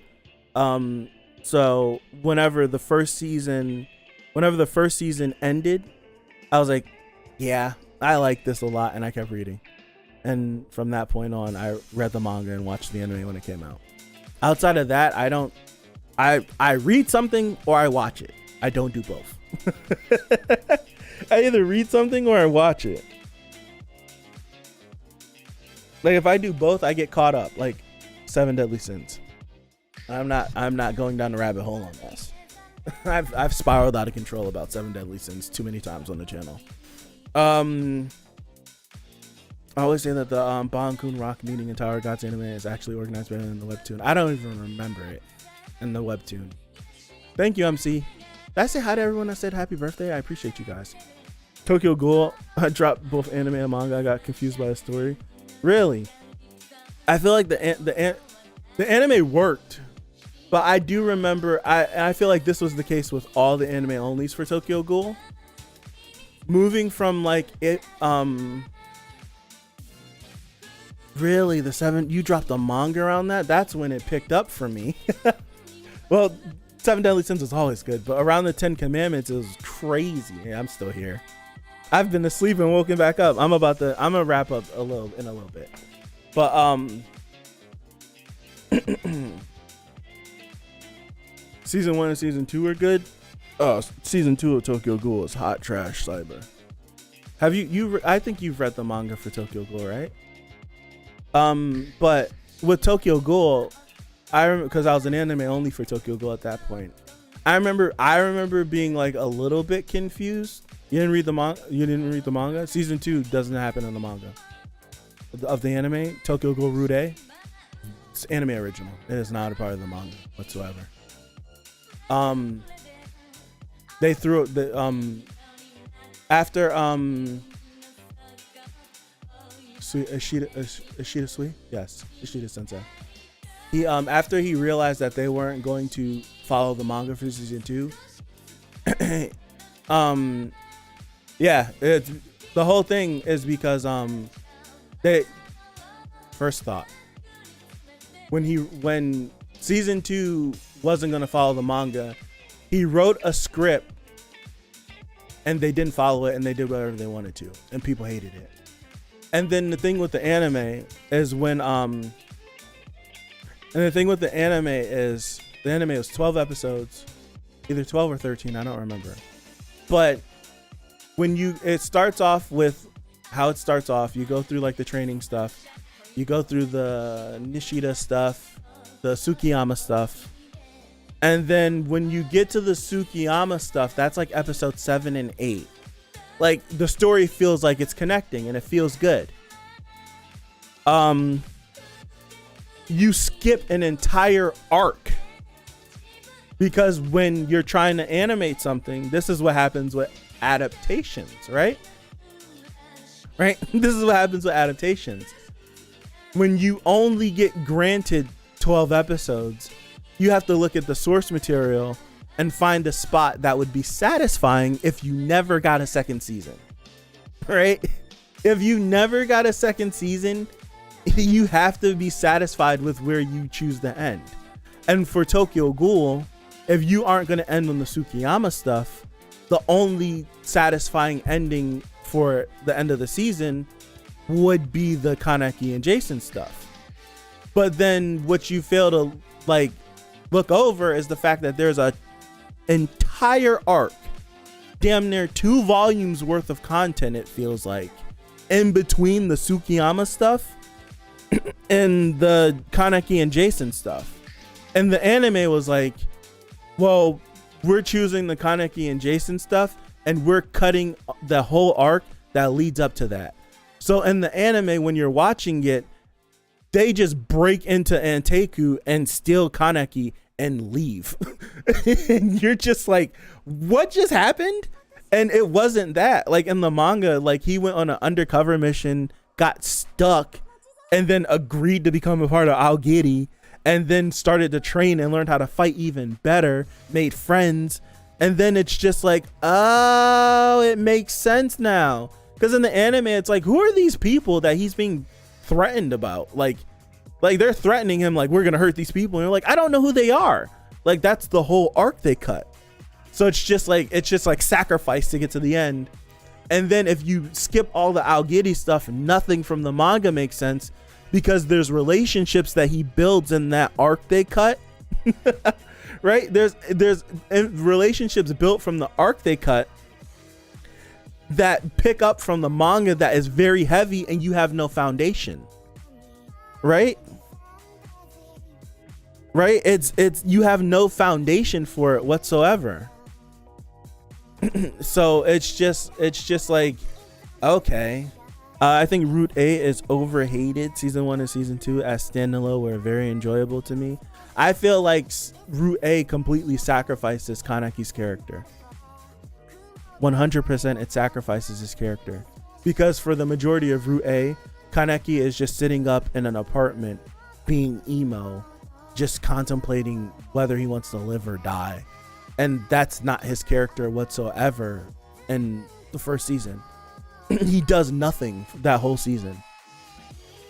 And so it's like, on that part alone, taking away my hatred for Rude, it just does nothing with Kaneki. He's barely on the screen and he's the main character of the series. So it's like Rude just does nothing, and then takes what is the ending of Tokyo Ghoul altogether and then just makes it mashed together and gives us this fantasy moment that never happens in the manga that doesn't make sense. Like, what? Like, it makes no sense in the anime to go from like Kaneki and Arima had their fight in front of everybody. It defeats the point of Tokyo Ghoul Re when you find out what happens with Kaneki, because if people see that fight, then they would know. The whole point of what ends up happening with like Sasaki is because no one saw the fight. It happened underground.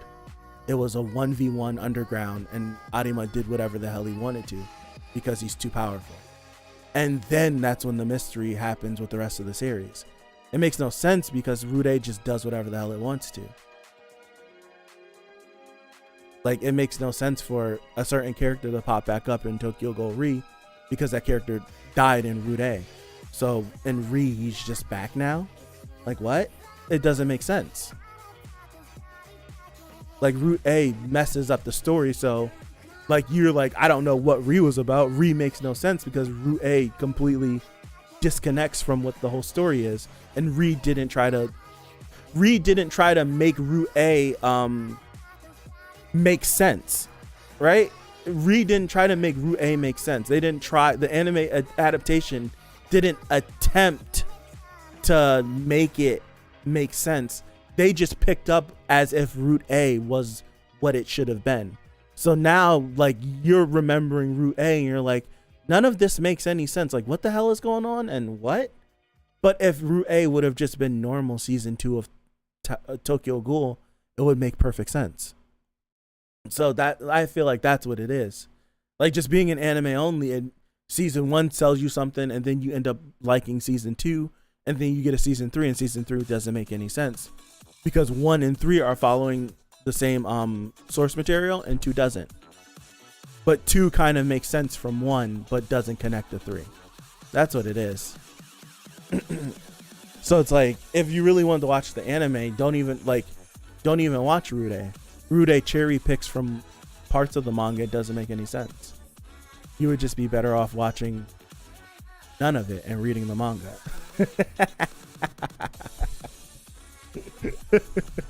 You would just be better off just reading it, to being honest. Tokyo Ghoul is one of my favorite series of all time.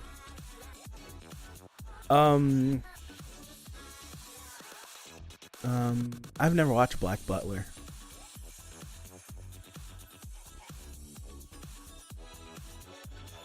Gantz was the first manga I read. Honestly, a masterpiece. I was very you still here, Blaze? I was very not satisfied with the ending of Gantz. I felt like Gantz was very, it was like one of the first manga I read that was out there. And it felt very out there.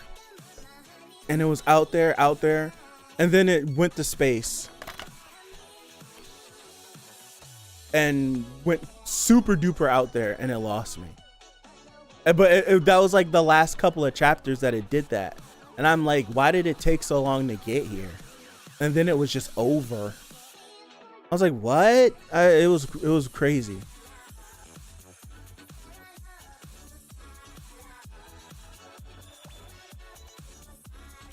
Nah, Gantz was super dark. Dark Souls got me to read it. Berserk is pretty dark. I hear that Berserk is dark. I've never read it. I just know things that happen in Berserk, and I'm like, that's messed up. How's my birthday been? It's 2 for me. 2 in the morning. It's 2 in the morning. So my birthday so far has been on stream. I've been enjoying it so far. Thank you for asking. Still here, completely agree. The ending was weird, but still enjoyable. It just felt like Gantz was one. It really felt Tokyo Ghoul manga or The Breaker. I haven't read The Breaker yet. I hear great things about The Breaker.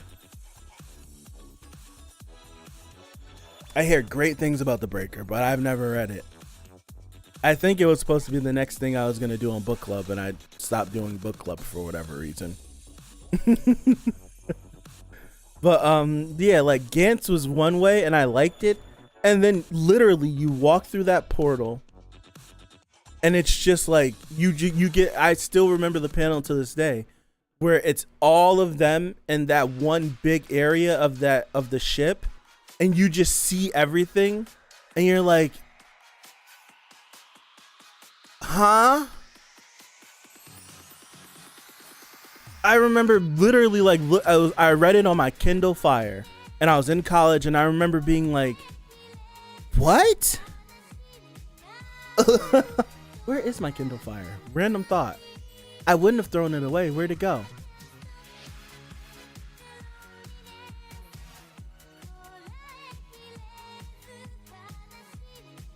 I didn't give it away. Sorry. So yeah, I remember like the ending of Gantz being like, this went crazy. I do remember that. I don't remember like where I left off on the channel. 7 months ago, book club. Wow. 8 months ago was the third book club stream. That's crazy.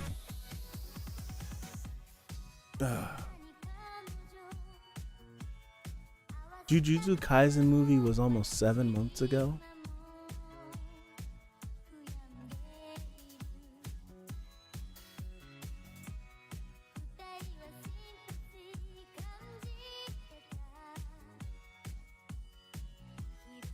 Yeah. Yeah, Blaze. I'm like, what? Like, what is happening? Yeah, I've heard great thing about The Breaker. I really have. It's releasing in 2 days on Crunchyroll. Yeah, you will not be disappointed. I've heard really good things about The Breaker. I remember talking about the Jujutsu Kaisen movie with friends in school. Yeah, 6 months ago. What date?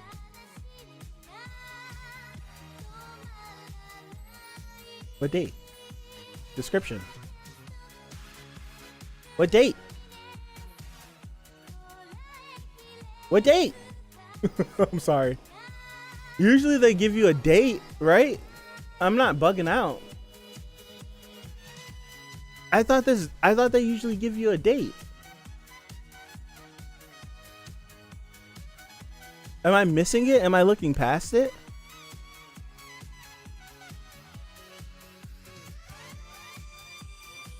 Let me go back. Hey, look at Jerome.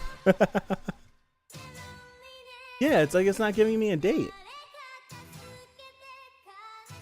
What was the date for Vanitas? Because Vanitas was the day after. There's no date.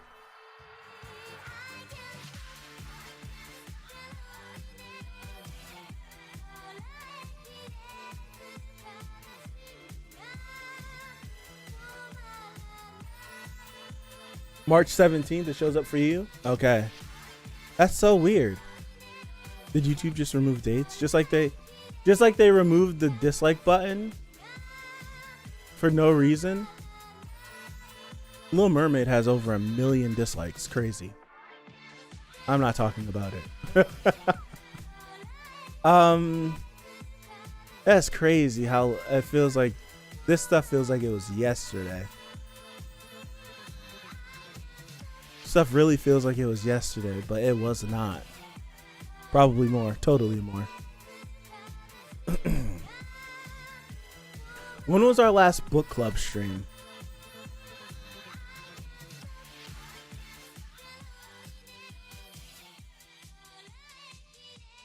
It was further than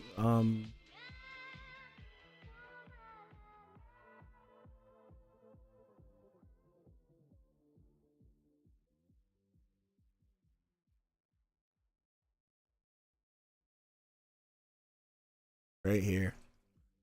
3 months ago. It's almost 4 months. No.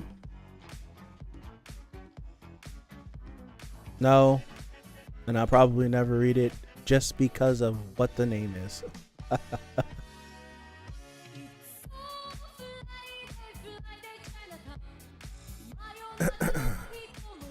Yeah, 3 months ago. Almost 4 months ago.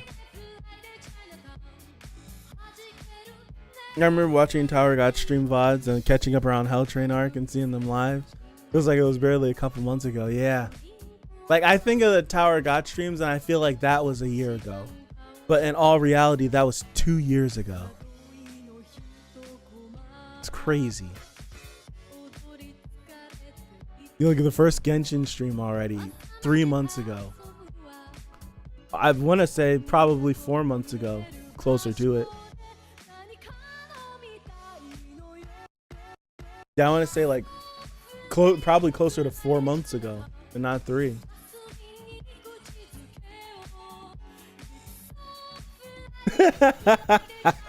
Please. Where's the time going? I don't know. I have no idea. It's crazy.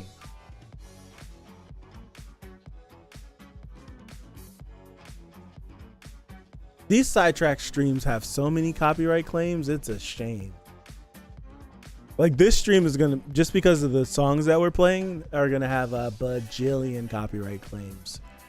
I turned monetization off for this, so I don't care though.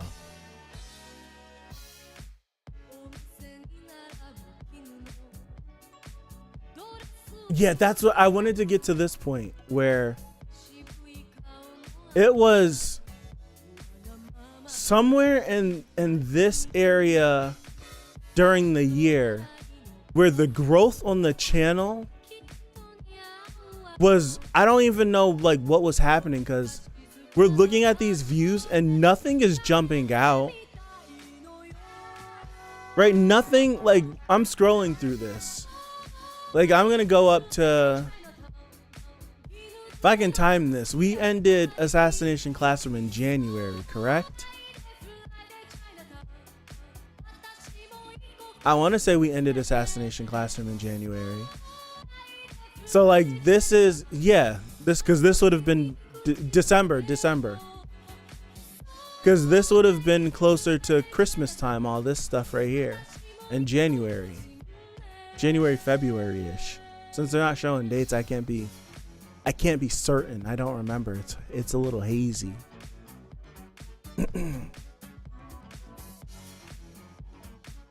Yeah, where did Vanita start at? Matter of fact, Spider-Man No Way Home came out December 15th. So yeah, this is Christmas time right here. Like this section of the channel is Christmas time right here. So from here, from like this point on, I'll start from the Spider-Man No Way Home thing.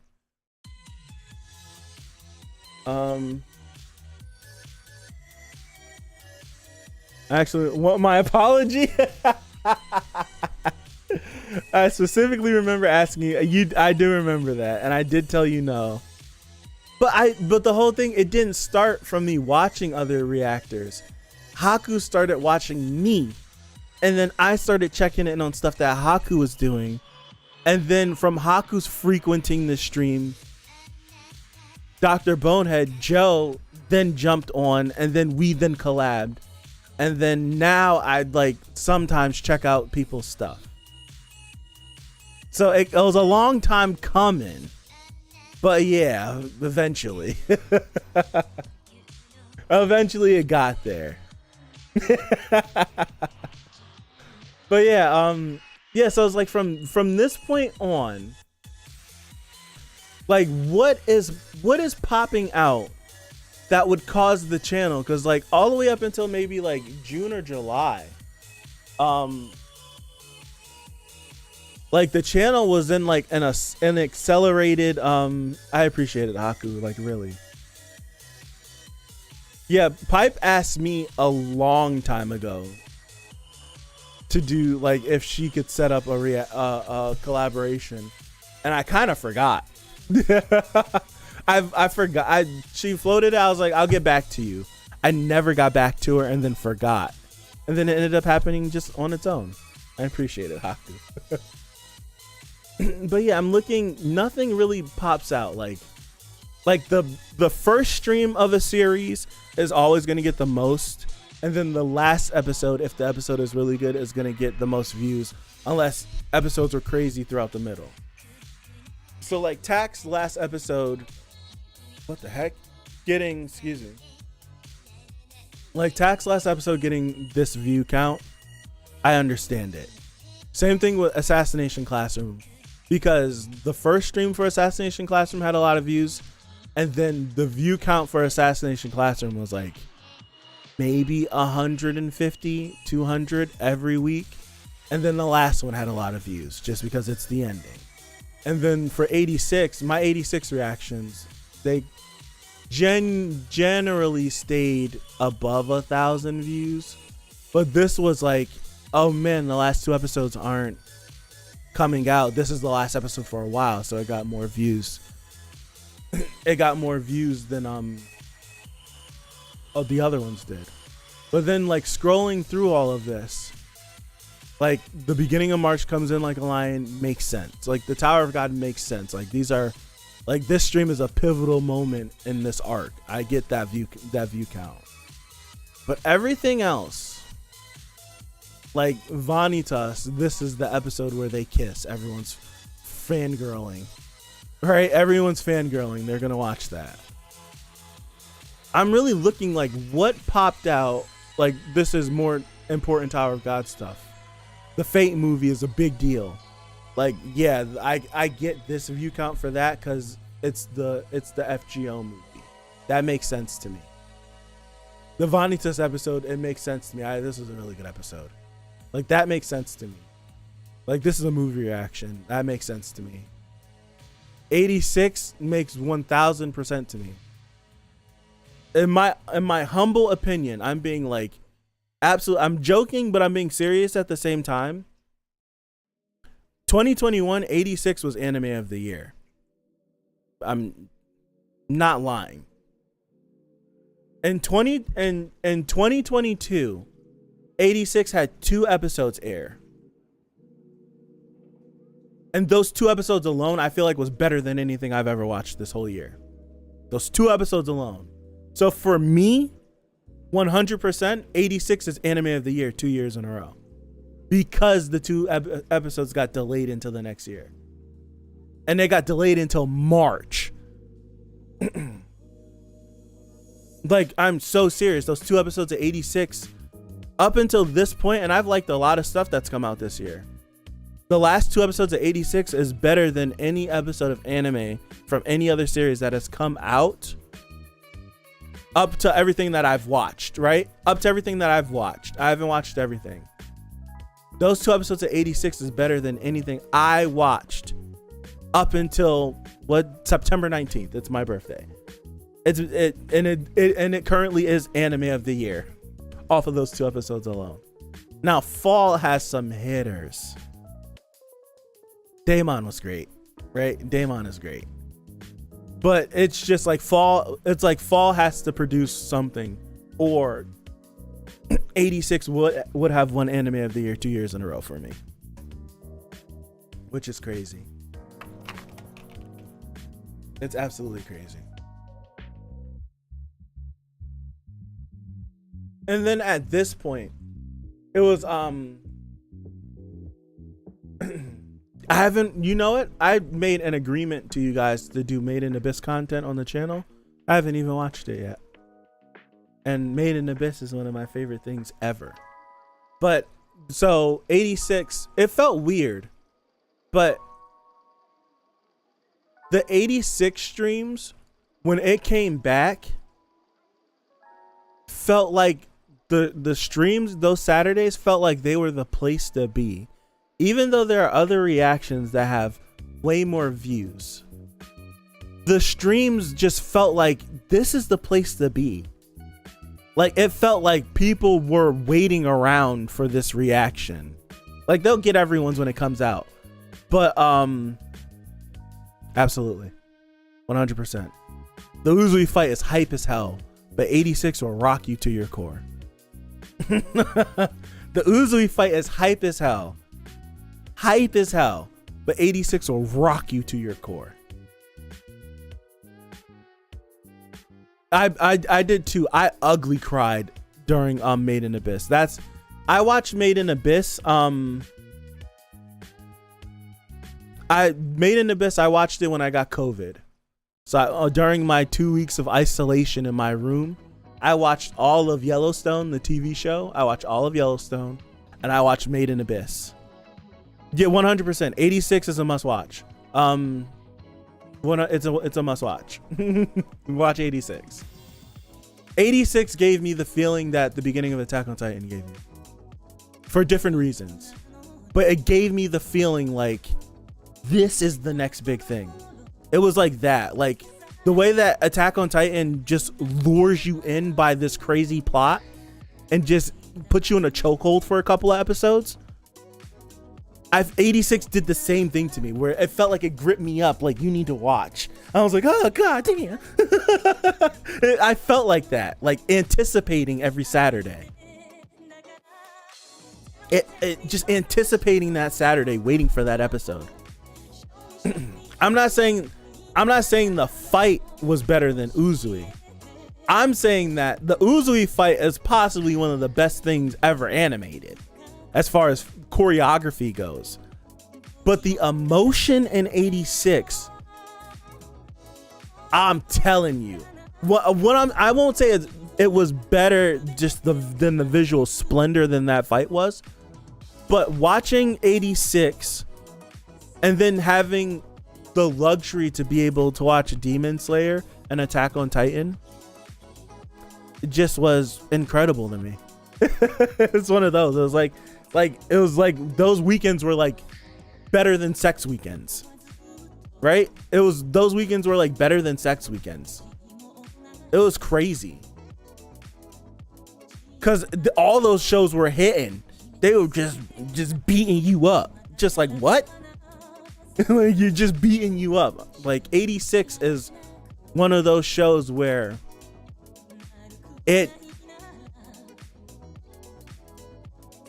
I think I'm the same way, Pipe. In the manga, the Uzui fight was cool. The anime made the Uzui fight crazy, but Uzui is my favorite character in the series. I feel like me and Pipe are the same about that. So it's like the Uzui fight's hype, but 86 is the one where it's just like, it's got the best, I feel like it has the best ending of any of the new shows that have come out in the last couple of years. It's incredible. Like 86 could not get a second season, you'll be happy. But you want that second season. That's the thing. You want that second season. But if you never get it, you're fine. That's the luxury when I talk about when series are granted a 12 episodes or 24 episodes. No, it's true. Demon Slayer's anime is better than the manga. I know my next binge. It's not Demon Slayer. 86 is 20. How many episodes is 86? 86 is how many episodes? 23 episodes? 24 episodes? We'll see in a second.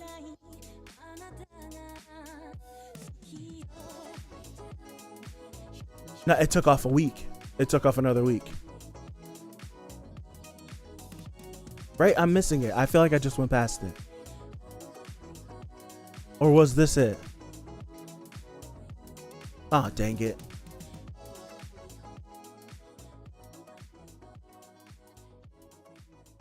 No, there's another episode after that. Friday, Sunday, there's no episode. Friday, no episode. So that was the last episode. Because Aoashi starts. Spy Family.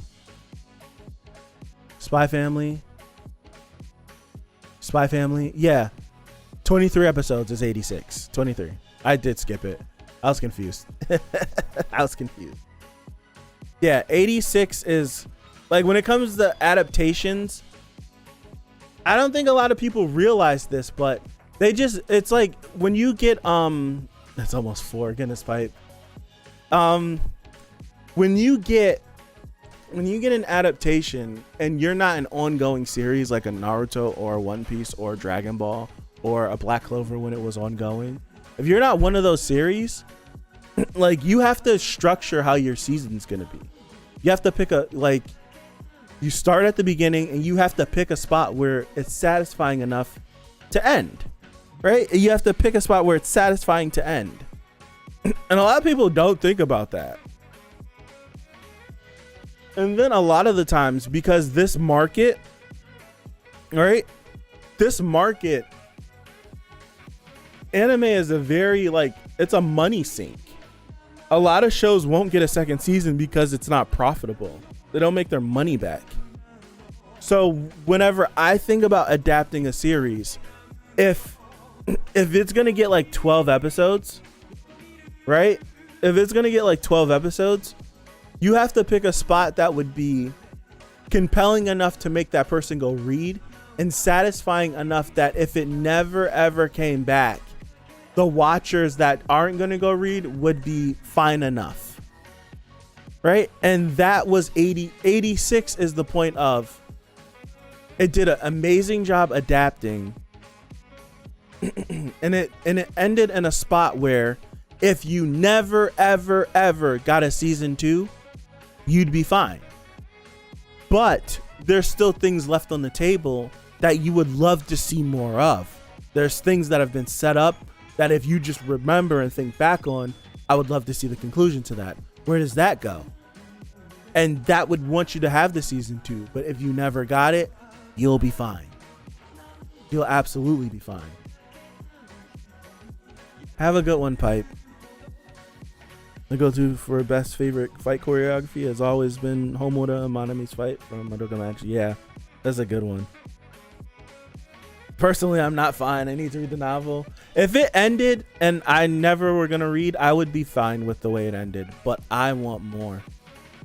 That's one of my favorite new things that have come out. I want more. The directing in 86, I don't. Blue Lock is a soccer series, Luca. It's another. Blue Lock is another soccer series. Football. It's another football series, I should say. 86, I feel like has some of the best directing I've ever seen in a series. My throat's starting to go out. That means it's time to go. Yeah, 86 has some of the best direction.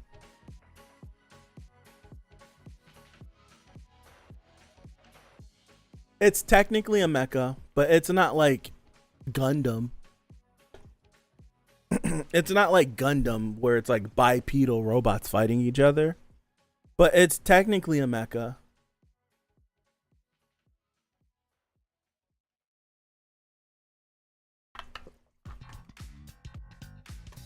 It's like I don't want to tell you anything about it because it's good. I want you to just go into it like, what am I getting myself into? But it's like, if I start dropping nuggets to you, you 100% would be in for it. Like, if I drop nuggets to you, you'd be down.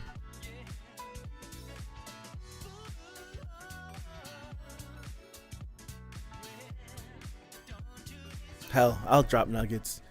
Like 86 is like, it's emotional.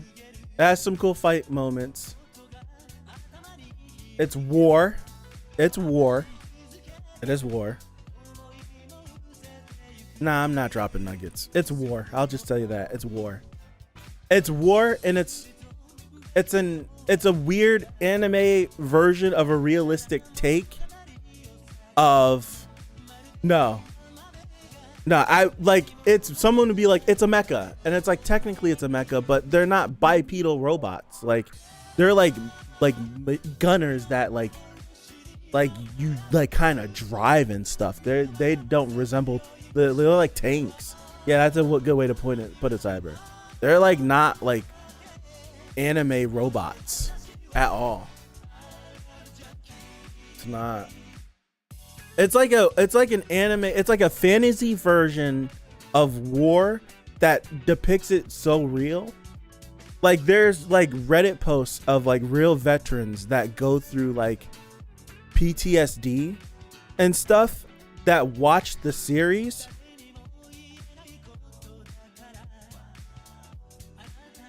Yeah, it does. Yes, it does. Like Heavy Object, then absolutely better.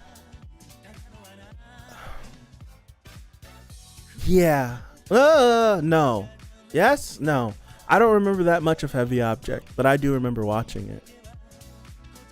I'll say yes because I remember Heavy Object not being like a big like mecha. Yeah, carry on. Like, there's like accounts of real veterans being like, this anime depicts PTSD in a way that real shows don't even depict it the right way. Like, the struggles that you see this character go through are so real that it's crazy. It's like that.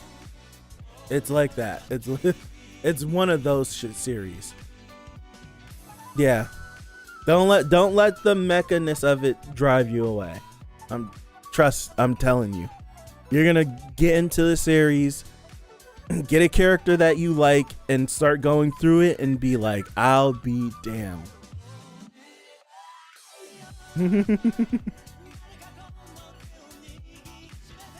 It's like big futuristic tank fights. It's like the tanks aren't big. They're like the tanks that they drive are like the size of like a minivan, or a little bit bigger than a minivan. Like, they're very small, compact, fast. They're like that. Like, we say tanks, but they're not really tanks. They're not really tanks. The tanks is the best way to put it because it's not human shape. It's like that. 86 is very much a character. It's a character series more than it is a hype anime show. Let me ask you this before I leave. After all the mangas I've read, which author would you say knows how to build the most hype within their work? knows how to build the most hype within their work.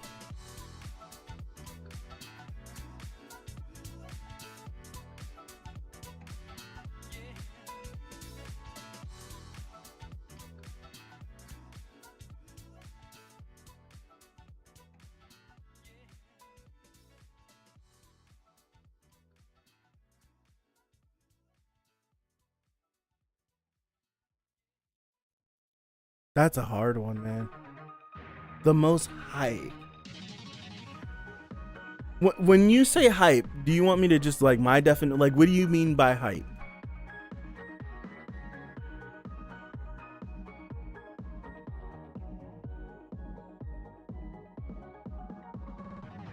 I need more. I need more. What do you mean by hype? Because I have something in my brain. I have something in my brain that only 2 or 3 series have ever like made me feel that way, and it wasn't even like fighting. It wasn't even like fighting, but I've never felt like more hyped and intrigued about a series. I need a little bit more, just a little bit more.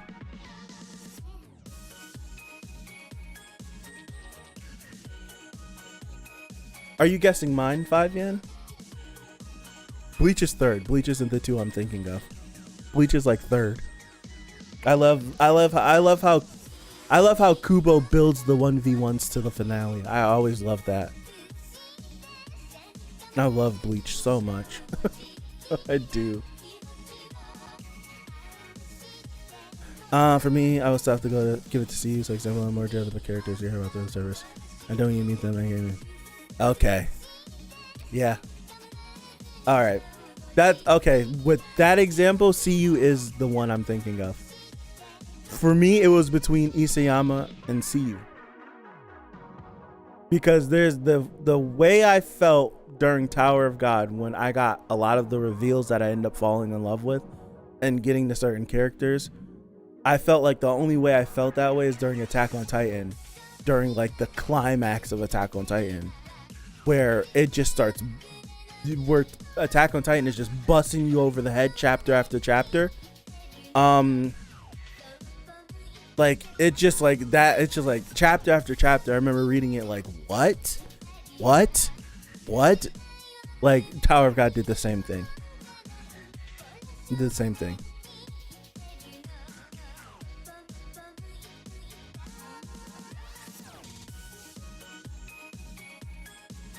I'm the same way, Luca. I need to go to bed too. It's 3 o'clock. It's to the point now where I might be better off not going to sleep, because if I go to sleep, I might not wake up. I might not wake up if I go to sleep on time, like I want to be on time. I might be better off just staying up, which is insane. But I know myself. I know myself. Have a good one, Luca. Thank you for stopping by. All right, real quick. Really? I didn't even know that existed, Haku. Alright, so 86 being that way. There's another episode of 86 before that. Where was it?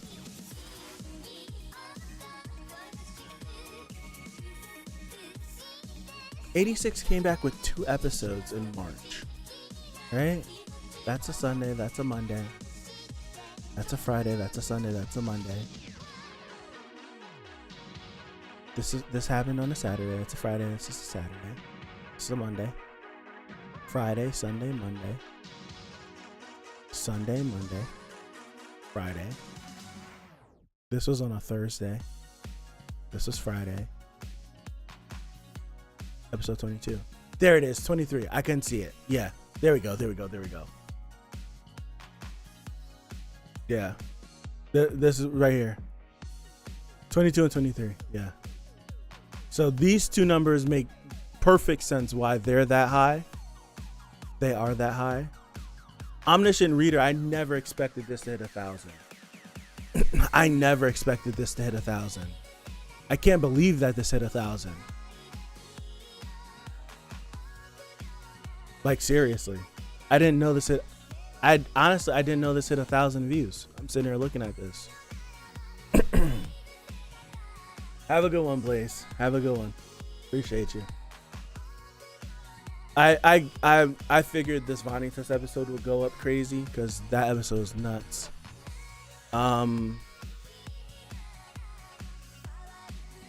Awashi, this makes sense. The first episode of a season always goes good. Well, in regards to my channel, it always goes good.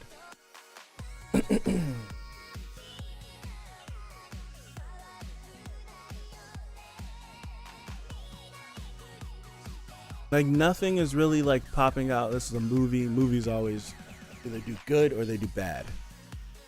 Now these Awashi ones, like this Awashi episode is one of the best episodes. This episode right here is one of the best episodes up with those 86 episodes. It was really good. This Awashi episode. If you can make me cry, you got a good episode. I really cried hard for that episode. Another 1,000 for Omniscient Reader. What the heck? What the heck? I had no idea. What's up, Soul Taker?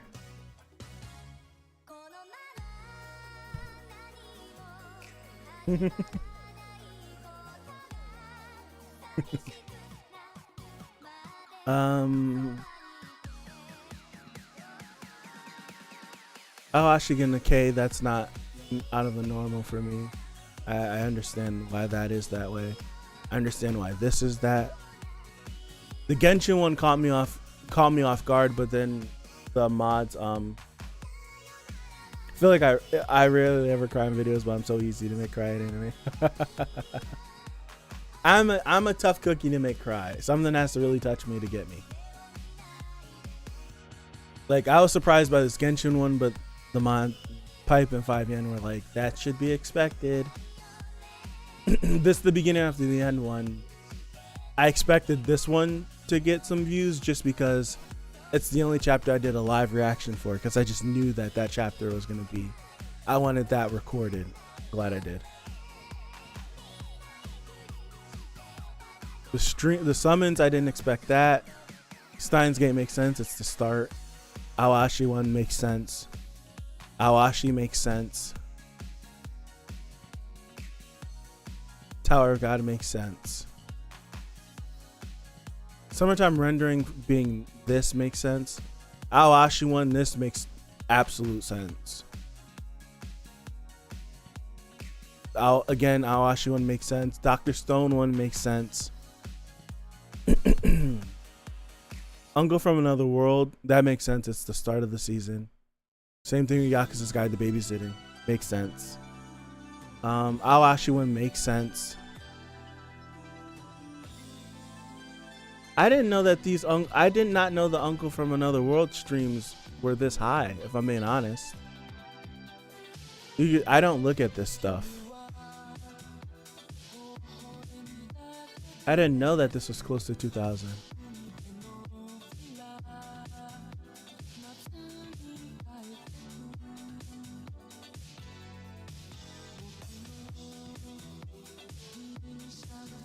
This makes sense. This makes sense. The My Hero stream makes sense. I don't have a My Hero stream that is even close to 1,000 views. And then because of what happened recently in the series, it boomed to 3,000.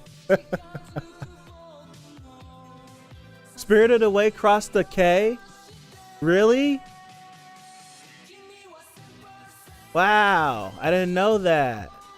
The last time I looked at the view count for this video, it had like 180 views. Wow, I didn't know that. Cool.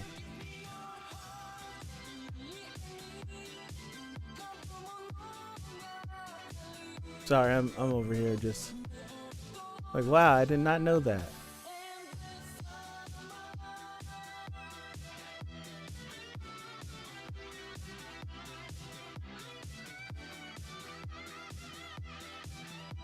Yeah, and then everything, this has just been like on brand. I didn't know that this was 1.2. All this stuff is just like same viewpoints. Well,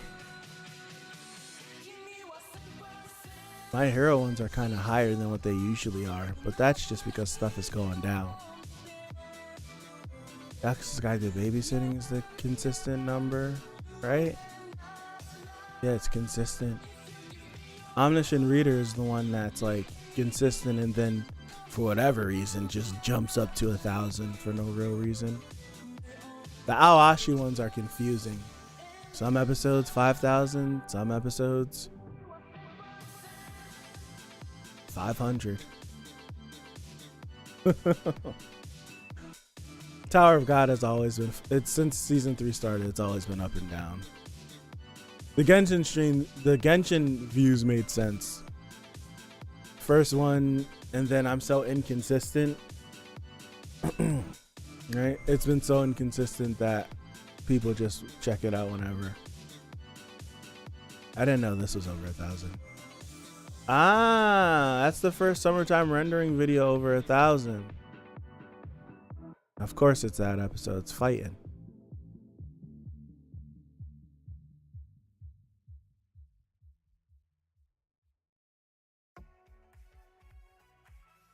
I mean, now that I'm looking at it, there's like at least a video that hit 1,000 views every single week. Like if I'm looking at like the numbers for this, like this was, so I'm looking at this. This was, so if I'm starting from here, this was a Monday, and then we go down here. You get to next Monday is 1,000, so that's 2 weeks in a row. And then the next day was 2,000, and then that Friday was 1,000, and then wait, yeah. No, this was Thursday. This was Thursday. My bad. This was a Thursday. And then that Saturday was 2,000.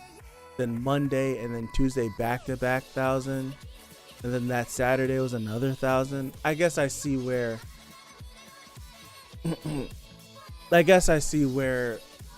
The numbers are chaining together. Where it's like, in 1 week, 3 different videos go over 1,000.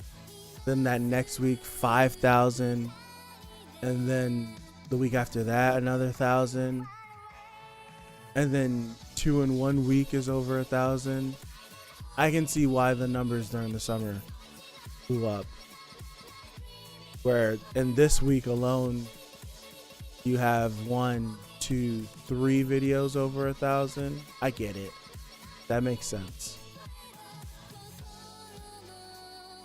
Got this. I was tired this weekend. This messed everything up. Getting the anime announced messed everything up.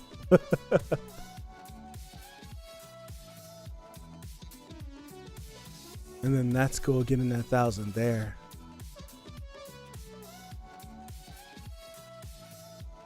It's like that, and then roll into that. Like, yeah, it makes sense now. I get it.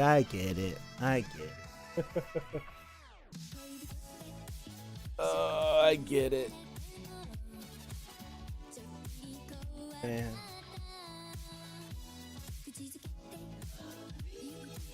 I get it. And then the sidetrack stream. Oh, is it back up? It can't be. With the live chat? Maybe because this is mine. Real quick, you guys. Does this, when you go to it, does it tell you that it's blocked? I just clicked on this and it worked. And the live chat is still here. Let me know if it takes you to it and it's blocked. If it's not, this is the first time I've ever trimmed something out of a stream and it's blocked for you. Okay, cool. That's what that is. This right here is this is the funniest thing I've ever seen. This is hilarious. If you watch Demon Slayer, I'm it's making me hold on. If you've watched Demon Slayer, right? And you enjoy Demon Slayer and Demon Slayer gives you a nice chuckle, not chuckle, but you like Demon Slayer, watch this. I promise you. I promise you. I can't find the chat. I promise you, you will have a ball with this. It's blocked, okay. So I mean to still process. If you like Demon Slayer, that link I just put in the chat, that is the show for you. It's the skit for you. It is hilarious. And we just happen to just find it. Like, I'll look at the exact moment. We were watching. Let me pause this.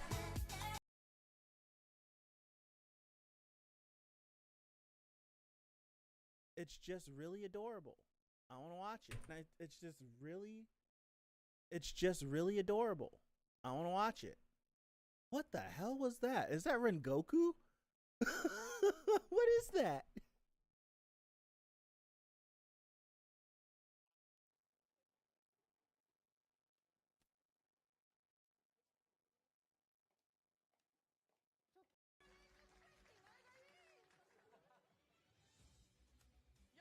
Why is the quality of that of a potato?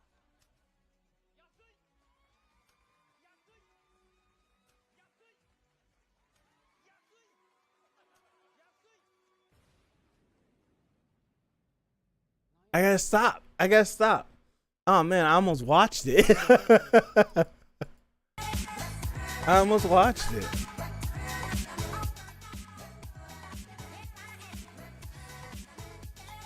No, I did not get it. I did not get it.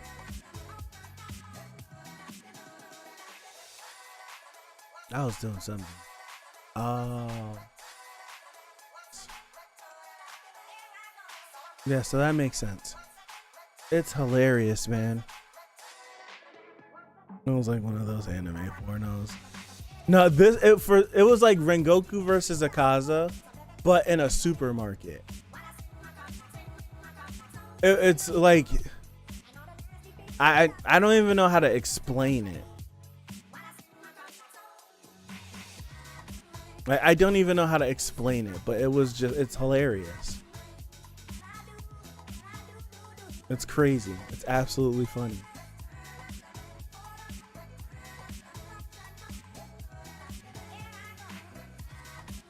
All right. I think I've had my fill.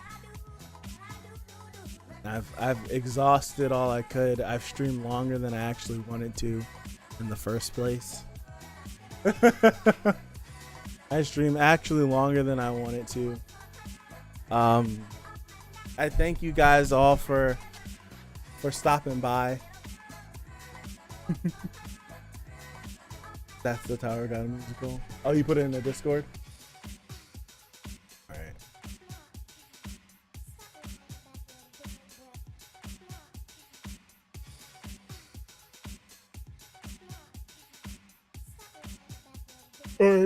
No. Oh, for the YouTube chat, links are disabled. Yeah, links are disabled. So if you try to put it in the YouTube chat, it won't work.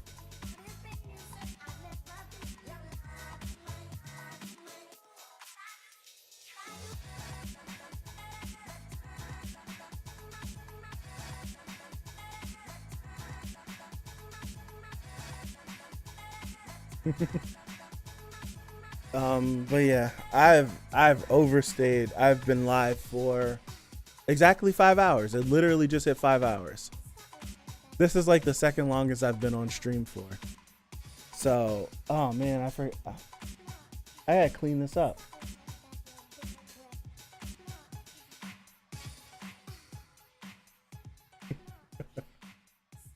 I forgot about all this stuff over here.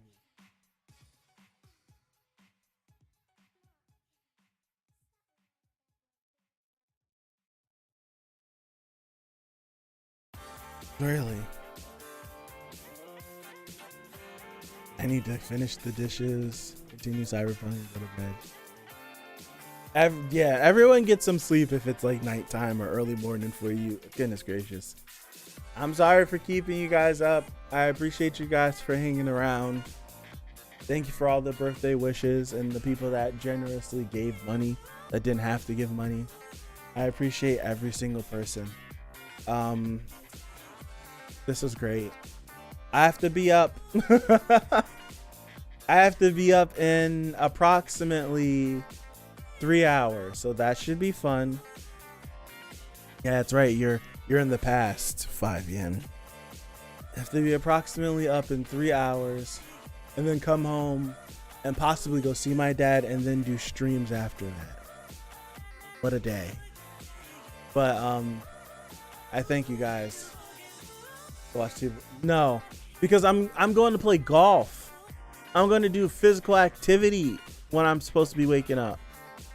So I need to rest. I knew streaming would be a bad idea, but I thought I would have the discipline to just end at like maybe 12:30. Like start a little bit before, end a little bit after. But no. I started 2 hours before and I ended 3 hours after my birthday. I'm like, in 15 more minutes. This was my rule in college, and I proved myself right more than once. So it was a rule. If I made it to 3:30 in the morning without going to sleep, I wouldn't sleep, because if I went to sleep, I wouldn't wake up.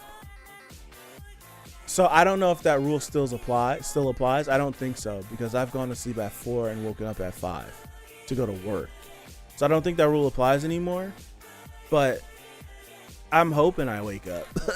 I'm gonna set like a medley of alarms. So it's like you set like alarm like every 5 minutes, but then if you don't snooze the alarm, it'll replay in like 5 minutes again. So you'll get to the point, if you set enough alarms, where it's just nothing but alarm. Like it goes from like alarm and then off, and then alarm and then off, and then it alternates. But then they sync up, and then it's just alarm. It's just alarm, and it never shuts up. So I might do that. I just might do that.